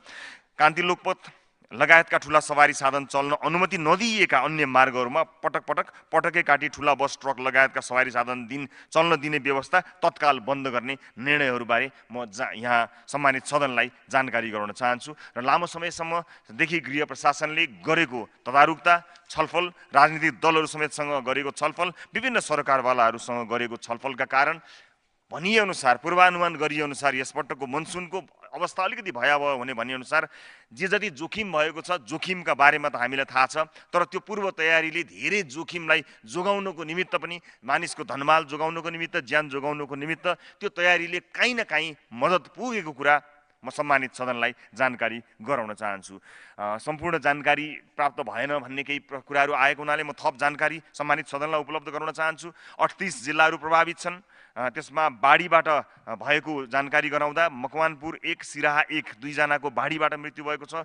पहिरोमा 14 जना, जसमा कास्कीका 11, म्याग्दी 2 र चितवन 1 का हुनुहुन्छ। त्यसै गरी घाइते, पहिरोबाट घाइते 3 जना हुनुहुन्छ, कास्कीका 3 जना हुनुहुन्छ। अविरल वर्षाबाट 1 जना, बागलुङका 1 जनाको मृत्यु भएको छ। यो 24 घण्टामा 17 जनाको दुःखद निधन भएको छ, घाइते 3 जना हुनुहुन्छ। त्यसै गरी 81-3-27 बेलुकादेखि अहिले बिहान 10 बजेसम्मको मनसुनजन्य घटनाबाट भएको क्षतिको विवरण पनि सम्मानित सदनलाई प्रस्तुत गर्न चाहन्छु। प्रभावित जिल्लाहरू 21, बाढीबाट सिराहाका 1, पहिरोबाट 14, अघि मैले जानकारी गराइहालेँ। 12 घण्टामा 15 जनाको मृत्यु, 3 जना घाइते भएको जानकारीहरू आएका छन् र अन्य जानकारीहरू निरन्तर मैले यो सदनमा सम्मानित सदनमा प्रस्तुत गर्दै आएको छु र फेरि पनि म सम्मानित सदनलाई जानकारी गराउन चाहन्छु सभामुख महोदय मार्फत कि यस्तै किसिमका विपत्तिहरू आउँदाखेरि अघिल्ला वर्षहरूमा या लामो समयमा इतिहासका विभिन्न कालखण्डहरूमा जे जस्तो किसिमको क्षति भएको थियो तुलनात्मक रूपमा ती क्षतिहरूलाई कम गराउने प्रयास भएको छ र त्यसले नतिजा पनि दिएको छ। नागरिकहरूलाई सुरक्षित स्थानमा सार्ने कामहरू निकै तदारुकताका साथ भएको छ। धनमालहरू जोगाउनको निमित्त बैंकका लकरहरूको व्यवस्था गर्ने कार्यहरू निरन्तर भएको छ। विभिन्न बन्दोबस्तीका सामानहरू निरन्तर पठाउने, स्टक चेक भएको गरेर त्यहाँ कति आवश्यक छ त्यसलाई पुनर्भरण गर्ने कार्य लगायतका कामहरू निरन्तर भएका छन्। सिन्धुपाल्चोक, नवलपरासी पूर्व, ताप्लेजुङ, डोटी, तनहुँ, काठमाडौँ, गुल्मी, स्याङ्जा जस्ता विभिन्न ठाउँहरूमा आवश्यक सामग्रीहरूको व्यवस्था गरिएको छ। आज बिहानसम्म पनि निरन्तर प्रत्येक दिनको 3 पटकसम्म निरन्तर बैठक गरी सम्बन्धित जिल्लाहरूमा जिल्ला प्रशासन कार्यालयहरू मार्फत छलफल गरी आवश्यक सामग्रीको जोहो र सावधानीका लागि निरन्तर कमान्ड पोस्टले काम गरिरहेको जानकारी म सम्मानित सदनलाई गराउन चाहन्छु। हामीले त्यसै अनुसार यी विभिन्न जिल्लाहरूमा आवश्यक पर्ने सामग्रीहरूको जोहो गरेका छौँ र रकमको सुनिश्चितता गर्ने, स्रोतको सुनिश्चितता गर्ने कार्यलाई निरन्तरता दिइरहेका छौँ। सशस्त्र प्रहरी बल नेपालले 7 वटै प्रदेशमा 1895 जना परिचालन गरेको छ। 171 जनाको सशस्त्र प्रहरी बलले उद्धार समेत गरेको छ। नेपाल प्रहरीले 7 वटै प्रदेशमा 5654 जनालाई परिचालित गरेको छ। 106 जनालाई नेपाल प्रहरीले सकुशल उद्धार गरेको छ र मनसुन सुरु भए यता विपद व्यवस्थापन कोषबाट विभिन्न जिल्लाहरूमा आवश्यक रकमहरू पठाइएको छ। अहिले भर्खरै मात्र 1,34,50,000 रकम समेत पठाइएको र आवश्यक रकमका लागि कुनै समस्या नपरोस् भनेर निरन्तर यसमा आवश्यक निर्णयहरू गरिएको कुरा म सम्मानित सदनलाई जानकारी गराउन चाहन्छु सभामुख महोदय मार्फत। सम्मान्य सभामुख महोदय, म अब आजको विषयवस्तुतिर जान चाहन्छु। सम्मान्य प्रधानमन्त्रीज्यूले विश्वासको मत माग्नु भएको आजको यो परिप्रेक्ष्यमा म आफ्नो दलका तर्फबाट आफ्ना केही कुराहरू राख्ने अनुमति चाहन्छु। सबभन्दा पहिला सभामुख महोदय,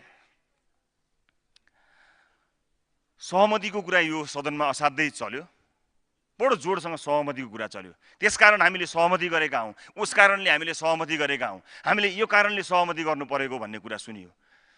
तर दुःखका साथ भन्नुपर्छ, नेपाली जनताले मत दिएर पठाउनुभएका माननीयजीहरू यही हुनुहुन्छ। अधिकांश त के सायद 1-2 जना भन्दा बाहेक कसैलाई पनि आफूले हो भनेर समर्थन गरिएको त्यो सहमति बारेमा अलिकति पनि जानकारी छैन। बिना जानकारीको यो सहमति न राष्ट्रलाई थाहा छ, न सहमति गर्ने दलका सांसदहरूलाई थाहा छ, न नेताहरूलाई थाहा छ। यो के सहमति होला? अनि यो कस्तो सहमति होला सभामुख महोदय, जसलाई मध्यरातमा कुनै एउटा व्यापारीको घरमा बसेर गर्नुपर्ने अनि त्यसलाई राष्ट्रिय सहमतिको नाम दिनुपर्ने? राष्ट्रिय जस्ता गहन शब्दहरू, यसको परिभाषा कुनै एउटा व्यापारीको घरमा आजसम्म देशलाई, जनतालाई, आफ्ना दलका नेता कसैलाई थाहा नदिइकन गरिएको सहमतिलाई राष्ट्रिय भनेर लेपन लगाउँदा यो मानमर्दन भएको छ। राष्ट्रियता शब्दको, राष्ट्रिय शब्दको मानमर्दन भएको छ। सभामुख महोदय, यो सहमति हुन सक्ला, तर यो राष्ट्रिय सहमति होइन, कदापि होइन। राष्ट्रिय सहमति गर्नका लागि कसैले पनि, न हामीले, न उहाँहरूले, न कसैले पनि रातको अँध्यारोमा गर्नै पर्दैन। बरु हामीलाई आशंका छ, एकाएक सहमतिमा पुग्नुपर्ने अवस्था कसरी पुग्यो? हामीलाई आशंका छ एकाएक रातारात संविधानको चिन्ता, व्यवस्थाको चिन्ता कसरी भयो? जब अनुसन्धानको सुई कसैको घरको ढोकामा ढकढकाउन पुग्यो, त्यतिखेर तपाईहरुलाई संविधानको याद आयो?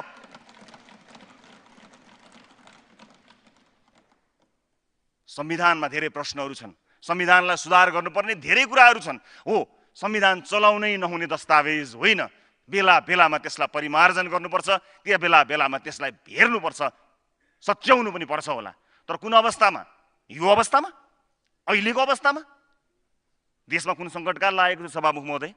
देशमाथि कहीँबाट कतै हमला भएको थियो कि देशमाथि कुनै प्राकृतिक विपत्ति परेको थियो कि देशमा संविधान निर्माण गर्नुपर्ने थियो कि देशमा कुनै अन्य किसिमका विभिन्न चुनौतीहरूले सामना गर्नुपर्ने अवस्था आएको थियो? केही पनि आएको थिएन सभामुख महोदय। हामीले बुझ्दा, हामीले थाहा पाउँदा आएको भए त्यो के हो कहीँ कतै देख्न सुन्न नपाएपछि मलाई लाग्छ आएको थिएन। बस संविधान जोगाउने नाममा कसलाई जोगाउन खोजिएको त्यो सहमति पत्र आएपछि खुल्ला। तर आजको दिनमा संविधान जोगाउनका लागि यो सहमति भएको भन्ने कुरा कम्तीमा म, मेरो पार्टी र हामी यसलाई स्वीकार गर्न तयार छैनौँ। त्यसैले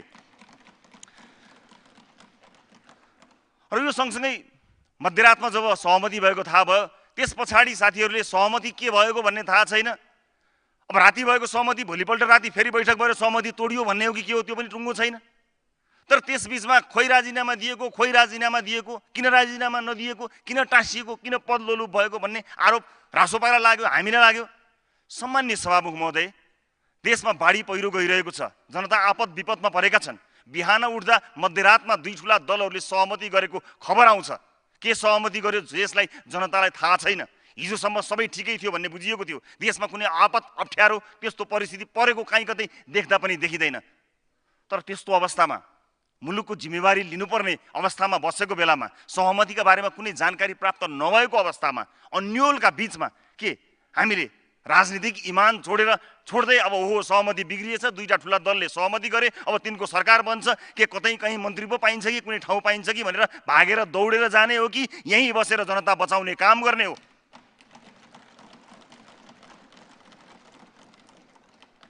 अपरिपक्वताको ट्याग लागेका, केटाकेटीपना भएको ट्याग लागेका हामीलाई इतिहासले कसरी मूल्याङ्कन गर्छ थाहा छैन सभामुख महोदय।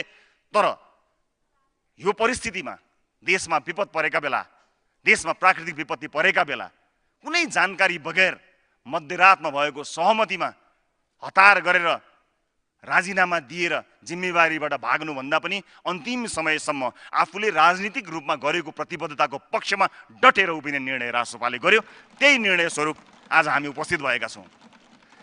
यसभन्दा अगाडि बोल्नुहुने ठुला दलका ठुला नेताहरूको भाषण मैले बारम्बार यो रस्टमबाट सुनेको छु, बाहिर पनि सुनेको छु।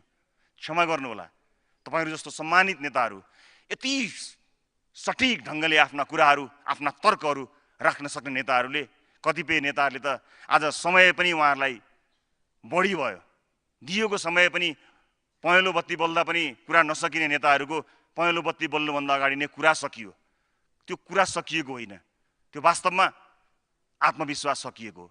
किनकि आत्मविश्वास थियो भने र आत्मविश्वास हुँदा कुन गर्जनका साथ तपाईहरू यो रोस्ट्रममा उभिनुहुन्छ त्यो इतिहासले देखेको छ, हामीले पनि देखेका छौँ। केही छैन, दुई ठुला दल मिलेर देशमा शान्ति हुन्छ, सुशासन हुन्छ, हामीलाई केही पनि भन्नु छैन। हामी तयार छौँ, हामीले खोजेको पनि त्यही हो। हामीले त देख्यौँ 30औं वर्षसम्म। तपाईहरू उहिले मिलेको भए हाम्रो जन्म पनि हुने जरुरी पनि थिएन, तर हुन सकेन। हामीलाई धेरै मतदाताहरूले कहिलेकाहीँ भन्नुहुन्छ, हाम्रा शुभचिन्तकहरूले, तिमीहरूले सरकारमा गएर के गर्यौ? आज म आफ्ना 12 लाख मतदाताहरूलाई गर्वका साथ यो रोस्ट्रममा उभिएर भन्न चाहन्छु, हेर्नुहोस्, हामीले सरकारमा गएर एउटा यस्तो सुशासनको शङ्खनाद गर्यौं कि रातारात ऐतिहासिक रूपमा दुई ठुला दल एकै ठाउँमा आए। योभन्दा धेरै के गर्नु पर्यो? सम्माननीय सभामुख महोदय, हाम्रो व्यवस्था अलिकति बेग्लै किसिमको छ। राजनीतिक भागभण्डाले गाजिएको छ। विभिन्न निकायहरूमा राजनीतिक भागभण्डाका आधारमा शक्तिहरूको बाँडफाँड भएको छ। त्यो आफैमा एउटा सेपरेसन अफ पावर, त्यो आफैमा लोकतन्त्रको एउटा खम्बा हो, एउटा महत्त्वपूर्ण कडी हो। दुई राजनीतिक दल मिल्दा साँच्चै नै सङ्कटकालीन अवस्थालाई त्राण दिने, राष्ट्रलाई निकास दिने प्रतिबद्धता हो भने त्यो स्वागतयोग्य गर्ने कुरा थियो। तर जसरी लुकाइएको छ र जसरी भनिएको छ त्यसलाई स्वीकार गर्न हामीले नसकेका मात्र। यो खुल्लमखुल्ला भइदिएको भए हामी पनि काहीँ न काहीँ कतै न कतै एउटा राष्ट्रिय सहमतिमा असहज हुने काम पक्कै पनि गर्ने थिएनौँ। तर त्यस्तो हुन सकेन। तर यहाँ समस्या अलिकति छ। म सम्मानित सदनको ध्यान आकर्षण केमा गराउन चाहन्छु भने ठुला राजनीतिक दल एकै ठाउँमा आउँदा एउटा ठुलो समस्या पैदा हुन सक्छ। जुन ढङ्गले हाम्रा संरचनाहरू बनेका छन्, जसरी सेपरेसन अफ पावर हामीले परिकल्पना गरेका छौँ, शक्ति पृथकीकरणको सिद्धान्तलाई हामीले जसरी परिभाषित गरेका छौँ, जसरी व्याख्या गरेका छौँ र जसरी त्यसमा हामी टेकेर समाजलाई अगाडि बढाइरहेका छौँ, कतै त्यसमा ठुलो सङ्कट आउने त होइन सभामुख महोदय? त्यस्तो नआओस् भन्ने रासोपाको चिन्ता छ। आज विभिन्न निकायहरूमा हामीले भागभण्डा गरेर राजनीतिक पहुँचका आधारमा, पोलिटिकल स्ट्रेन्थका आधारमा निकायहरूमा भागभण्डा गरेका छौँ। भोलि कुनै मुद्दामा देशका ठुला दरहरू मिलिरहँदा त्यसले लोकतन्त्रलाई काहीँ न काहीँ कतै न कतै असर गर्ने त होइन। हाम्रो चिन्ता त्यति मात्र हो। बाँकी रह्यो प्रतिपक्षको कुरा। रासोपा कस्तो प्रतिपक्ष हो भन्ने कुरा गत वर्ष हामीले देखाइसकेका छौँ। हामीलाई सरकारमा भन्दा प्रतिपक्षमा बस्न रमाइलो छ, हाम्रो प्रभावकारिता बढ्छ, जनताले चाहेका पनि यही हुन्। तर हामीलाई लागेको थियो मुलुकमा रातारात हाइवेज बनाउन सकिँदैन, एक्सप्रेस वे बनाउन सकिँदैन, फ्लाइओभर्स बनाउन सकिँदैन, ट्रेन ट्रामहरू रातारात बनाउन सकिँदैन। तर होप त दिन सकिन्छ नि। देश जहाँ सम्भावना छैन भनेर मानिसहरू घर छोडेर हिँडेका छन्, प्रत्येक घरका कोही न कोही मानिस विदेश गएका छन्, त्यहाँ आशा दिन सकिन्छ। हामीलाई मानिसहरूले अर्को चुनावसम्म तिमीहरू प्रतिपक्षमै बस भनेका थिए र हामीले प्राप्त गरेको मत पनि सरकारमा जाने मत थिएन पनि।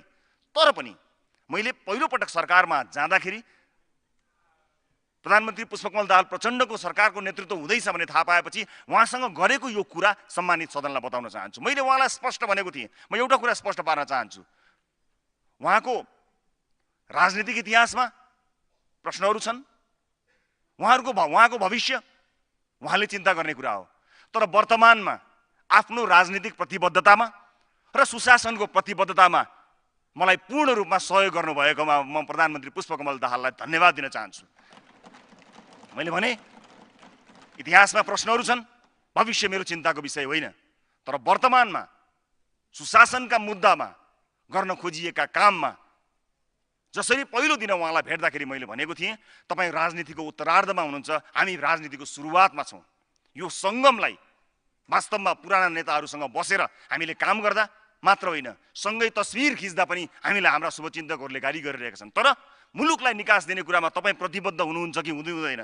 तपाईँ प्रतिबद्ध हुनुहुन्छ भने तपाईँको उत्तरार्ध र हाम्रो शुभारम्भले एउटा राम्रो सङ्गम दिन सक्यो भने मुलुकमा सुशासनको एउटा नयाँ आयाम कायम हुन्छ। तपाईँ तयार हो भनेर उहाँलाई सोधेपछि उहाँ तयार हो भनिसकेपछि हामीले दलमा छलफल गरेर हामी कुरेर बसेर असल बनेर होइन, सँगै काम गरेर केही न केही योगदान दिएर अगाडि बढ्ने प्रतिबद्धताका साथ आएका थियौँ। त्यो प्रतिबद्धतामा उहाँ आजका मितिसम्म कायम हुनुभएको छ। र यसैलाई अगाडि बढाउनको निमित्त योभन्दा अगाडि सरकारमा सहभागी हुँदाखेरि हामीसँग त्यति धेरै समय थिएन। सम्मानित अदालतको आदेशले मैले पदबाट मुक्त हुनु पर्यो। म पदबाट मुक्त भएसँगै पार्टीले पनि सरकार छोड्ने निर्णय गर्यो। हामीले चाहेका कयौँ चिजहरू गर्न सकेका थिएनौँ। यसपटक चेकलिस्ट सहित आएका थियौँ। तर त्यही चेकलिस्टलाई कसै न कसैले फेक लिस्ट पनि भनेका छन्। म स्पष्ट पार्न चाहन्छु, के गर्यो 4 महिनामा भनेर हामी आफै सन्तुष्ट छैनौँ। हामीले आफैलाई जुन अवस्थामा सोचेका थियौँ, जति काम गर्न सक्छौँ भनेका थियौँ, हामी हाम्रो मूल्याङ्कनमा सन्तुष्ट छैनौँ। तर यो 3 महिनामा 4 महिनाको अवधिमा जतिखेर संसदमा 2.5 महिनासम्म निरन्तर ठगीको आरोप लागिरह्यो, सडकमा पुतला जलिरह्यो, त्यस्तो अवस्थाका बीच अदालतमा मुद्दा ठेली प्रहरी कार्यालयहरूमा सधैँभरि कहीँ न कहीँ निवेदनका कुरा लिएकै बीचमा पनि एडिटोरियल र फ्रन्ट पेजहरू भरिभराउ भएको परिप्रेक्ष्यमा पनि हामीले नेपाली जनताको पक्षमा इमान्दार भएर काम गर्यौँ। म यति चाहिँ सम्मानित सदनलाई भन्न चाहन्छु। के गर्यौ, कसो गर्यौ, गर्न धेरै सकिन्थ्यो होला, तर यही 3 महिनाको मन्त्री हुनुहुन्छ अरे, सुने अनुसार तपाईँले मलाई स्टन्ट गर्नुभयो भन्ने जस्तो कुरा गर्नुभयो। बाँसबारीको जग्गा फिर्ता ल्याउने कुरा स्टन्ट भएछ भने यस्तै स्टन्ट म तपाईँबाट अपेक्षा गर्छु। बाल मन्दिरको जग्गा फिर्ता ल्याउने कुरालाई स्टन्ट भन्नुहुन्छ भने माननीय ज्यूबाट म यही स्टन्टको अपेक्षा गर्न चाहन्छु। जनकपुरको 9000 बिघा जग्गाको अनुसन्धान सुरु भएको छ, नरोकेर मात्र स्टन्ट सुरुवात गरिदिनु होला, सम्पन्न गरेर त्यो स्टन्ट गर्नु हुन अनुरोध गर्न चाहन्छु। पतञ्जलिको जग्गाको कामलाई अगाडि बढाएर मद्दत गरिदिनु होला, म तपाईँबाट त्यो स्टन्टको अपेक्षा गर्न चाहन्छु। बाँकी रह्यो नक्कली भुटानी शरणार्थीको विषय। यही सदनमा उभिएर एकजना माननीयजीले भन्नुभएको थियो फाइल खोल्छु, एउटा फाइल खोल्यो भने चाहिँ यो गर्छु त्यो गर्छु भन्नुभएको, खोइ खोल्नु भएको भन्नुभएको थियो। फाइल खुलेको 24 घण्टामा सरकार ढाल्नुभयो। कसरी खोल्ने फाइल? 24 घण्टामा।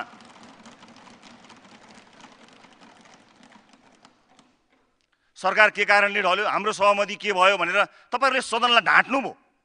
यो देशको बच्चालाई थाहा छ सरकार किन ढल्यो। यो देशको बच्चालाई थाहा छ कसका कारणले सरकार ढल्यो। स्पष्ट छ। केही नियुक्ति र बेचन झा र प्रतीक थापाको पक्राउ बाहेक यो सरकार ढलेको अर्को कुनै कारण जनतालाई थाहा छैन। तपाईहरुले आफूले गरेको सहमति खल्तीमा हाल्नु भएको छ, देखेका छैनौ। आज यतिखेर यो सदनमा उभिएर म गर्वका साथ भन्न सक्छु 21 सिटको दल, 4 वटा मन्त्रालय, सदनमा विरोध, सडकमा पुतला, अदालतमा मुद्दा, चारैतिर हंगामा। यस बीचमा 4 महिनाका बीचमा यति धेरै मानिसहरू, हाई प्रोफाइल मानिसहरूको पक्राउ, केहीको त नाम मैले लिनै हुँदैन। लोकतन्त्र खतरामा पर्छ, प्रेस स्वतन्त्र खतरामा पर्छ। विषय एउटा छ, सक्नुहुन्थ्यो त्यो धान्न। राष्ट्रिय मात्र होइन, अन्तर्राष्ट्रिय कति ठाउँबाट विज्ञप्तिहरू आए, कति ठाउँका मान्छेहरूले विज्ञप्ति चढाउन गए। राजाका पालामा दाम चढाउन गएको सुनेको थिएँ। एउटा विज्ञप्ति नचढाइ त सोसाइटीमै परिदैन भनेर कोही मानिस पक्राउ पर्दाखेरि विज्ञप्तिमाथि विज्ञप्ति पढाउन जानुभएको होइन। मलाई दुःख लाग्छ सामान्य सभामुख महोदय, दुःख लाग्छ। राज्य व्यवस्था तथा सुशासन समितिको सभापति अदालतले पक्राउ पूर्जी जारी गरेको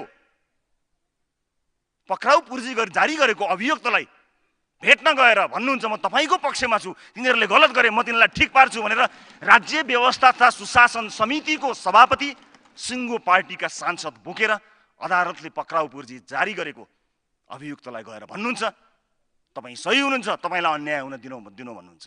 सुशासनको अपेक्षा गर्ने सभामुख महोदय, यति बोलेका कारण मैले कतिवटा एडिटोरियल भोग्नुपर्ने हो, कतिवटा फ्रन्टलाइन खानुपर्ने हो, कति मुर्दाबाद हुनुपर्ने हो थाहा छैन। अब त संसदीय समितिमा पनि तपाईँहरूको बहुमत भयो होला।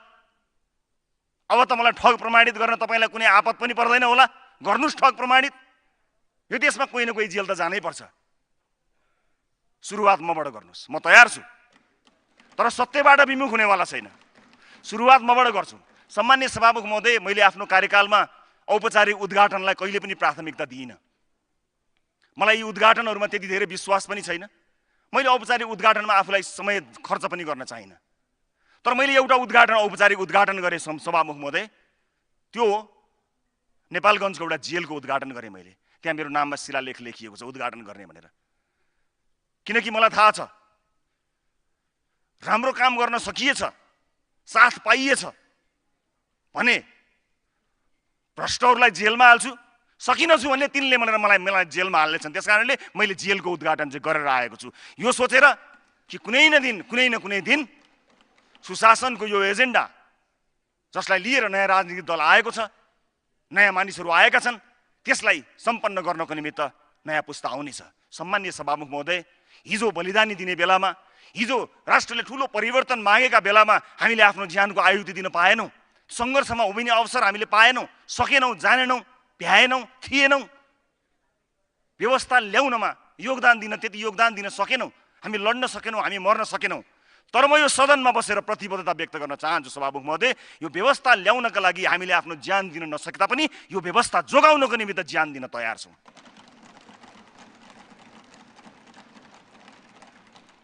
यसलाई तलमाथि हामी हुन दिँदैनौँ, यो म स्पष्ट पार्न चाहन्छु।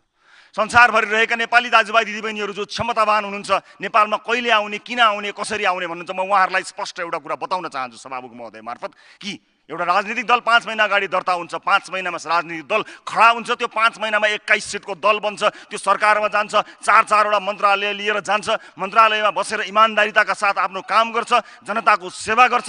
काम गर्दै जाँदाखेरि एक दिन यस्तो एउटा फाइल खुल्छ कि इतिहासमा कहिल्यै नभएको घटना हुन्छ, 2टा ठुला दल ठ्याप्पै मिल्ने काम हुन्छ भने यो देशमा सम्भावना छ, आउनुहोस्, यो देशमा सम्भावना छ, अथाह सम्भावना छ। खालि त्यसको सुरुवात मात्र हामीले गरेका हौँ। भनिएको छ अब ओह्रालो लाग्यो, काम छैन, केही छैन, यिनीहरूको केही काम छैन, सकिए अब ओह्रालो लाग्दैछ भनिएको छ। जो ओह्रालो लाग्छ, जो कमजोर छ, त्यसलाई सबै मिलेर लखेड्छन् सदनमा, सडकमा, पत्रपत्रिकामा, हेडलाइनमा, सम्पादकीयमा। अन्तर्राष्ट्रिय जगतले समेत विभिन्न अपिल निकालेर गर्छन् भने त्यो कमजोर होइन, त्यो सबभन्दा बलियो व्यक्तिका रूपमा, पार्टीका रूपमा होइन, सुशासनको एजेन्डा यो देशमा जबरजस्त स्थापित भयो। 2 ठुला राजनीतिक दलले त्यसलाई स्थापित गरिए हो। सुशासनको एजेन्डा अब नेपालमा सुरु भएको छ। सामान्य सभामुख महोदय, अहिले के सुन्न थालिएको छ भने कांग्रेस र एमाले यति ठुला दल हुन् कि यी 2 मिलेपछि अब देशमा जे गरे पनि हुन्छ, संविधान संशोधनदेखि अनेक नीति एवं संस्थागत उथलपुथल हुन्छ भनिएको छ। यो अराजनीतिक, अलोकतान्त्रिक सोच र अङ्कगणितीय आधारमा पनि गलत छ। गत निर्वाचनमा के भएको थियो म अलिकति स्पष्ट पार्न चाहन्छु। गत निर्वाचनमा लगभग 70% योग्य मतदाताले कांग्रेस वा एमालेलाई भोट हालेनन्। यो कुरा हामीले जान्नुपर्छ। अहिले भनिएको छ 2टा पार्टी मिलेपछि सबै चिज हुन्छ, होइन, त्यसलाई म स्पष्ट पार्न चाहन्छु। लगभग 70% योग्य मतदाताले कांग्रेस एमालेलाई भोट हालेनन्। कांग्रेसले पाएको मत जम्मा 27,15,000 हो भने एमालेले 28,45,000 मत हो। यो तल्लो सदनमा, यो सिटको जुगाड गरेर 2/3 पुग्न सक्ला सबै मिलेर, तर नेपालका कुल मतदाता संख्या 1,80,00,000 को अनुपातमा तपाईहरुको मत भनेको 30% जति मात्रै हो। 2048 पछिका 7वटा निर्वाचन नतिजा निहाल्दा पनि आज 3 करोड जनताको देश नेपालमा कांग्रेस वा एमालेले अहिलेसम्म को हेर्दा कहिले पनि 32 लाख अर्थात् 11% भन्दा बढी मत पाएका छैनन्। कुल मतदाता संख्यामा 60% वृद्धि हुँदा पनि यो सदनको ठूलो दल कांग्रेसले 2079 सालमा पाएको मत 2048 सालमा पाएको मत भन्दा कम मत हो। त्यसकारणले सम्पूर्ण हो भन्ने कुराको जुन भाष्य बनाइएको छ म त्यसलाई खण्डन गर्न चाहन्छु। त्यसैले अङ्कगणितीय भ्रम होइन, नैतिक वैधताको जगमा आगामी दिनहरूमा आफ्ना कदमहरू चाल्नु होला। 33 वर्ष विगत त्यति राम्रो होइन, छैन, तुरुन्तै फेरिनुहुन्छ भन्ने कुरा हामीलाई लाग्दैन। तर सत्कर्म गरेर नयाँ सुरुवात गर्ने सुविधा, त्यसमा नेपालीहरू सहनशील छन्, समाज सहनशील छ, त्यो सुविधा हामी तपाईलाई दिन चाहन्छौँ। हेक्का चाहिँ के रहोस् भने कांग्रेस एमालेलाई भोट नहालेका यस देशका 70% हिस्साको हामी मुख्य अंशियार हौँ। त्यो 70% जसले कांग्रेस एमालेलाई भोट हालेको होइन, त्यसका प्रमुख अंशियार मध्ये हामी त्यसका अंशियार हौँ। यो जनाधारको विस्तार गर्नु नै हाम्रो राजनीतिको मूल उद्देश्य हो। रासोपा सकिने वा सिद्ध्याउन सकिने शक्ति होइन। घण्टी चुनाव चिन्ह अबका मतपत्रहरूमा सदा रहिरहनेछन्। हामी भ्रष्टाचार र विचलनका मुद्दामा निर्मम ढङ्गले प्रस्तुत हुनेछौँ र सुशासन र समुन्नतिका विषयमा तपाईहरूले चाल्नु भएको हरेक कदममा सहकार्य गर्ने प्रतिबद्धता पनि म आज यही उभिएर यहाँहरूलाई प्रस्तुत गर्न चाहन्छु। सम्माननीय सभामुख महोदय, अब मैले सकिहालेँ, म छोटा केही कुराहरू यहाँहरू समक्ष प्रस्तुत गर्न चाहन्छु। विशेष गरेर सकिहाल्ने सभामुख महोदय, केही छोटो जानकारीहरू मात्र छन् यहाँ। पदभार सम्हाल्दाखेरि सरकारी र सार्वजनिक जग्गाको अतिक्रमणलाई अन्त्य गर्ने पहिलो निर्णयबाट सुरु गरिएकोमा 635 बिघा 1 कट्ठा 10 दूर जग्गा तराईमा र 74 रोपनी 13 आना जग्गा पहाडमा सार्वजनिक तथा सरकारी जग्गा साबिक्य अवस्थामा फिर्ता ल्याइएको कुरामा सम्मानित सदनलाई जानकारी गराउन चाहन्छु। पदभार सम्हालेको एक साता नबुझ्दै आन्दोलनरत मिटर ब्याज तथा ठगी विरुद्ध किसान मजदुर सङ्घर्ष समिति नेपालसँग सहमति गरी मन्त्री परिषदको चैत्र 8 गतेको निर्णयले अनुचित लेनदेन मिटर ब्याज सम्बन्धी जाँचबुझ आयोग गठन भयो। 80 गठन भयो। त्यतिखेर मानिसहरू धेरै जसो आन्दोलनरत थिए, सडकमा थिए, उनीहरूसँग सहमति गरेको कुरा जानकारी गराउन चाहन्छु। 10 महिनादेखि सङ्घर्षरत मृतक आरती शाहको परिवारसँग सम्झौता भई नेपाल प्रहरीको अपराध अनुसन्धान ब्युरोको टोलीबाट घटनाको पुनः अनुसन्धान गरी प्रतिवेदन राखिएको छ। त्यसै गरी निर्मला कुर्मी र सुमरदानी थारूको मृत्यु सम्बन्धमा विभिन्न माग राखी अनसनरत रुबी खानसँग 5 बुँदे सहमति गरिएको छ। पछिल्लो 3 महिनामा सीमाबाट हुने अवैध ओसार प्रसार नियन्त्रण गर्न सीमा गस्तीलाई व्यापक एवं प्रभावकारी रूपमा परिचालित गरिएको छ। यसबाट 3 महिनामा जम्मा नेपाल प्रहरीले 1 अर्ब 43 करोड 97 लाख 58 हजार बराबरको र सशस्त्र प्रहरी बल नेपालले 47 करोड 87 लाख 79 हजार राजस्व अनुसन्धान कार्यालयमा बुझाएको भन्सार राजस्व अनुसन्धान कार्यालयमा बुझाएको जानकारी गराउन चाहन्छु। गृह मन्त्रालयको प्रस्तावमा नेपाल सरकारबाट फौजदारी कैदकट्टा नियमावली 2076मा संशोधन भएको छ। यसबाट सम्मानित सर्वोच्च अदालतको आदेश कार्यान्वयन गर्न रोकिएको कैदकट्टा सम्बन्धी कार्यलाई सुचारू गर्न र कैदकट्टा सम्बन्धी विषयलाई पीडित मैत्री पारदर्शी र वस्तुनिष्ठ बनाउने कानुनी आधार तयार भएको छ। रिगल काण्ड अब नदोहोरियोस् भन्नका लागि खल्तीबाट पहुँच भएका मानिसहरूले आफ्ना मानिसहरूलाई रिहाई गर्न दिने दिनको कानुनी रूपमा हामीले अन्त्य गरेको कुरा सम्मानित सदनलाई जानकारी गराउन चाहन्छु। त्यसैगरी सार्वजनिक प्रदर्शन हडताल तथा विरोधका क्रममा हुने क्षति, यदि सार्वजनिक क्षति सरकारी सम्पत्तिको क्षति कसैले गरेको रहेछ भने कार्यविधि नै बनाएर त्यस्ता क्षति गर्नेहरू विरुद्ध हामीले बिल पठाउने र असुल उपर गराउने कार्यविधि तयार गरेको कुरा जानकारी गराउन चाहन्छु। सबै खाले विपदबाट हुने क्षतिलाई समेटेर विपद प्रभावकारी निजी आवास प्रबलीकरण पुनर्निर्माण तथा पुनर्स्थापना अनुदान कार्यविधि 2081 तयार गरी कार्यान्वयनमा ल्याइएको छ। राष्ट्रिय परिचय पत्रमा विशेष काम भएको छ। हिरासत छल्न अस्पताल बस्ने कार्यलाई नियन्त्रण गर्न नेपाल मेडिकल काउन्सिलको राय लिई कार्यान्वयनका लागि नेपाल प्रहरी र महान्यायाधिवक्ता कार्यालयमा पत्राचार गरिएको छ।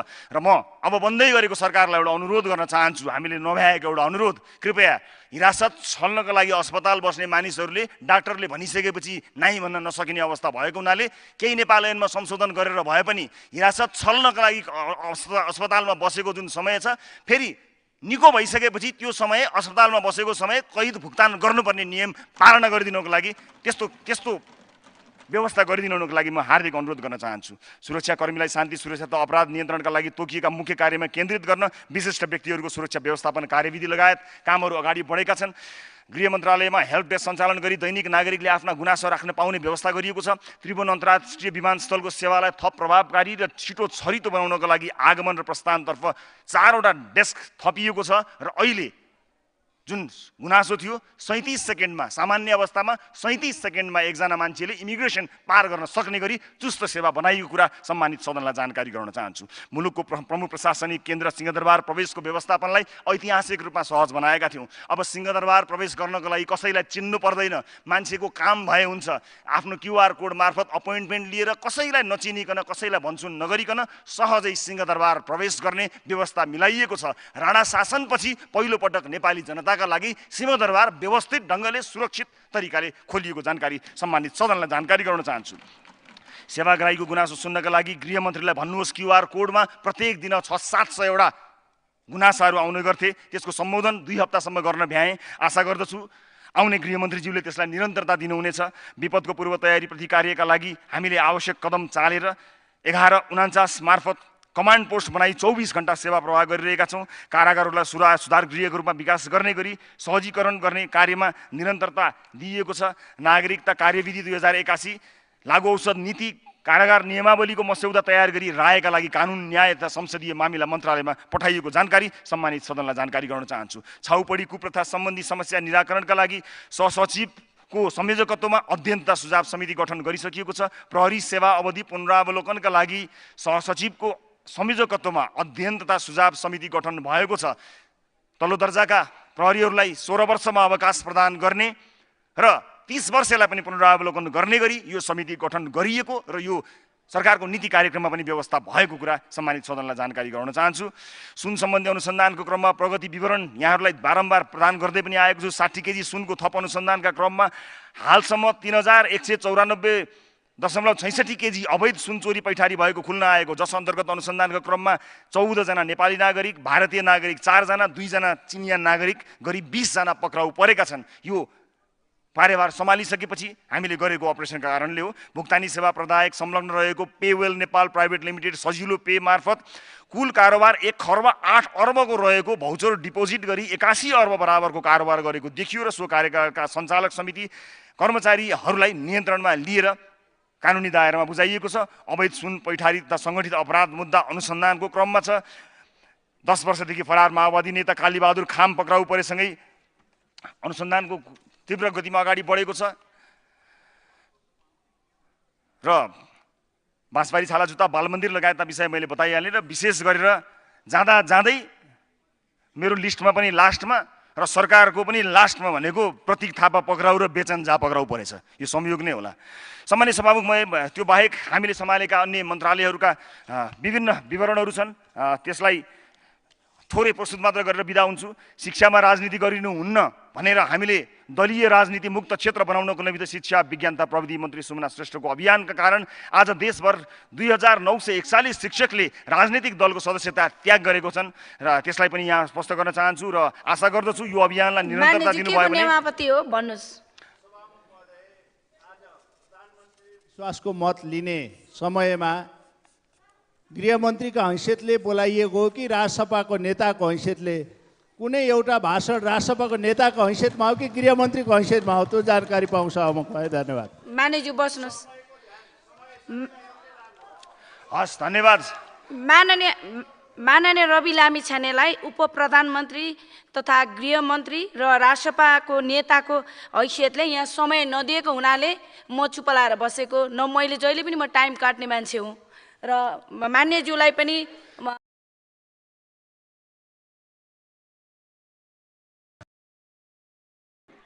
तर तपाईँ पटक पटक हामीलाई छोड्नुभयो। यसैले यो अवस्थाको सामना पनि गर्नु परिरहेको छ।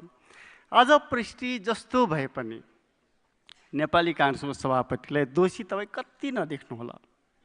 उहाँसँगको सम्बन्धलाई सन्तुलनमा राख्नुहोला। 4 महिनामै परिस्थिति अनुकूल भइ त हाल्छ। 100% 4 महिना आजको दिन आजको मिति गनेरै बसौँ, 4 महिनामा परिस्थिति अनुकूल तपाईँकै पक्षमा हुन्छ। त्यसैले सबैसँग बराबर सन्तुलनमै रहेर व्यवहार गर्नुहोला, यो मेरो अनुरोध छ। सभापतिज्यू, म काङ्ग्रेसको सभापतिज्यूलाई पनि हेरिरहेको छु। नेपालको लोकतान्त्रिक राज्य व्यवस्थालाई कमजोर हुने गरी, संसद विघटन हुने गरी साक्षी नबस्नुहोला।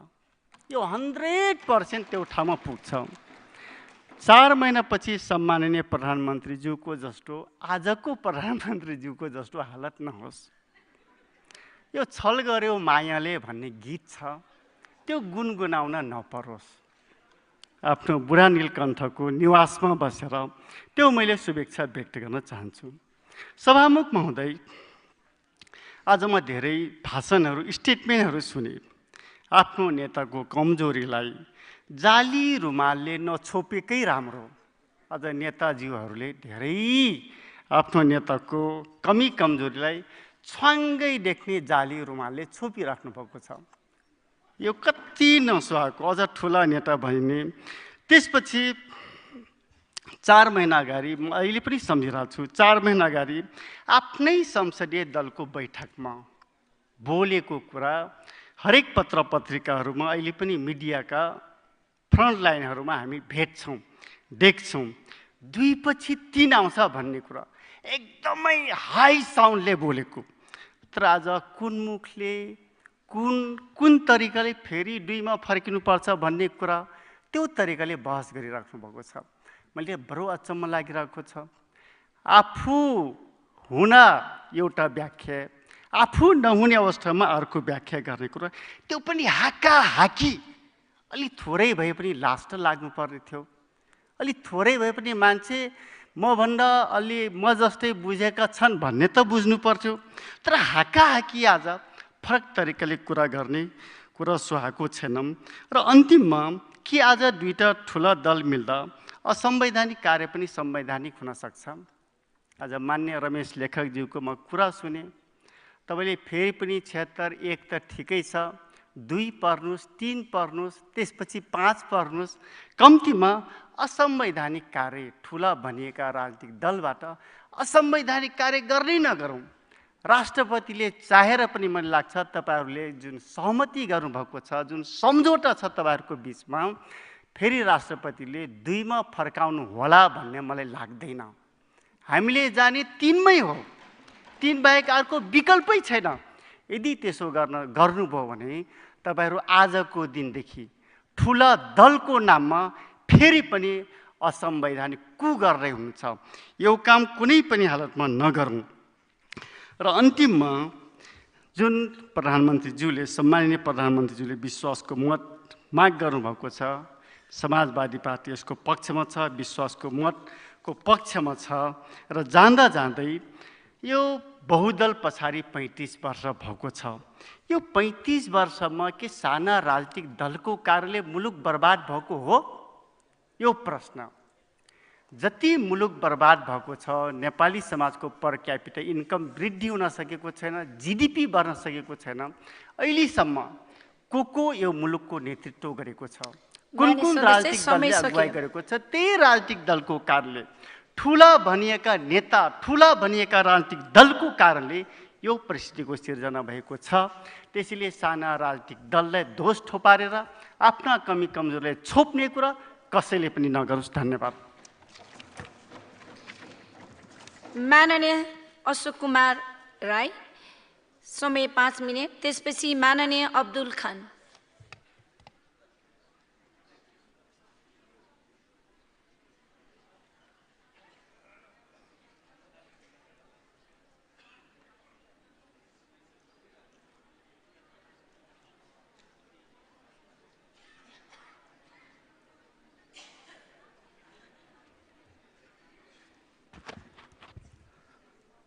सम्माननीय सभामुख महोदय, आज हामी सम्माननीय प्रधानमन्त्रीज्यूले माग्नुभएको विश्वासको मतको पक्ष र विपक्षमा बहस गरिरहेका छौँ।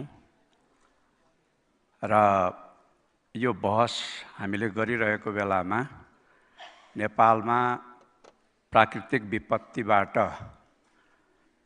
धेरै हाम्रा बन्धुहरू, दाजुभाइ, दिदीबहिनीहरू पीडित हुनुभएको छ। तसर्थ जनता समाजवादी पार्टी दर्ता भएपछि पहिलो पटक यो रोस्टममा उभिरहँदाखेरि सम्पूर्ण मृतक, प्राकृतिक विपत्तिमा परेर जीवन गुमाउनुहुने मृतकहरूप्रति हार्दिक श्रद्धाञ्जली व्यक्त गर्दछु, घाइतेहरूको स्वास्थ्य लाभको कामना गर्दछु र सम्पूर्ण पीडितहरूप्रति सहानुभूति व्यक्त गर्न चाहन्छु। म आज धेरै बहसमा उत्रिन चाहन्न, समय पनि 5 मिनट छ र प्रतिभाशाली माननीयज्यूहरूले अत्यन्त पेनिट्रेटिङ वेमा, अत्यन्त सटिक ढङ्गले धेरै तर्कहरू प्रस्तुत गरिसक्नु भएको छ। म खालि के मात्रै यहाँ राख्न चाहन्छु भने जनता समाजवादी पार्टीले प्रधानमन्त्रीज्यूले राख्नु भएको विश्वासको लागि जुन प्रस्ताव छ, त्यो प्रस्तावको विपक्षमा मतदान गर्ने निर्णय गरेको छ। अब यो हाम्रो सदनको, यसपटकको सदनको चाहिँ विशेषता जस्तो नै बन्न गएको छ। विश्वास अविश्वासमा परिणत हुन्छ, अविश्वास विश्वासमा परिणत हुन्छ र त्यो छिटो हुन्छ, छिटो हुने गरेको छ। त्यसो भएको हुनाले यो विश्वास अविश्वासको एउटा जुन प्रक्रियाबाट हाम्रो शासन व्यवस्था, सरकार गुज्रिरहेको छ, यसबाट कसैले पनि निराश हुनुपर्छ जस्तो लाग्दैन र यसलाई पखलास चाखलासको विषयवस्तु बनाउनुपर्छ जस्तो पनि लाग्दैन। यो स्वाभाविक संसदीय प्रक्रिया हो र यसलाई स्वाभाविक रूपमा नै हामीले ग्रहण गरौँ, आत्मसात गरौँ। हामीले अभ्यास पनि गर्दै आएका छौँ। त्यसो भएर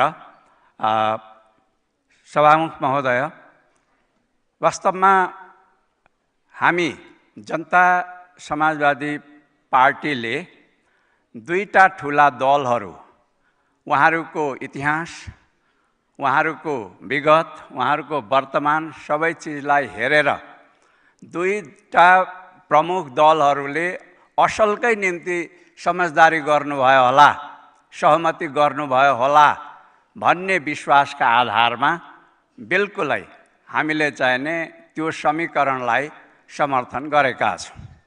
जहाँसम्म संविधानको प्रश्न छ, संविधान संशोधनको सम्बन्धमा त त्यो आवश्यकता उहाँहरूले कुन रूपमा बोध गर्नुभएको छ मलाई थाहा छैन, तर संविधान जारी भइरहँदा 2072मा संविधान सभाको तत्कालीन संविधान सभाको चाहिने सदस्यको नाताले मैले कैयौँ व्यवस्थाहरूलाई चाहिने अझै सुधार गरेर अझै अग्रगामी ढङ्गले चाहिने लिएर जान जरुरी छ भन्ने कुरा त्यो बेलामा पनि राखेको हो।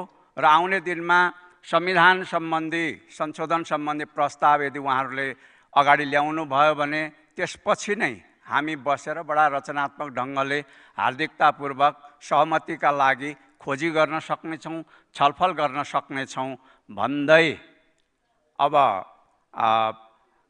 आजको चाहिँ नै मेरो मन्तव्यको क्रमलाई यही नै टुङ्ग्याउन चाहन्छु।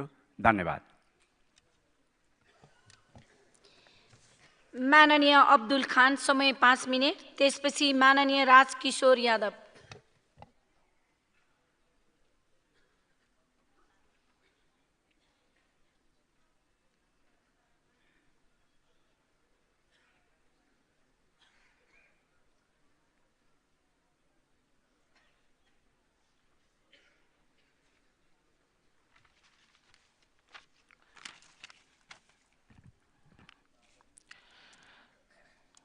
सम्माननीय सभामुख महोदय,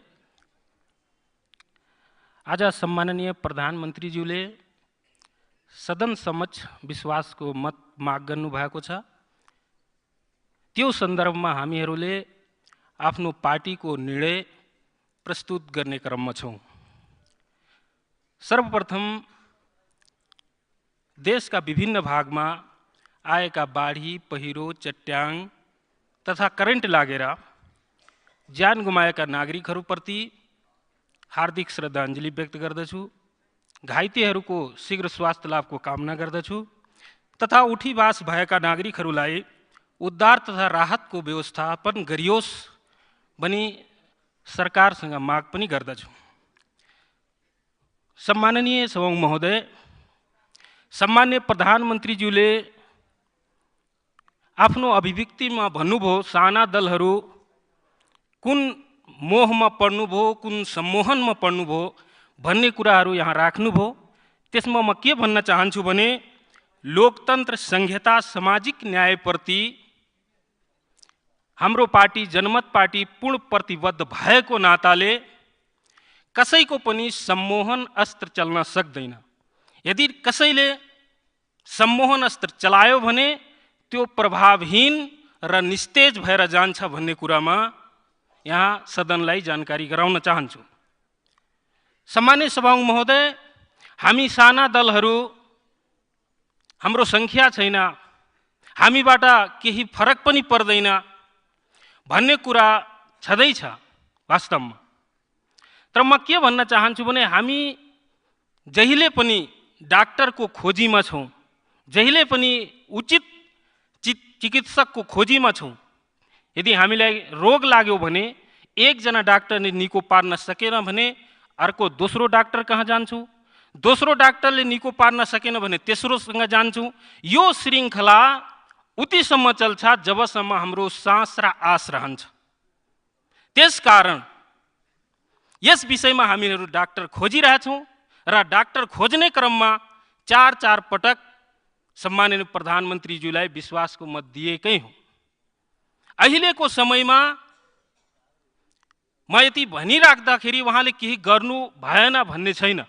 मैले सम्माननीय प्रधानमन्त्रीज्यूलाई मात्र दोष लगाउन चाहन्न।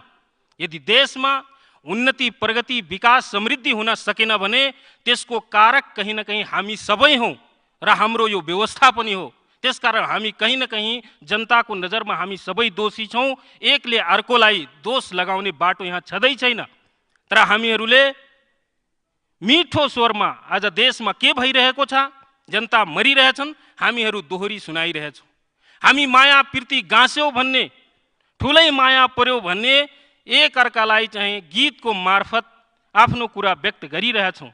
सम्मानित सभामुख महोदय, हामी चिकित्सक खोज्ने क्रममा यदि डाक्टरको उसँग यदि इक्विपमेन्ट छैन, उपकरण छैन भने डाक्टरले शल्यक्रिया गर्न सक्दैन।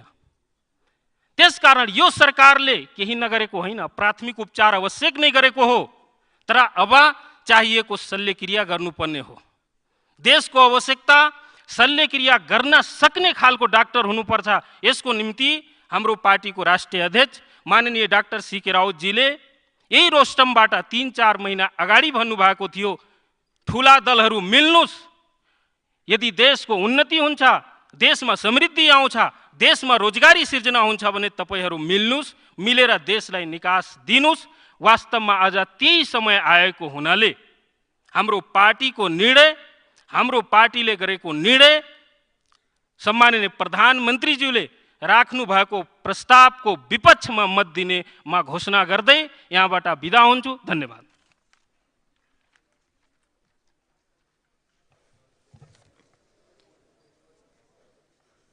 माननीय राजकिशोर यादव, समय 5 मिनट। त्यसपछि माननीय राम प्रकाश चौधरी।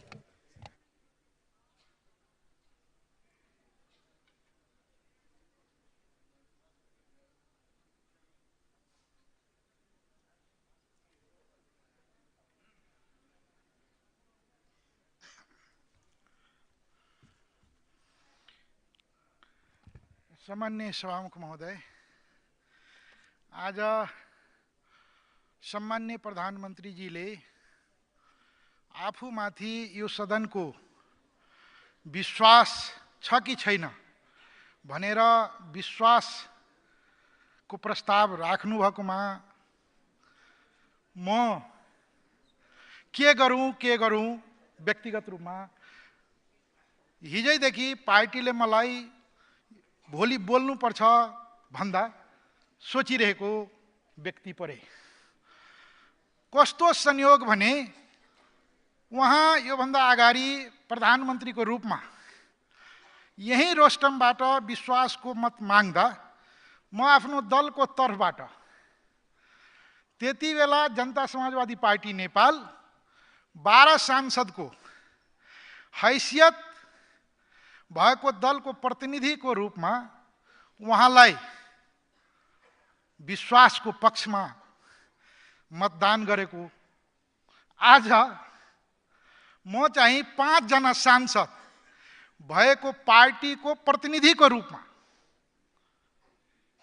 के गरौँ भन्ने कारण खोज्दै गर्दा एउटा पनि कारण मैले भेटाइन उहाँको प्रस्तावको पक्षमा मतदान गर्ने। किनभने यो 1.5 वर्षमा यो 5औं पटक उहाँले यो गरिमामय सदन मार्फत विश्वासको मत मागिरहनु भएको छ। मलाई लाग्छ यसो हेर्ने हो भने, इतिहासलाई हेर्ने हो भने एउटा काम त अवश्य भएको छ सामान्य प्रधानमन्त्रीजीबाट, गिनिज बुक अफ रेकर्डमा मलाई लाग्छ यो कार्य भएको हो। 1.5 वर्षमा कुनै पनि प्रधानमन्त्री सदनको 5औं पल्ट विश्वासको मत माग्ने कार्य नेपालमा मात्रै होइन अन्य पनि मैले यसो अध्ययन गर्दा पाइन। यसको के कारण होला? सञ्चार मन्त्री मलाई लाग्छ यदि यही हुनुहुन्छ भने यसलाई एउटा टेलिफिल्म टेलिसिरियल बनाउँदा पनि हुन्छ। नेपालको राजनीति भोलि अध्ययन गर्ने आउने पुस्ताले अध्ययन गर्यो भने के कति कारणले प्रधानमन्त्रीले बारम्बार विश्वासको मत मागिरहनु पर्ने स्थिति पैदा भयो। मलाई लाग्छ भोलिको लागि तपाईको राम्रो एउटा डकुमेन्ट, एउटा प्रमाण बन्न सक्छ। आज सम्मान्य प्रधानमन्त्रीजीको कुरा सुन्दा उहाँ बडो भावुक, बडो तर्कपूर्ण र सुनौ जस्तो लाग्ने गरी बोल्नुभयो। उहाँमा आज जनयुद्धकालीन नेताको त्यो प्रचण्डको रूपमा मैले महसुस गरेँ। तर ओ यो के हो? यहाँ आज उहाँ बोल्दा प्रचण्डको रूपमा बोल्नुहुन्छ, तर त्यो सिंहदरबार या बालवाटारको कुर्सीमा बस्ने बित्तिकै पुष्पकमल दाहाल बन्नुहुन्छ। उहाँको यो द्वैध जुन व्यक्तित्व निर्माण भयो, मलाई लाग्छ एकचोटि आत्मसमीक्षा, आत्ममन्थन, आत्मचिन्तन गर्ने हो कि सम्मान्य प्रधानमन्त्रीजी, म व्यक्तिगत रूपमा यहाँलाई धेरै सम्मान गर्छु। यहाँले आफ्नो त्यो गौरवशाली इतिहासलाई एकचोटि यहाँले यो सदनमा सबै मान्यजीहरूलाई आत्मचिन्तन गर्न भन्नुभयो। मलाई लाग्छ सबभन्दा बढी आत्ममन्थन, आत्मचिन्तन गर्नुपर्ने यहाँ हुनुहुन्छ। के कति कारणले आज तपाईका पुराना मित्रहरू तपाईको छेउछाउमा छैन? के कति कारणले तपाईका सहकर्मीहरू, सहयात्रीहरू छोडिदै गए? तपाईले त्यसलाई गतिशीलता, त्यसलाई तपाईले म समय अनुसार आफूलाई रूपान्तरण गर्दै बढेको ठान्नुभयो। आज आफैले त्यो कुरा महसुस गर्नुभयो। मलाई लाग्छ यो तपाईको आत्मबोध होस्, यसले नेपालको राजनीतिमा एउटा ठुलै देन गर्छ। समय केही पाइन्छ सभामुख महोदय? यो चेयरमा बसेर अलि विभेद नगर्दा राम्रो कि? त्यसैले सम्मान्य सभामुखजीलाई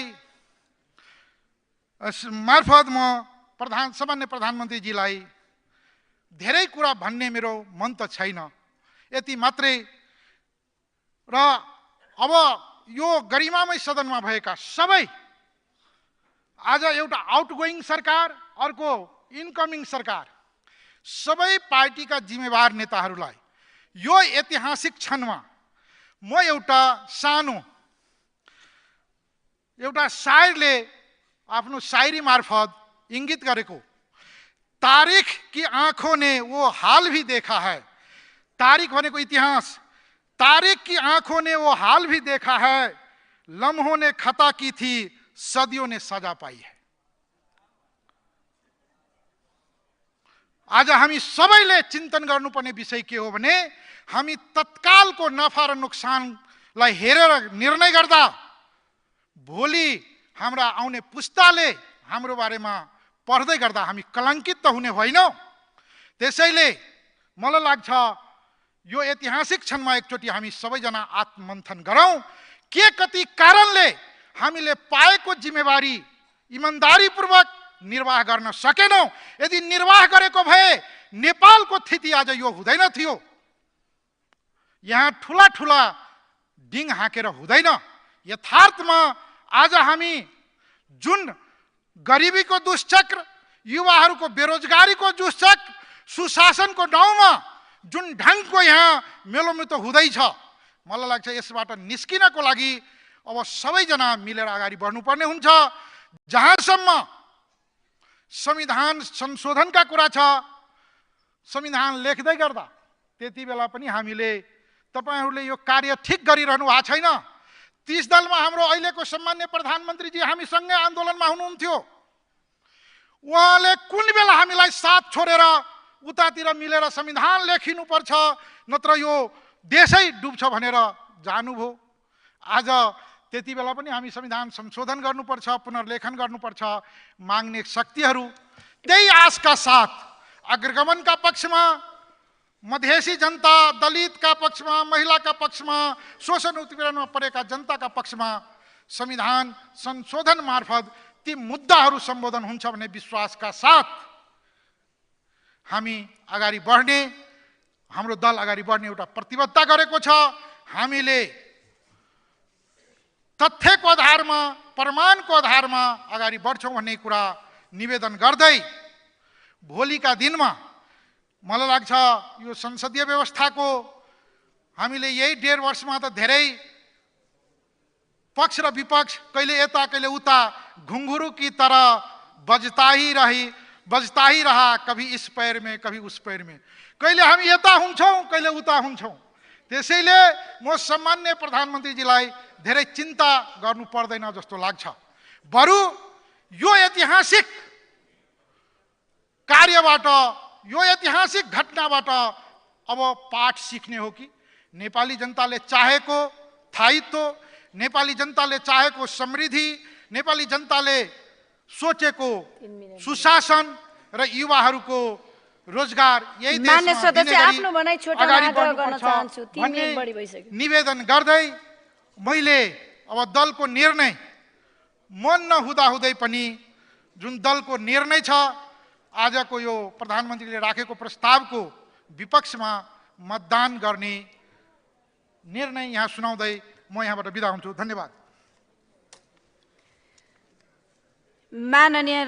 माननीय राम प्रकाश चौधरी, समय 5 मिनट। त्यसपछि माननीय गङ्गाराम चौधरी।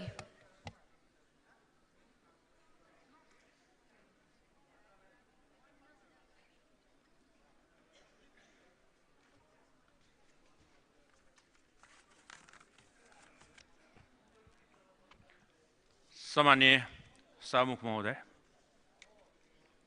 सबभन्दा पहिला आज बिहान जुन चितवनको सिमलटारीमा भएको बस दुर्घटना, पहिरोले एउटा होइन 2-2वटा बस, एउटा काठमाडौँबाट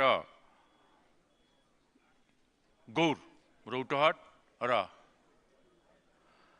वीरगञ्जबाट काठमाडौँ आउने बस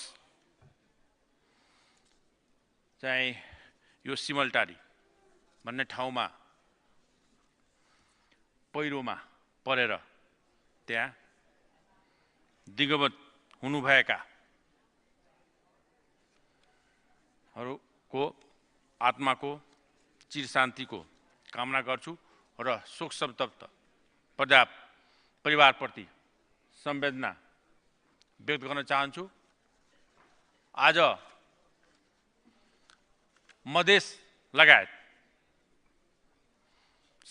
पुरै देश नै स्तब्ध भएको छ। सभामुख महोदय, यो वीरगञ्ज र यो गौरको यो पहिलो घटना होइन, बस त्यही ठाउँको वरिपरि करिब करिब प्रत्येक साल त्यहाँको बसहरू त्यो त्रिशुलीमा खस्ने गरेका छ। त्यसैले सम्बन्धित निकायले को चाहिँ त्यहाँ लापरवाही पनि देखिया छ। त्यहाँ चाहिँ विशेष सूचकहरू राखेर र त्यहाँ चाहिँ ट्राफिकहरूले पनि ल यस्तो त्यहाँ पहिरो गइरहेछ, तपाईहरू रातिमा नजानुस् र रातिको समयमा हिँड्नु हुँदैन भनेर अलिक कराईको साथमा रोकी मान्छेहरूको जीव ज्यान र धनको सुरक्षातर्फ सरकारको चाहिँ ध्यान जानुपर्छ। त्यसैले अब दोहोऱ्याएर अरू ठाउँमा पनि यस्तो घटनाहरू एकदम जघन्य किसिमको घटनाहरू नदोहोरियोस्, किनकि अहिले यो मनसुनको सिजन छ र अधिराज्यभरि हाम्रो राजमार्गहरू अवरुद्ध भएको सूचनाहरू पनि आइरहेको छ। त्यसैले यस सम्बन्धमा सरकारको चाहिँ ध्यान जाओस्। सभामुख महोदय, आज पाँचौं पटक हाम्रो प्रधानमन्त्रीज्यूले विश्वासको मत यस सदनबाट चाहिँ लिइराख्नु भएको छ। यता मनसुनको रेनी सिजन छ भने यो हप्ता यो सदन पनि पुरा सङ्गीतमय नै भएको थियो। हामी संसदहरूलाई अलि स्ट्रेस त फिल भएको थियो, तर बिचबिचमा धेरै चाहिँ मनोरञ्जन पनि भएको थियो। त्यसैले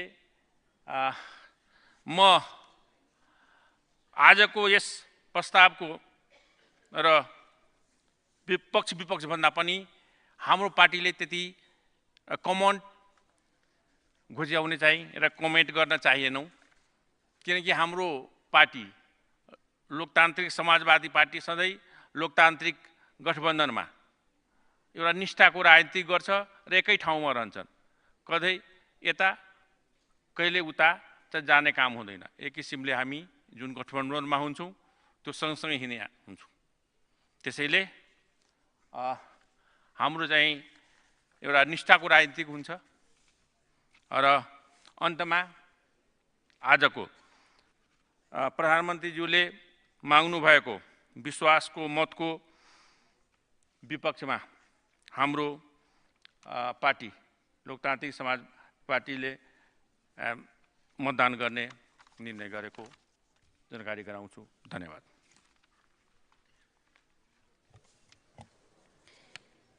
माननीय गङ्गाराम चौधरी, समय 5 मिनट। त्यसपछि माननीय प्रेम सुवाल।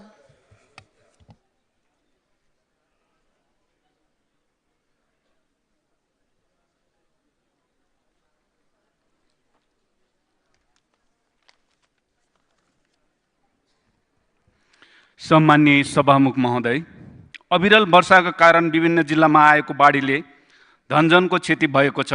भर्खर आज राति 3:30 बजे चितवनको त्रिशुली नदीमा 2 बसमा गरी जम्मा 65 जना रहेको यात्रुवाहक बस खसेको हुँदा मृतकप्रति हार्दिक श्रद्धाञ्जली सहित घाइतेहरूलाई शीघ्र स्वास्थ्य लाभको कामना सहित बेपत्ता भएका नागरिकहरूको खोजी कार्य तत्काल होस् भन्न चाहन्छु। सम्माननीय सभामुखज्यू, बाढीबाट सबैभन्दा बढी प्रभावित र पीडित भनेको किसान हुन्, तर विडम्बना किसानको समस्या कसले बुझ्छ? सरकारले कहिले सुन्दैन, तर पनि सुनाउनु हाम्रो कर्तव्य हो। यहाँ आज प्रधानमन्त्रीज्यूले विश्वासको मत माग्दाखेरि सुशासन र विकासका कुरा गर्नुभयो। सम्माननीय सभामुखज्यू, हाल लगातार आएको भारी वर्षाले कैलाली जिल्लामा धनजनको क्षतिसहित रोपिसकेको धान बाढीले बगाएर लगिसकेको छ। रोपेको धान दुबानमा छ। बाढी पीडितहरू त्रिपालमुनि हुलाकी राजमार्गमा बसेका छन्। उक्त स्थानमा बस्दा किराकातीहरूको समस्याका साथ स्वास्थ्य पानी र खानाको समस्या समेत रहेको छ। काठमाडौँमा बाढी पहिरो जाँदा पुरा सरकार ध्यान केन्द्रित काठमाडौँमा हुन्छ, तर कैलालीमा वर्षेनी बाढी आउँदा सरकार किन मौन?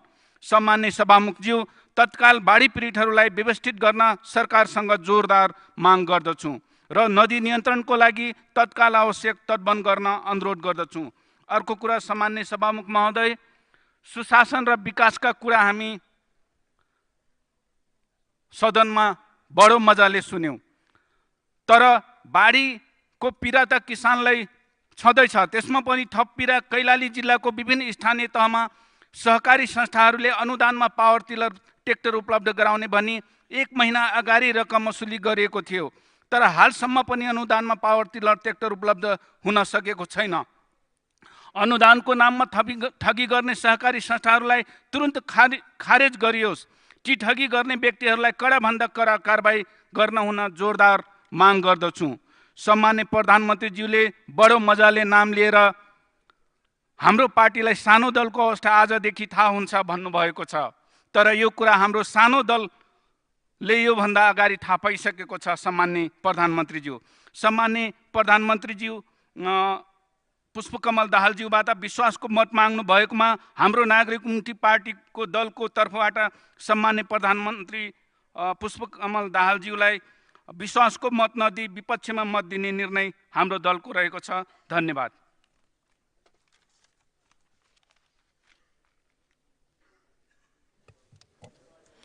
माननीय प्रेम सुवाल, समय 5 मिनट। त्यसपछि माननीय चित्रबहादुर केसी।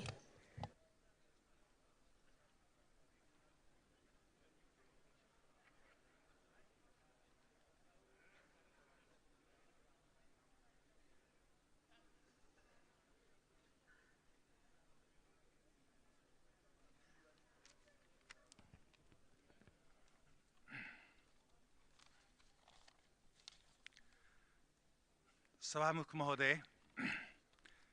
राजनीतिक दल दर्शन र वर्ग आधारमा गठन र सञ्चालन हुने हो।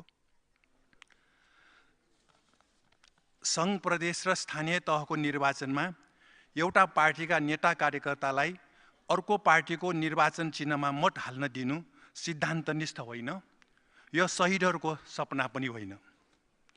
सरकारमा जाने राजनीतिक दलहरूले देश र जनताको समस्याबारे समाधान तयार गरेपछि मात्र संयुक्त सरकार गठनको सहमति हुनु जरुरी छ। अहिले संयुक्त सरकार गठन सम्बन्धी सम्झौता पारदर्शी नहुनु जनतामाथि विश्वासघात हो। सरकारमा जानेहरूसँग नीति र प्राथमिकता नभएमा 3 महिना 3 वर्ष वा बढी समय सरकार टिके पनि देश र जनताको समस्या समाधान हुने छैन। अबको सत्ता गठबन्धन पनि भागबन्दा विवादमा छिटै भत्किने त होइन, प्रश्न उठिरहेको छ। देश र जनताको हित विपरीतका कामहरू संसदको बहुमतले पारित गरे पनि जनतालाई मान्य हुने छैन। सरकारी सुविधा पाएकाहरूलाई सर्वसाधारण जनताले भेटघाट गर्न मुस्किल किन हुन्छ? बहुदलीय व्यवस्था पुनर्स्थापनापछि संसद र सरकार गठन विघटन 35 वर्ष चलिरह्यो। संसदमा संसदहरूले बोलेका विषयहरूलाई सरकारबाट सम्बोधन नहुँदा सरकारप्रति जनताको विश्वास घट्यो। संसद हाजिर गर्ने केहीले बोल्ने वा कतिपय बोल्दै नबोली बाहिरिने थलो बन्यो।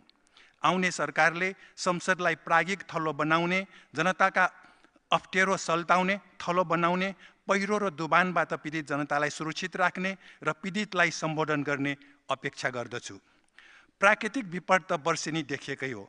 सरकारहरू पूर्व सावधानीमा असफल हुँदा जनधनको बढी क्षति भएको हो। अस्थिर हुनुको कारण संसदमा धेरै सङ्ख्या भएका शासक दलका केही सांसदहरू पटक पटक प्रधानमन्त्री हुने लालचा नै हो। संविधान संशोधनमा अर्थतन्त्रको सामाजिकीकरण, नेपालीको सम्पत्तिको सीमाङ्कन, विदेशमा सम्पत्ति राख्न नपाउने व्यवस्था हुनुपर्दछ।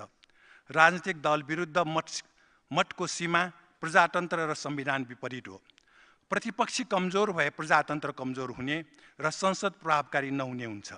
मार्क्सको मृत्युपछि पुँजीवादी निर्वाचनमा जितेर सरकारमा जाने संशोधनवादी नीति ल्याउने पहिलो व्यक्ति मार्क्सकै शिष्य जर्मनीका बर्नस्टिन हुन्।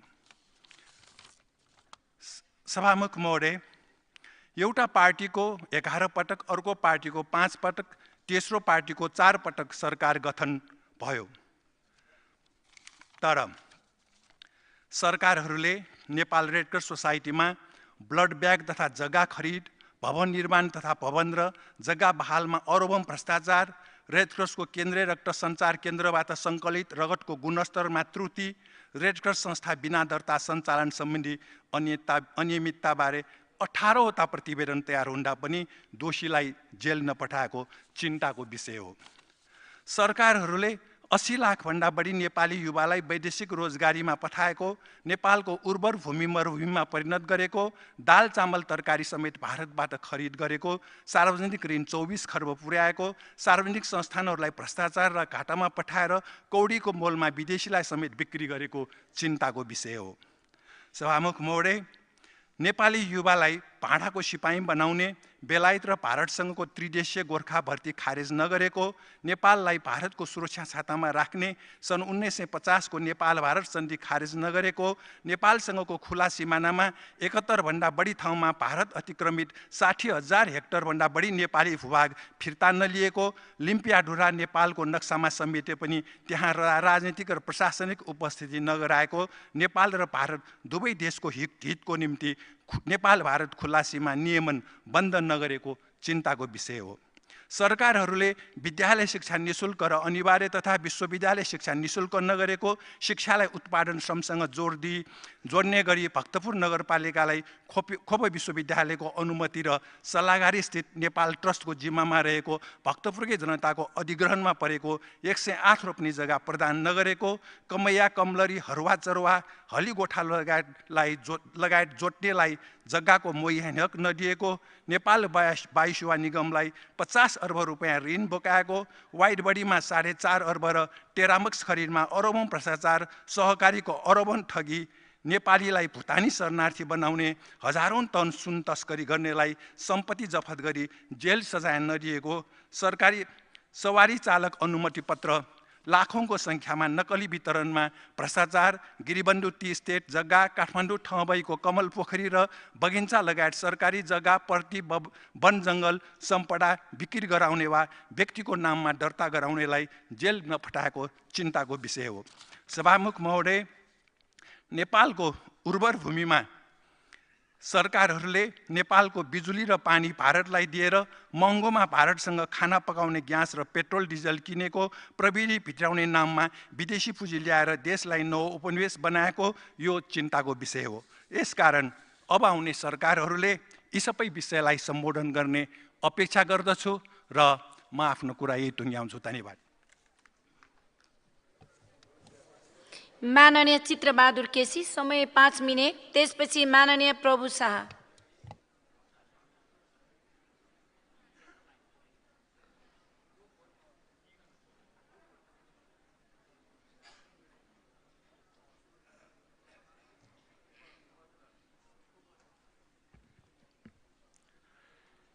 सम्माननीय सभामुख महोदय, आज हामीले यो 18 महिनामा 5औं पटक सरकार प्रमुखलाई विश्वासको मत दिने कि नदिने भन्ने कुरामा छलफल गरिरहेका छौँ। सबभन्दा पहिलो कुरा त तपाईँको चाहिँ यो बाढी पहिरोले बागलुङ, कास्की लगायत यो बाटोमा त्यत्र बस खसे राति। हाम्रो कुरा त हामी चाहिँ सांसदहरू, सरकार त तपाईँको चाहिँ ती बाढी पहिरोबाट पीडित जनताको घर घर पो जानु पर्थ्यो थियो। नेपाली जनताले देखेका छन् नि हामीलाई यहाँ आज के को लागि झगडा गरिरहेछ भन्दाखेरि चाहिँ सत्तामा को जाने। सबैले आफूलाई दुधले नुहाएको, भ्रष्टाचार गर्दै नगरेको, राष्ट्रियताको सौदाबाजी गर्दै नगरेको त्यो कुरा हामीले स्वीकार गर्दैनौँ। त्यस कारणले अब राष्ट्रिय जनमोर्चाले के गर्छ? एकजना राष्ट्रिय जनमोर्चाले के गर्ने? 1 भोट। पहिले पनि तपाईँहरू भयभरिका चाहिँ सांसदहरू वर्तमान सम्मानीय प्रधानमन्त्रीलाई चाहिँ भोट दिँदाखेरि उहाँको चाहिँ बालकोट यात्राले गर्दाखेरि राष्ट्रिय जनमोर्चाले भोट दिएको थिएन। त्यहाँबाट फर्केर आए त समर्थन गर्यो नि त। हेर्नुहोस्, त्यसो भएको हुनाले यो कोही पार्टीप्रतिको पूर्वाग्रह होइन। हामीले यो चाहिँ लोकतन्त्र गणतन्त्रलाई चाहिँ जोगाउन सक्छौँ कि सक्दैनौँ? सङ्कट यमा छ। अहिले पनि नेपाली जनताको चाहिँ घर घर के सुनिन्छ भनेर भन्दाखेरि हामीलाई यो लोकतन्त्रले के दियो, यो गणतन्त्रले के दियो? हाम्रा चाहिँ काम गर्न सक्ने जम्मै छोरा नाति सब विदेशमा, यहाँ यिनीहरूको राजनीति रतौली सुन्नु परिरहेछ भनिरहेछन्। त्यस कारणले सम्माननीय प्रधानमन्त्रीज्यू बालकोट जाँदाखेरि समर्थन नगर्ने अनि 90 सिटवाला चाहिँ पार्टीको नेता अहिले बालकोट जाँदाखेरि राष्ट्रिय जनमोर्चाले समर्थन गर्छ? दुई थरीलाई नै गर्दैन। अब त्यो प्रष्ट भयो हुन्छ। किन भन्दाखेरि बालकोटसित पूर्वाग्रह होइन नि। बालकोटले हो मलाई ऊ प्रधानमन्त्री बनाएको त साँच्चै भन्ने हो नि त मलाई ऊ प्रधानमन्त्री जुन बालकोटले बनायो त्यसको विरुद्धमा राष्ट्रिय जनमोर्चाले किन चाहिँ आलोचना गरिरहेछ? कतिपय साथीहरूलाई नराम्रो लाग्छ। त्यो व्यक्तिगत कसैलाई रिस हो र कसैको पार्टीप्रति रिस हो र? त्यति बेला गरेको काम ठिक हो कि होइन? नेपालका वामपन्थीहरूले त तपाईँको चाहिँ नि सबै वामपन्थी एक ठाउँ भएको होइन। 64% थियो नि त हाम्रो त संसदमा चाहिँ अब बहुमत। कतिवटा प्रदेशमा सरकार थियो भन्नुहोस् त। त्यो भत्काउँदाखेरि के भयो? स्वयं राष्ट्रिय जनमोर्चाले आफूले समर्थन गरेको 4 नम्बर प्रदेशलाई भत्काउनै पर्यो। आफ्ना सांसदहरूलाई अनुशासन कारबाही गर्नु पर्यो। कोही पार्टीको पूर्वाग्रह होइन कि वास्तवमा त्यो बाटो तपाईँको चाहिँ नि लोकतन्त्रलाई गणतन्त्रलाई बलियो बनाउने बाटो छैन। त्यति बेलाको कारबाहीले गर्दाखेरि तपाईँको चाहिँ त्यही पार्टीबाट अस्ति 16 गते राष्ट्रिय सभा गृहमा कति ठुलो चाहिँ त्यहाँ माएछन् भयो। त्यो त टुक्रियो त। कसै कारणले भन्नुहोस् त? त्यस कारणले अहिले पनि नेपाली जनतालाई चाहिँ अब चिन्ता के छ भने ठुला पार्टी हुन् अथवा सानो पार्टी हुन्, हामी राजनीति गरेको विशुद्ध सम्पत्ति कमाउन हो, विशुद्ध आय आर्जन हो, विशुद्ध तपाईँ चाहिँ अवैध किसिमले सम्पत्ति कमाएर त्यसपछि चाहिँ जोगिन हो, चोखिन हो। त्यसो हुनाले अस्ति पनि एकैचोटि आए त चाहिँ निजामती कर्मचारीको 10 जनाको चाहिँ नाम आयो। ल भन्नुहोस्, भ्रष्टाचार मुछिएको। त्यस कारणले यो अहिलेको हाम्रो जो चरित्र छ, जो हाम्रो चाहिँ स्थिति छ, यसले तपाईँ चाहिँ नि यो लोकतन्त्र, यो गणतन्त्र पनि सुरक्षित हुन सक्दैन। देशको राष्ट्रियता, सार्वभौमता र अखण्डता नि बच्न सक्दैन। त्यस हुनाले समय छ। राष्ट्रिय जनमोर्चाले जसले राम्रो काम गर्छ त्यसलाई समर्थन गर्छ, जसले नराम्रो काम गर्छ जे परे पनि उसका विरुद्धमा चाहिँ मुख थुनेर बस्दैन। किनभने उसलाई सत्ता र शक्तिमा कसरी जाने, शक्ति राष्ट्रको एजेन्डा बोकेर हुन्छ कि भ्रष्टाचारीहरूलाई जोगाएर हुन्छ कि, त्यो नीति राष्ट्रिय जनमोर्चाले कहिले पनि लिएन। अब भन्छन् मान्छेले अहिले तपाईँहरूले यहाँ काठमाडौँमा जे गर्नुभएको छ परदेशमा त्यही हो, त्यही गर्ने सक्नुहुन्छ तपाईँहरू परदेश जोगाउन। 3-4 खरब तपाईँहरूले लगानी गर्नुहुन्छ त्यो चाहिँ परदेशको चाहिँ लागि। त्यो ठिक छ भन्ने छ तपाईँहरूलाई परदेश। चित्रबहादुर चाहिँ सङ्घीयता विरोधी भन्छ, म सङ्घीयता विरोधी किन हुने? तपाईँहरूले सक्नुहुन्छ, तपाईँहरूको मना त छ नि। यो चाहिँ यो परदेश चाहिँ अव्यवहारिक भयो, नेपाली जनताले धान्न सक्दैन। 1 करोड नेपाली चाहिँ विदेश बस्नुपर्ने, विदेश गल्ली गल्लीमा लास पनि चाहिँ आइरहनु पर्ने। अनि हामीले चाहिँ मन्त्रीहरूको सङ्ख्या प्रदेशको चाहिँ उसको चाहिँ नेताहरूको सङ्ख्या मात्रै पालेर हुन्छ? त्यसो भएको हुनाले संविधान संशोधन गर्ने जुन कुरा आछ त्यो तपाईँ चाहिँ नि संविधानका आधारभूत कुराहरू संशोधन गर्न पाइँदैन। जुन कुरा हामीले लामो समयदेखि लडेर ल्याएका हौँ, जुन कुराले नेपाली जनताको तपाईँ चाहिँ समस्या समाधान भएको छैन, बढी भार भएको छ, त्यस कारणले त्यहाँ चाहिँ संशोधन चाहिँ गर्नुपर्छ। कुनै पनि देशको संविधान असंशोधित हुन्न। त्यस हुनाले सबै माननीयहरू प्रश्न हुनुहोस्, यसपालि राष्ट्रिय जनमोर्चाले ठुला पार्टीलाई, 2टा ठुला पार्टीलाई पनि समर्थन गरेन। अहिले वर्तमान चाहिँ प्रधानमन्त्रीले समर्थन गरेन। त्यसो हुनाले सधैँ समर्थन नगर्ने कुरा होइन, राम्रो गर्ने बित्तिकै समर्थन गर्छौँ। तपाईँहरूले नराम्रो गर्ने बित्तिकै फालिनु होला, रिसाउनु होला, सहुलियत सुविधा नदिनु होला भनेर हामीले खुट्टा कमाउनौँ। हामीले नेपाली जनताको तर्फबाट लगातार खबरदारी गर्छौँ। राम्रो गर्दा समर्थन गर्छौँ, नराम्रो गर्दा विरोध गर्छौँ। यो कुरा बुझिरहनुपर्छ। हामी जुन हिसाबले हिँडिरहेका छौँ, शासन गरिरहेका छौँ, यसमा हामी चाहिँ परिवर्तन हुने होइन। विभिन्न खालका तपाईँ भन्नु न, अहिले वर्तमान सरकारलाई पनि र हुनेवाला सरकारका नाममा कति कुराहरू आएछन्।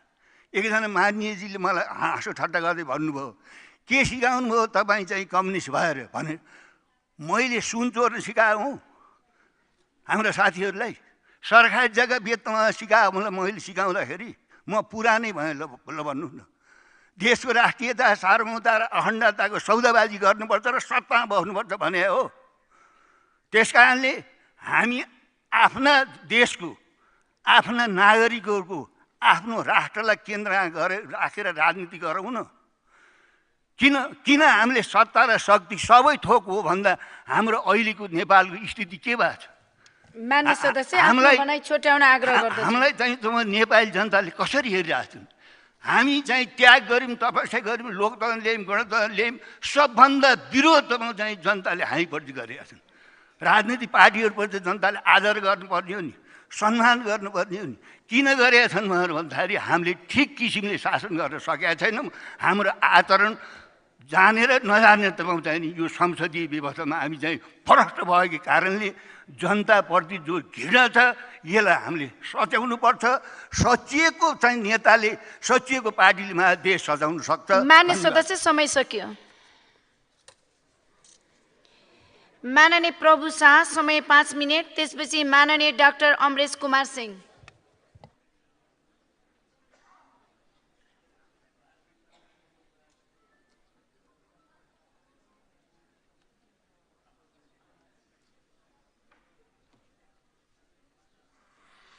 सम्मानीय सभामुख महोदय, जनताको शासनलाई हामी लोकतन्त्र मान्छौँ।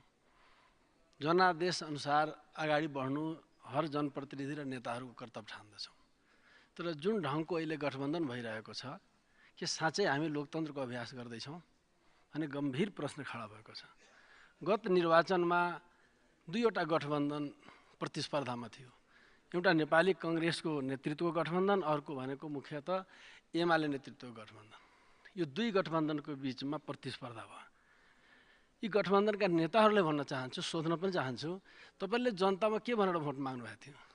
काङ्ग्रेसका नेताहरूले भोट माग्दा अब चुनावमा एमाले सहितको सरकार बनाउँछ भन्नुभएको थियो। एमालेका मित्रहरूले जो भोट माग्नुभयो अबको सरकार काङ्ग्रेसको नेतृत्वको सरकार बन्छ भन्नुभएको थियो। यदि थिएन भने कुन मोरलका साथ यो कार्य गर्दै हुनुहुन्छ? जनताप्रतिको जवाबदेहिता केही हो कि होइन? जनता तपाईँले निशर्त जितेर आउनुभएको छ कि एउटा बच्चासहित जितेर आउनुभएको छ? प्रतिबद्धता र घोषणा पर देखाएर आउने अनि जे पनि मन लाग्यो गर्न मिल्छ? तपाईँको कुरा मानेन भने पदबाट निकालिदिनुहुन्छ। अनि तपाईँले जनताको कुरा नमान्दा केही पनि गर्नु पर्दैन? नैतिकता भन्ने चिज हुन्छ कि हुँदैन? जनताप्रति जवाबदेहिता हुन्छ कि हुँदैन? जनतामा लोकतन्त्र हो भने तपाईँहरूले यही सिस्टमलाई भन्नुहुन्छ भने यस्ता सिस्टमलाई म थुक्छु। यसलाई लोकतन्त्र म मान्दिनँ। लोकतन्त्र हो भने जनता सर्वोच्चता हुनुपर्छ, जनताको सर्वेसर्वा हुनुपर्छ भन्ने ठान्छु। जनादेशको सम्मान नहुने लोकतन्त्र लोकतन्त्र होइन। तपाईँहरू लोकतन्त्रप्रति जनादेशप्रति अपमान गर्दै हुनुहुन्छ, एउटा खिलवाड गर्दै हुनुहुन्छ। कुनै पनि देशमा मुख्य दुईटा त थियो, तपाईँहरू दुईटा मिलेपछि लोकतन्त्र किन चुनाव गराउनु भयो भन्ने प्रश्न आउँछ। यति पैसा किन नोक्सान गर्नुभयो? यति समय जनताको किन खेर फाल्नु भयो? सबैलाई थाहा छ दुई पार्टी मिलेपछि त चुनाव पनि गर्नु परेन। खिलराजु रेग्मी जस्तैले प्रधानमन्त्री बनाए पनि हुन्छ, गर्दै पनि आउनु भएको छ।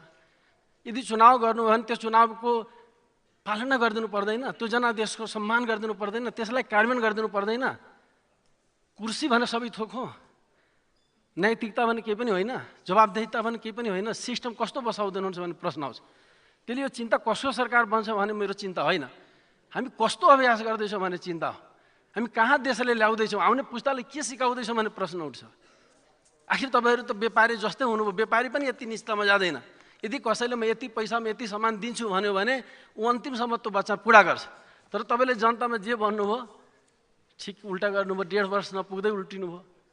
अनि यसरी गर्न मिल्छ कि मिल्दैन? एउटा नेताले देशमा हामी के बुझ्छौँ? नेता भनेको विश्वास हो। नेताले बोलिदिएपछि जनताले ढुक्क भएर अगाडि बढ्छ। तर यहाँको नेता त नेता हो कि के हो भन्ने प्रश्न उठ्छ। कम्तीमा आफ्नो हाइट त उठाउनु पर्ने हो नि। जनता अहिले निराश भइरहेछ, देश अन्योलमा छ, सङ्कटमा अगाडि बढ्दैछ। तपाईँले जे भनिराख्नु भएको छ संविधान सभा याद गरौँ त। त्यति बेला त बहस थियो त, हामी भनेका थियौँ राष्ट्रपति शासन ल्याउनुहोस्। तर तपाईँहरूले भन्नुभयो स्थिरताको लागि 2 वर्ष अविश्वासको प्रस्ताव नल्याउने प्रावधान ल्याउँछु, 2 वर्ष सरकार टिक्छ, यसरी स्थिरता दिन्छु, थ्रेस होल्ड ल्याउँछु, के ल्याउनु भयो त थियो त। अब जवाब दिने बेला भएन र? संशोधन गर्नुपर्छ भन्नेहरूले त अहिलेसम्म किन यस्तो कुकर्म खडा हो त्यसको जवाब पहिला दिनुहोस्।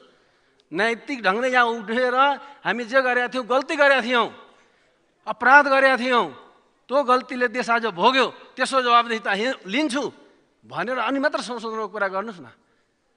आफूले जे पनि गर्ने अनि जे पनि भन्न मिल्छ, जनताले निरीह बनाएर बस्ने? जनता लाचार हो? यति त राजतन्त्रमा पनि जनता लाचार थिएन। आज दलका नेताहरू जुन ढाँचामा जनतालाई लाचार बनाइरहेको छ, जनतालाई निरीह बनाइरहेको छ, हिजो पनि थिएन। तर मलाई लाग्छ यो जनता पनि नजिकबाट हेरिरहेछ। तपाईँ यदि यस्तै गरिराख्नुभयो भने जनता चुप लागेर बस्छ जस्तो मलाई लाग्दैन। यो जुन ढाँचामा तपाईँहरूले जो देखाएर गरिराख्नु भएको छ, म यो संविधान सभालाई स्मरण गर्न चाहन्छु। त्यति बेला हामी भनेका थियौँ तपाईँहरूले ठुलो गल्ती गर्नुभयो, झन्डिल व्यवस्था बनाइदिनु भयो, देश आज झन्डिल हुँदैछ। आज त्यसैको कुकर्म हो। आज तपाईँ जे भनिराख्नु भएको छ हिजोको सिस्टमकै नतिजा त होला नि। त्यसमा मलाई लाग्छ एमाले त गरे काङ्ग्रेसले किन गरे जस्तो लाग्छ कि। काङ्ग्रेस त अलिकति लोकतान्त्रिक नम्स भएको, लोकतान्त्रिक क्लासबाट आएका पार्टी पनि कसरी गरिरहेछ भन्ने प्रश्न आउँछ। एमाले गरेको मलाई अनौठो छैन, किन मलाई थाहा छ जुन बेला प्रचण्डजी काङ्ग्रेससँग जानुभयो म भने कम्युनिस्टको जनादेश लिएर आएको, म केपीजीलाई साथ दिन्छु भनेर साथ दिए हो, कुनै केपीजीसँग दोस्ती भएर होइन। तर जब म केपीजीसँग नजिक भएँ मलाई अनौठो लाग्यो। हामी माओवादी छोड्दा हाम्रो पद गएको थियो। त्यति बेला एमाले पुरै जान छोडेर प्रभु शाहको शाहको टिमको पद बच्नुपर्छ भन्थ्यो। भर्खर केही दिन अगाडि स्थानीय चुनावमा हामी चुनाव लडेका थियौँ। हाम्रो केही साथीहरू एमालेसँग चुनाव लड्नुभयो, मेरो श्रीमती मेयर थिइन्, त्यसको पद ओलीजीले हटाउनु भयो। उहाँले त्यो नैतिकता गर्नुहुन्छ, त्यो कर्म गर्नुहुन्छ, मलाई थाहा छ र त्यसरी छोडिदिएँ। तर तर काङ्ग्रेसले किन गरिरहेछ भन्ने अलौठो लागेको छ। काङ्ग्रेसले त मान्छेमा लोकतन्त्रवादी सोच्ने मान्छेले काङ्ग्रेसले एउटा आस्था मान्छन्। काङ्ग्रेसको नेताले गरेको मलाई स्वाभाविक लागेको छैन। यसमा विचार गर्न म विशेष आग्रह गर्न चाहन्छु। अब अहिलेसम्म कस्तो दफामा जाने, दोस्रो 76 को दोस्रो कि तेस्रो मान्य सदस्य आफ्नो अभिव्यक्ति छुट्याउनुहोस्। भइसक्यो सभामुखज्यू। योभन्दा अगाडि एउटा कार्यकाल हामी बिताएको छौँ यो संविधान बनिसकेपछि। 74 को संविधान 74 पछिको जो प्रतिनिधि सभाको अभ्यास एकचोटि स्मरण गर्न भन्छु। कम्तीमा ओलीजी र एमाले त त्यो नैतिकता नराख्दा हुन्छ, किनकि संविधान के अरे संसदलाई जब अदालतले पुनर्स्थापना गरिसकेपछि त्यो कैबिनेटमा म पनि थिएँ। ओलीजीले राजीनामा दिनुभयो र तेस्रो दफामा गएर ठुलो पार्टीको हैसियतमा उहाँ प्रधानमन्त्री बन्नुभयो। त्यति बेला बहुमत बाहिर थिएन र उहाँको विरुद्धमा। यदि केपीजीको बाहिर बहुमत थियो भने उहाँले ठुलो दलको हैसियतमा राष्ट्रपतिबाट कसरी प्रधानमन्त्री बन्नु? राष्ट्रपतिको त्यही नजिर होइन। विद्यादेवी भण्डारीले जो नजिर स्थापना गर्नुभएको छ, रामचन्द्र पौडेल जो अहिले सम्मानित राष्ट्रपति हुनुहुन्छ, उहाँले त्यही गर्नुपर्छ अनि मात्र देशले सही दिशा पाउँछ। त्यसैले म रोस्टरबाट भन्न चाहन्छु, यसमा दायाँ बायाँ छेडछाड गर्ने काम हो भने जनताले स्वीकार्दैन। धन्यवाद।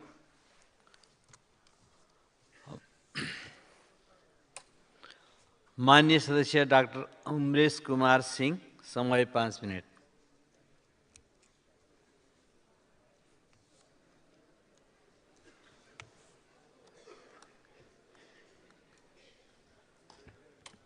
सम्मानीय सभामुख महोदय, आज बिहान 11 बजेदेखि 4:30 बजे लगातार 5.5 घण्टाको बहस सम्पूर्ण नेपाली जनताले विभिन्न सञ्चार माध्यमको तर्फबाट र हामी यही भित्र बसेर यो रङ्गमञ्चको कहानी हेरिराखेका छौँ।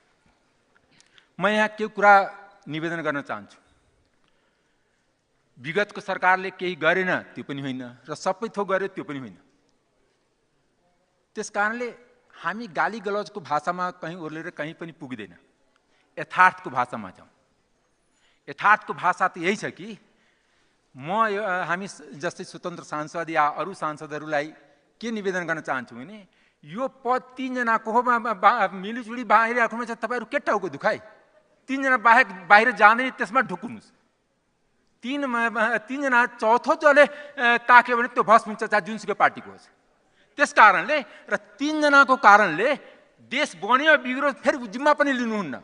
देश त हामी कारणले बिग्रेको नि, जो कहिले पनि मन्त्री नबनेको, खालि सांसदमा आएर बोलेको। देशको त अधोगति भएको कि नेपाली जन्मने बित्तिकै ऋण लिएर जन्मिन्छ। एउटा हामी कहावत पढ्दाखेरि कि ऋणमा जन्मिन्छ, ऋणेमा बाँच्छ, ऋणेमा मर्छ।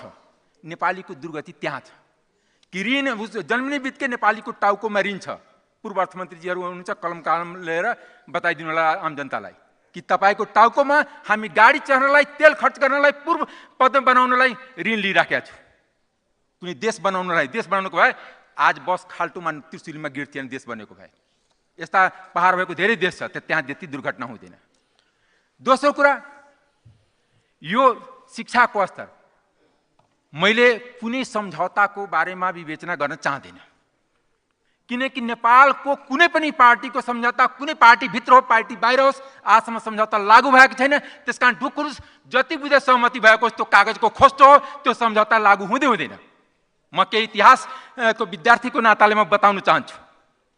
यही काङ्ग्रेसको नेता बिमला निधि हुनुहुन्छ, प्रजातान्त्रिक काङ्ग्रेस र नेपाली काङ्ग्रेसको एकीकरणको बेलामा गिर्जाउले एउटा कागज गरिदिनु भएको थियो शेरबहादुर दाइलाई। त्यो पालन भयो? काजबाग सभापति दिनु भएन। त्यो कागज शेरबहादुर देउबाजीको हातमै अहिलेसम्म होला या दराजमा होला या पुरानो भइसक्यो होला। 70 सालमा यही काङ्ग्रेस एमाले थियो, म संयोगले काङ्ग्रेसकै सांसद थिएँ। सम्झौता भएपछि संविधान जारी हुन्जेलसम्म एकजना प्रधानमन्त्री, संविधान जारी भएपछि अर्को जना प्रधानमन्त्री, पालन भयो? मलाई त लाग्दैन कि पालन भयो। त्यो इमान्दारिता त छँदैछ नि। यो नेता थोरै जापानबाट आएको हो, नयाँ पुरानै नेता हो, पुरानै चिने हो। त्यस कारणले दुःख हौ, देश र जनता दुःख पाउँछ, नेता दुःख पाउनु हुँदैन, नेताको कार्यकर्ता दुःख पाउँदैन। यस थ्योरीमा हामी अगाडि बढिरहेछौँ। किनभने आजको दिनमा जरुरत हो आर्थिक अनुशासनको, जो छैन। राजनीतिक दलमा आफ्नो दलको कार्यकर्तालाई देश लुटे पनि छुट छ र भ्रष्टाचार सुशासनको कुरा गर्नु त यो देशमा पाप हो, अपराध हो। जो भ्रष्टाचारको कुरा गर्छ, अपराध गर्छ, उसको सत्ता जान्छ, ऊ जेल जान्छ, ऊ दुःख पाउँछ। त्यस कारणले 20 जना बिचौलिया जसले समात्ने आँट गर्छ, त्यही यो देशको सुशासन गर्न सक्छ। यो देश 20 जना बिचौलियाले चलाएको हो, जरुरी परे हामी यो देशमा साबित गरिदिन्छौँ कि देशमा बिचौलिया 20 जनाको हो। त्यही बिचौलियाको खाएर देशमा राजनीति भइरहेछ। यस्ता कयौँ देश हुन्छ। त्यति मात्र होइन, जनताको विश्वास कसरी लिनु छ सबभन्दा ठुलो सङ्कट त्यहाँ छ। यो 275 को विश्वास पनि ठुलो कुरा होइन, किन हामी त बदुवा मजदुर हो। कसैलाई राम्रो लागोस् नलागोस्, 1 जना 3 जना 4 जना चुनाव गरायो भने हुन्थ्यो, चुनावको खर्च पनि बस्थ्यो। मैले हामी जस्तै 1-2 जना स्वतन्त्र लड्नलाई छुट दिनुपर्छ। दलवालालाई 1-1 जना अध्यक्षलाई नदियो, अध्यक्ष जित्यो, उसको पार्टीको पर्सेन्टेज भोटले सांसद मनोनित गर्न दियो, किनकि उसको आफ्नो भयासै हुँदैन, भयास हुँदैन। त्यस कारणले मैले भन्छु नेताजीहरूलाई, कोही पनि मैले वास्तवमा मैले आशा गरेको थिएँ, यही रुस्टमबाट बार भनेको थिएँ, एकचोटि हामी इतिहासको विद्यार्थीलाई पनि राजनीतिक शास्त्रको विद्यार्थीको लागि पनि 5 वर्ष प्रधानमन्त्री रहन हेर्न पाऊँ कि जबसम्म नेपालको प्रधानमन्त्री सिस्टम चालू भएछ तबसम्म कुनै पनि प्रधानमन्त्री आजसम्म 5 वर्ष पुरा भएको छैन। यसको कारण आन्तरिक पनि छ, यसको कारण बाह्य पनि छ। बाह्य कारणको पनि खोजी हुनुपर्छ, आन्तरिक कारणको खोजी हुनुपर्छ। आन्तरिक कारण हो कि कुनै पनि दलमा लोकतन्त्र छैन।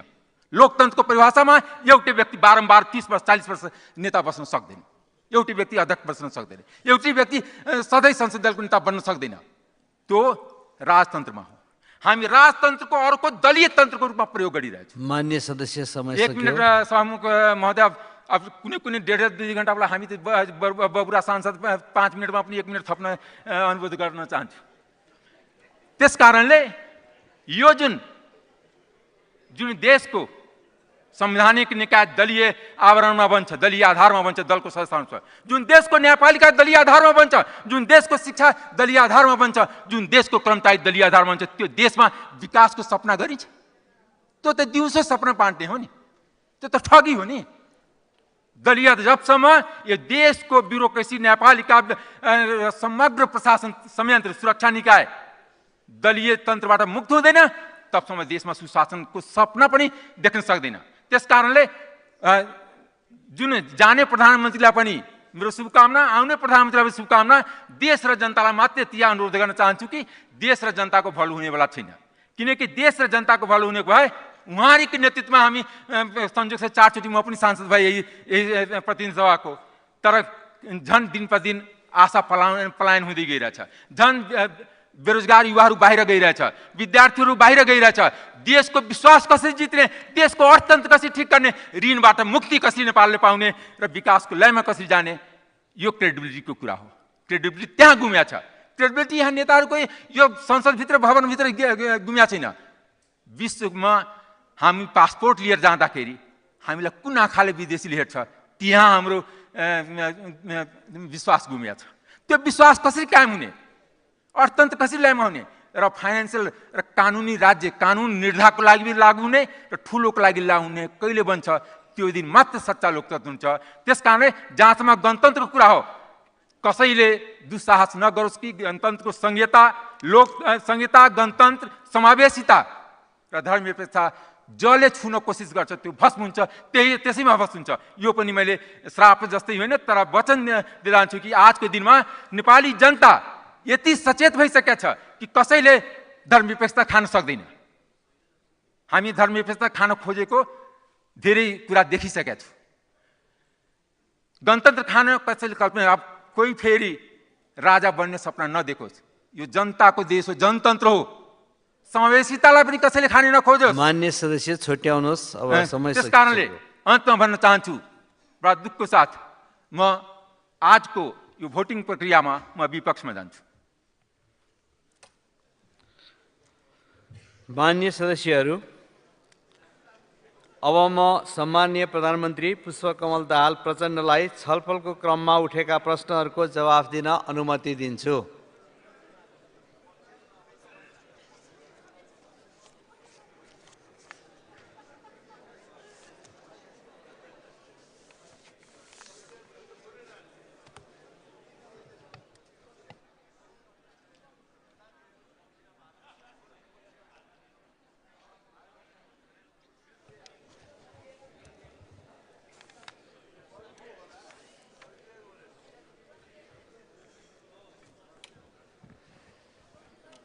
सम्मान्य सभामुख महोदय, प्रधानमन्त्रीको विश्वासको मतको प्रस्तावका सन्दर्भमा आज जति विमर्श र छलफल भयो मेरो विचारमा राम्रो भयो।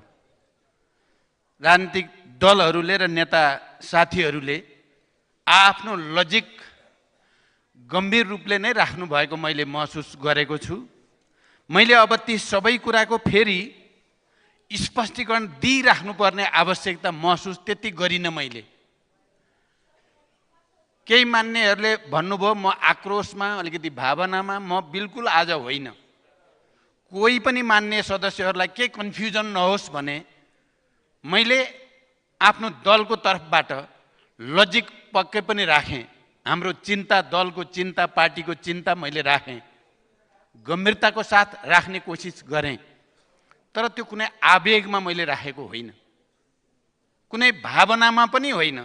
बरु मैले विगतमा भावनामा अलिकति भावावेशमा आएँ भनेर मैले यस सम्मानित सदनमा जस्ताको तस्तै मेरो गल्ती कहाँ भयो भन्ने कुरा पनि मैले स्पष्ट शब्दमा राखेको छु। कारण आजको मेरो प्रस्तुति या मेरो प्रस्ताव आवेग होइन, भावनामा पनि होइन, धेरै हन्डर ठक्करहरूको एउटा समीक्षा र एउटा निष्कर्षको रूपमा मैले राखेको हुँ।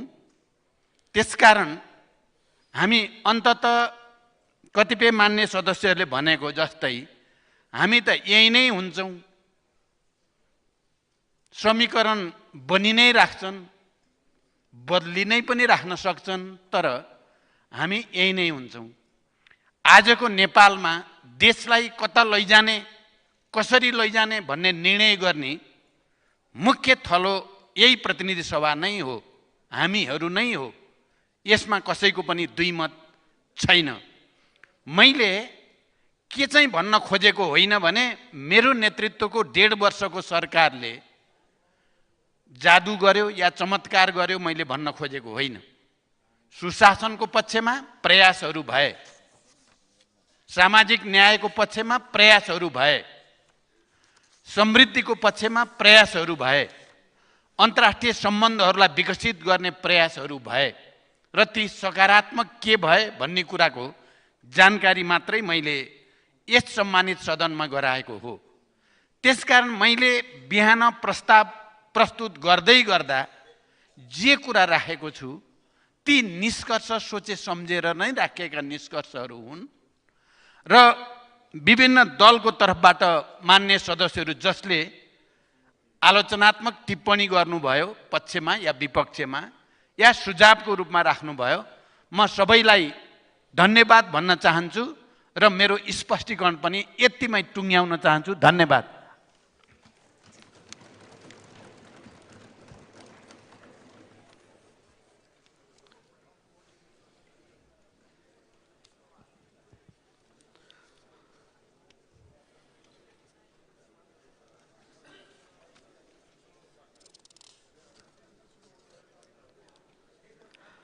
मान्य सदस्यहरू, सम्माननीय प्रधानमन्त्री पुष्पकमल दाहाल प्रचण्डले नेपालको संविधानको धारा 100 को उपधारा 2 बमोजिम प्रतिनिधि सभाबाट विश्वासको मत प्राप्त गर्न प्रतिनिधि सभा नियमावली 2079 को नियम 155 को उपनियम 4 बमोजिम राख्नुभएको प्रस्तावलाई निर्णयार्थ प्रस्तुत गर्दा सोही नियमको उपनियम 7 बमोजिम सदस्यको दस्ताखत सहितको मत विभाजनद्वारा मत सङ्कलन गरिने बेहोरा मान्य सदस्यहरूलाई जानकारी गराउँछु।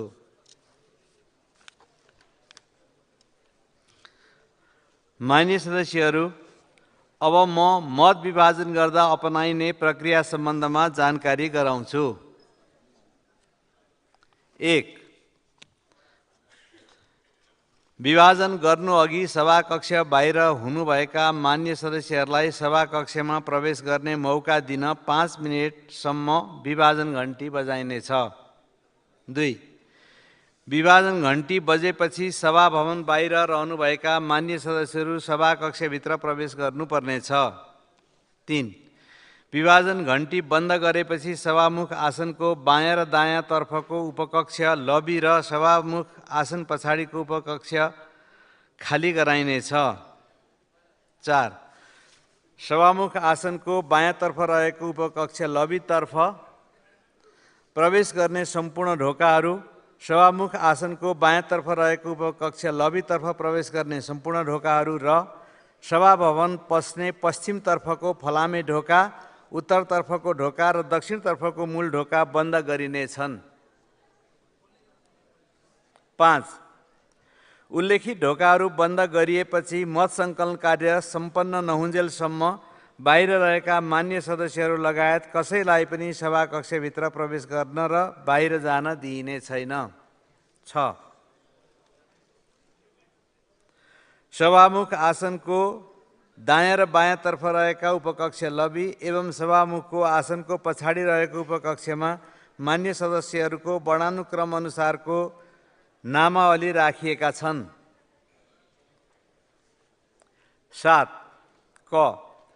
प्रस्तावको पक्षमा रहनुहुने मान्य सदस्यहरू अर्थात् हुन्छ भन्ने पक्षका मान्य सदस्यहरू सभामुख आसनको दायाँतर्फ रहेको उपकक्ष लबीमा प्रवेश गरी त्यहाँ राखिएको वर्णानुक्रम अनुसारको आफ्नो नामावलीको दस्ताखत महलमा दस्ताखत गर्नुपर्नेछ।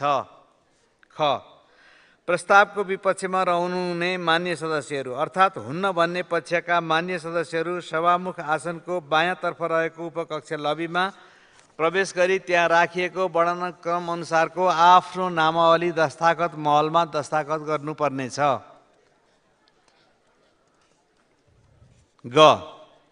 प्रस्तावको पक्ष वा विपक्षमा मत प्रकट नगरी तटस्थ रहनुहुने मान्य सदस्यहरू अर्थात् मत दिन्न भन्ने पक्षका मान्य सदस्यहरू सभामुख आसनको पछाडि रहेको उपकक्ष लबीमा प्रवेश गरी त्यहाँ राखिएको वर्णानुक्रम अनुसारको आफ्नो नामावलीको दस्ताखत महलमा दस्ताखत गर्नुपर्नेछ।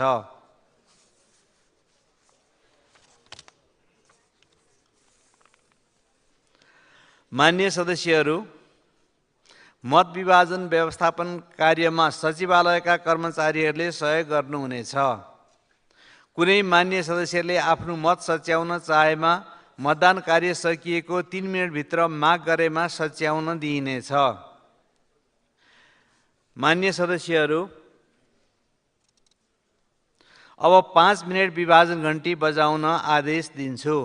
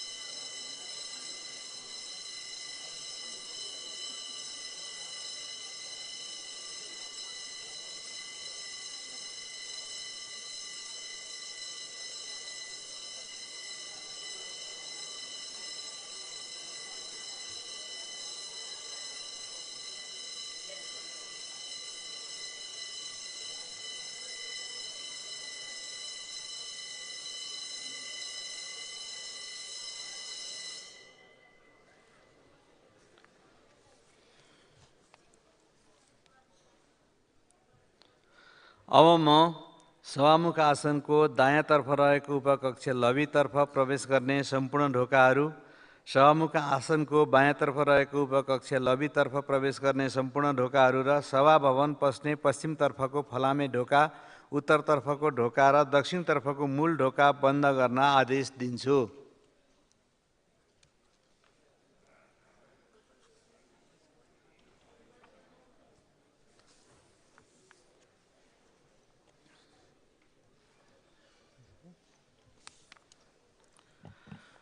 मान्य सदस्यहरू, अब म सम्माननीय प्रधानमन्त्री पुष्पकमल दाहाल प्रचण्डले नेपालको संविधानको धारा 100 को उपधारा 2 बमोजिम प्रतिनिधि सभाबाट विश्वासको मत प्राप्त गर्न राख्नुभएको प्रस्तावलाई निर्णयार्थ प्रस्तुत गर्दछु। मान्य सदस्यहरू, यस प्रस्तावको पक्षमा अर्थात् हुन्छ भन्ने पक्षमा रहनुहुने मान्य सदस्यहरू सभामुख आसनको दायाँतर्फ रहेको उपकक्ष लबीमा प्रवेश गरी त्यहाँ राखिएको वर्णानुक्रम अनुसारको आफ्नो नामावलीको दस्ताखत महलमा दस्ताखत गर्नुहोला। प्रस्तावको विपक्षमा अर्थात् हुन्न भन्ने पक्षमा रहनुहुने मान्य सदस्यहरू सभामुख आसनको बायाँतर्फ रहेको उपकक्ष लबीमा प्रवेश गरी त्यहाँ राखिएको वर्णानुक्रम अनुसारको आफ्नो नामावलीको दस्ताखत महलमा दस्ताखत गर्नुहोला र प्रस्तावको पक्ष वा विपक्षमा नरही मत दिन्न भन्ने पक्षमा रहनुहुने मान्य सदस्यहरू सभामुख आसनको पछाडि रहेको उपकक्ष लबीमा प्रवेश गरी त्यहाँ राखिएको वर्णानुक्रम अनुसारको आफ्नो नामावलीको दस्ताखत महलमा दस्ताखत गर्नुहोला। मान्य सदस्यहरू, प्रस्तावको पक्षमा अर्थात् हुन्छ भन्ने पक्षमा रहनुहुने मान्य सदस्यहरू सभामुख आसनको दायाँतर्फ रहेको उपकक्ष लबीमा प्रवेश गरी त्यहाँ राखिएको वर्णानुक्रम अनुसारको आफ्नो नामावलीको दस्ताखत महलमा दस्ताखत गर्नुहोस्।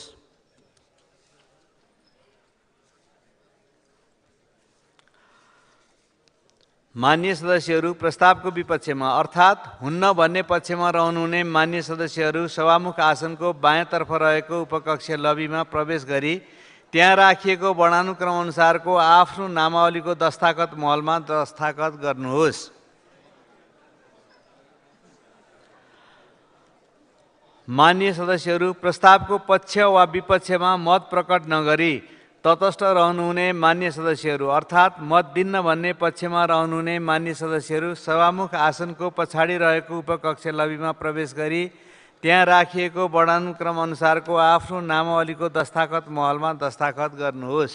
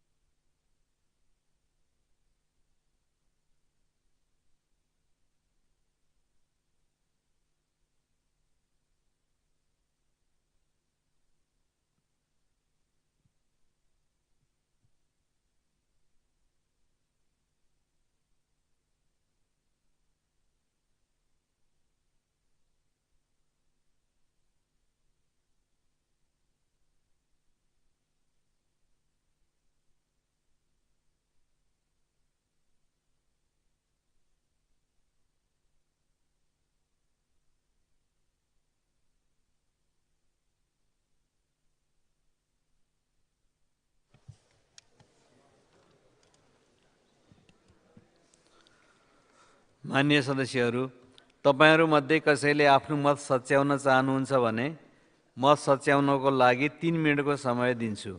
सो समयभित्र डायसमा आई आफ्नो मत सच्याउन सक्नुहुनेछ।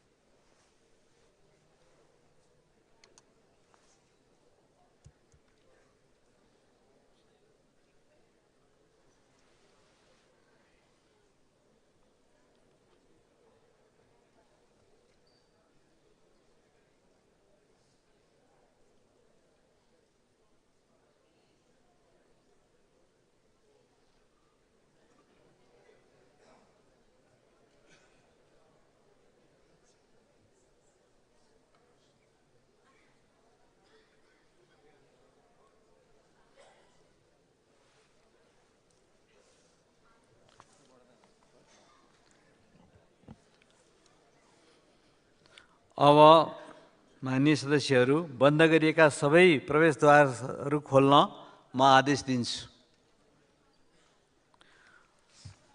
माननीय सदस्यहरू, अब म मत विभाजनको परिणाम घोषणा गर्दछु। माननीय सदस्यहरू, आजको मतदानमा उपस्थित माननीय सदस्यहरूको सङ्ख्या 258 रहेको छ। माननीय सदस्यहरू, सम्माननीय प्रधानमन्त्री पुष्पकमल दाहाल प्रचण्डले नेपालको संविधानको धारा 100 को उपधारा 2 बमोजिम प्रतिनिधि सभाबाट विश्वासको मत प्राप्त गर्न राख्नुभएको प्रस्तावको पक्षमा अर्थात् हुन्छ भन्ने पक्षमा जम्मा 63 मत, प्रस्तावको विपक्षमा अर्थात् हुन्न भन्ने पक्षमा जम्मा 194 मत र प्रस्तावको मत दिन भन्ने पक्षमा जम्मा 1 मत परेको छ। माननीय सदस्यहरू, सम्माननीय प्रधानमन्त्री पुष्पकमल दाहाल प्रचण्डले नेपालको संविधानको धारा 100 को उपधारा 2 तथा प्रतिनिधि सभा नियमावली 2079 को नियम 155 को उपनियम 4 बमोजिम प्रतिनिधि सभाबाट विश्वासको मत प्राप्त गर्न राख्नुभएको प्रस्तावको पक्षमा 63 मत परेको र उक्त सङ्ख्या नेपालको संविधानको धारा 100 को उपधारा 3 बमोजिम प्रतिनिधि सभामा तत्काल कायम रहेको सम्पूर्ण सदस्य सङ्ख्याको बहुमत नभएकोले सम्माननीय प्रधानमन्त्री पुष्पकमल दाहाल प्रचण्डले प्रतिनिधि सभाबाट विश्वासको मत प्राप्त गर्न राख्नुभएको प्रस्ताव अस्वीकृत भएको घोषणा गर्दछु।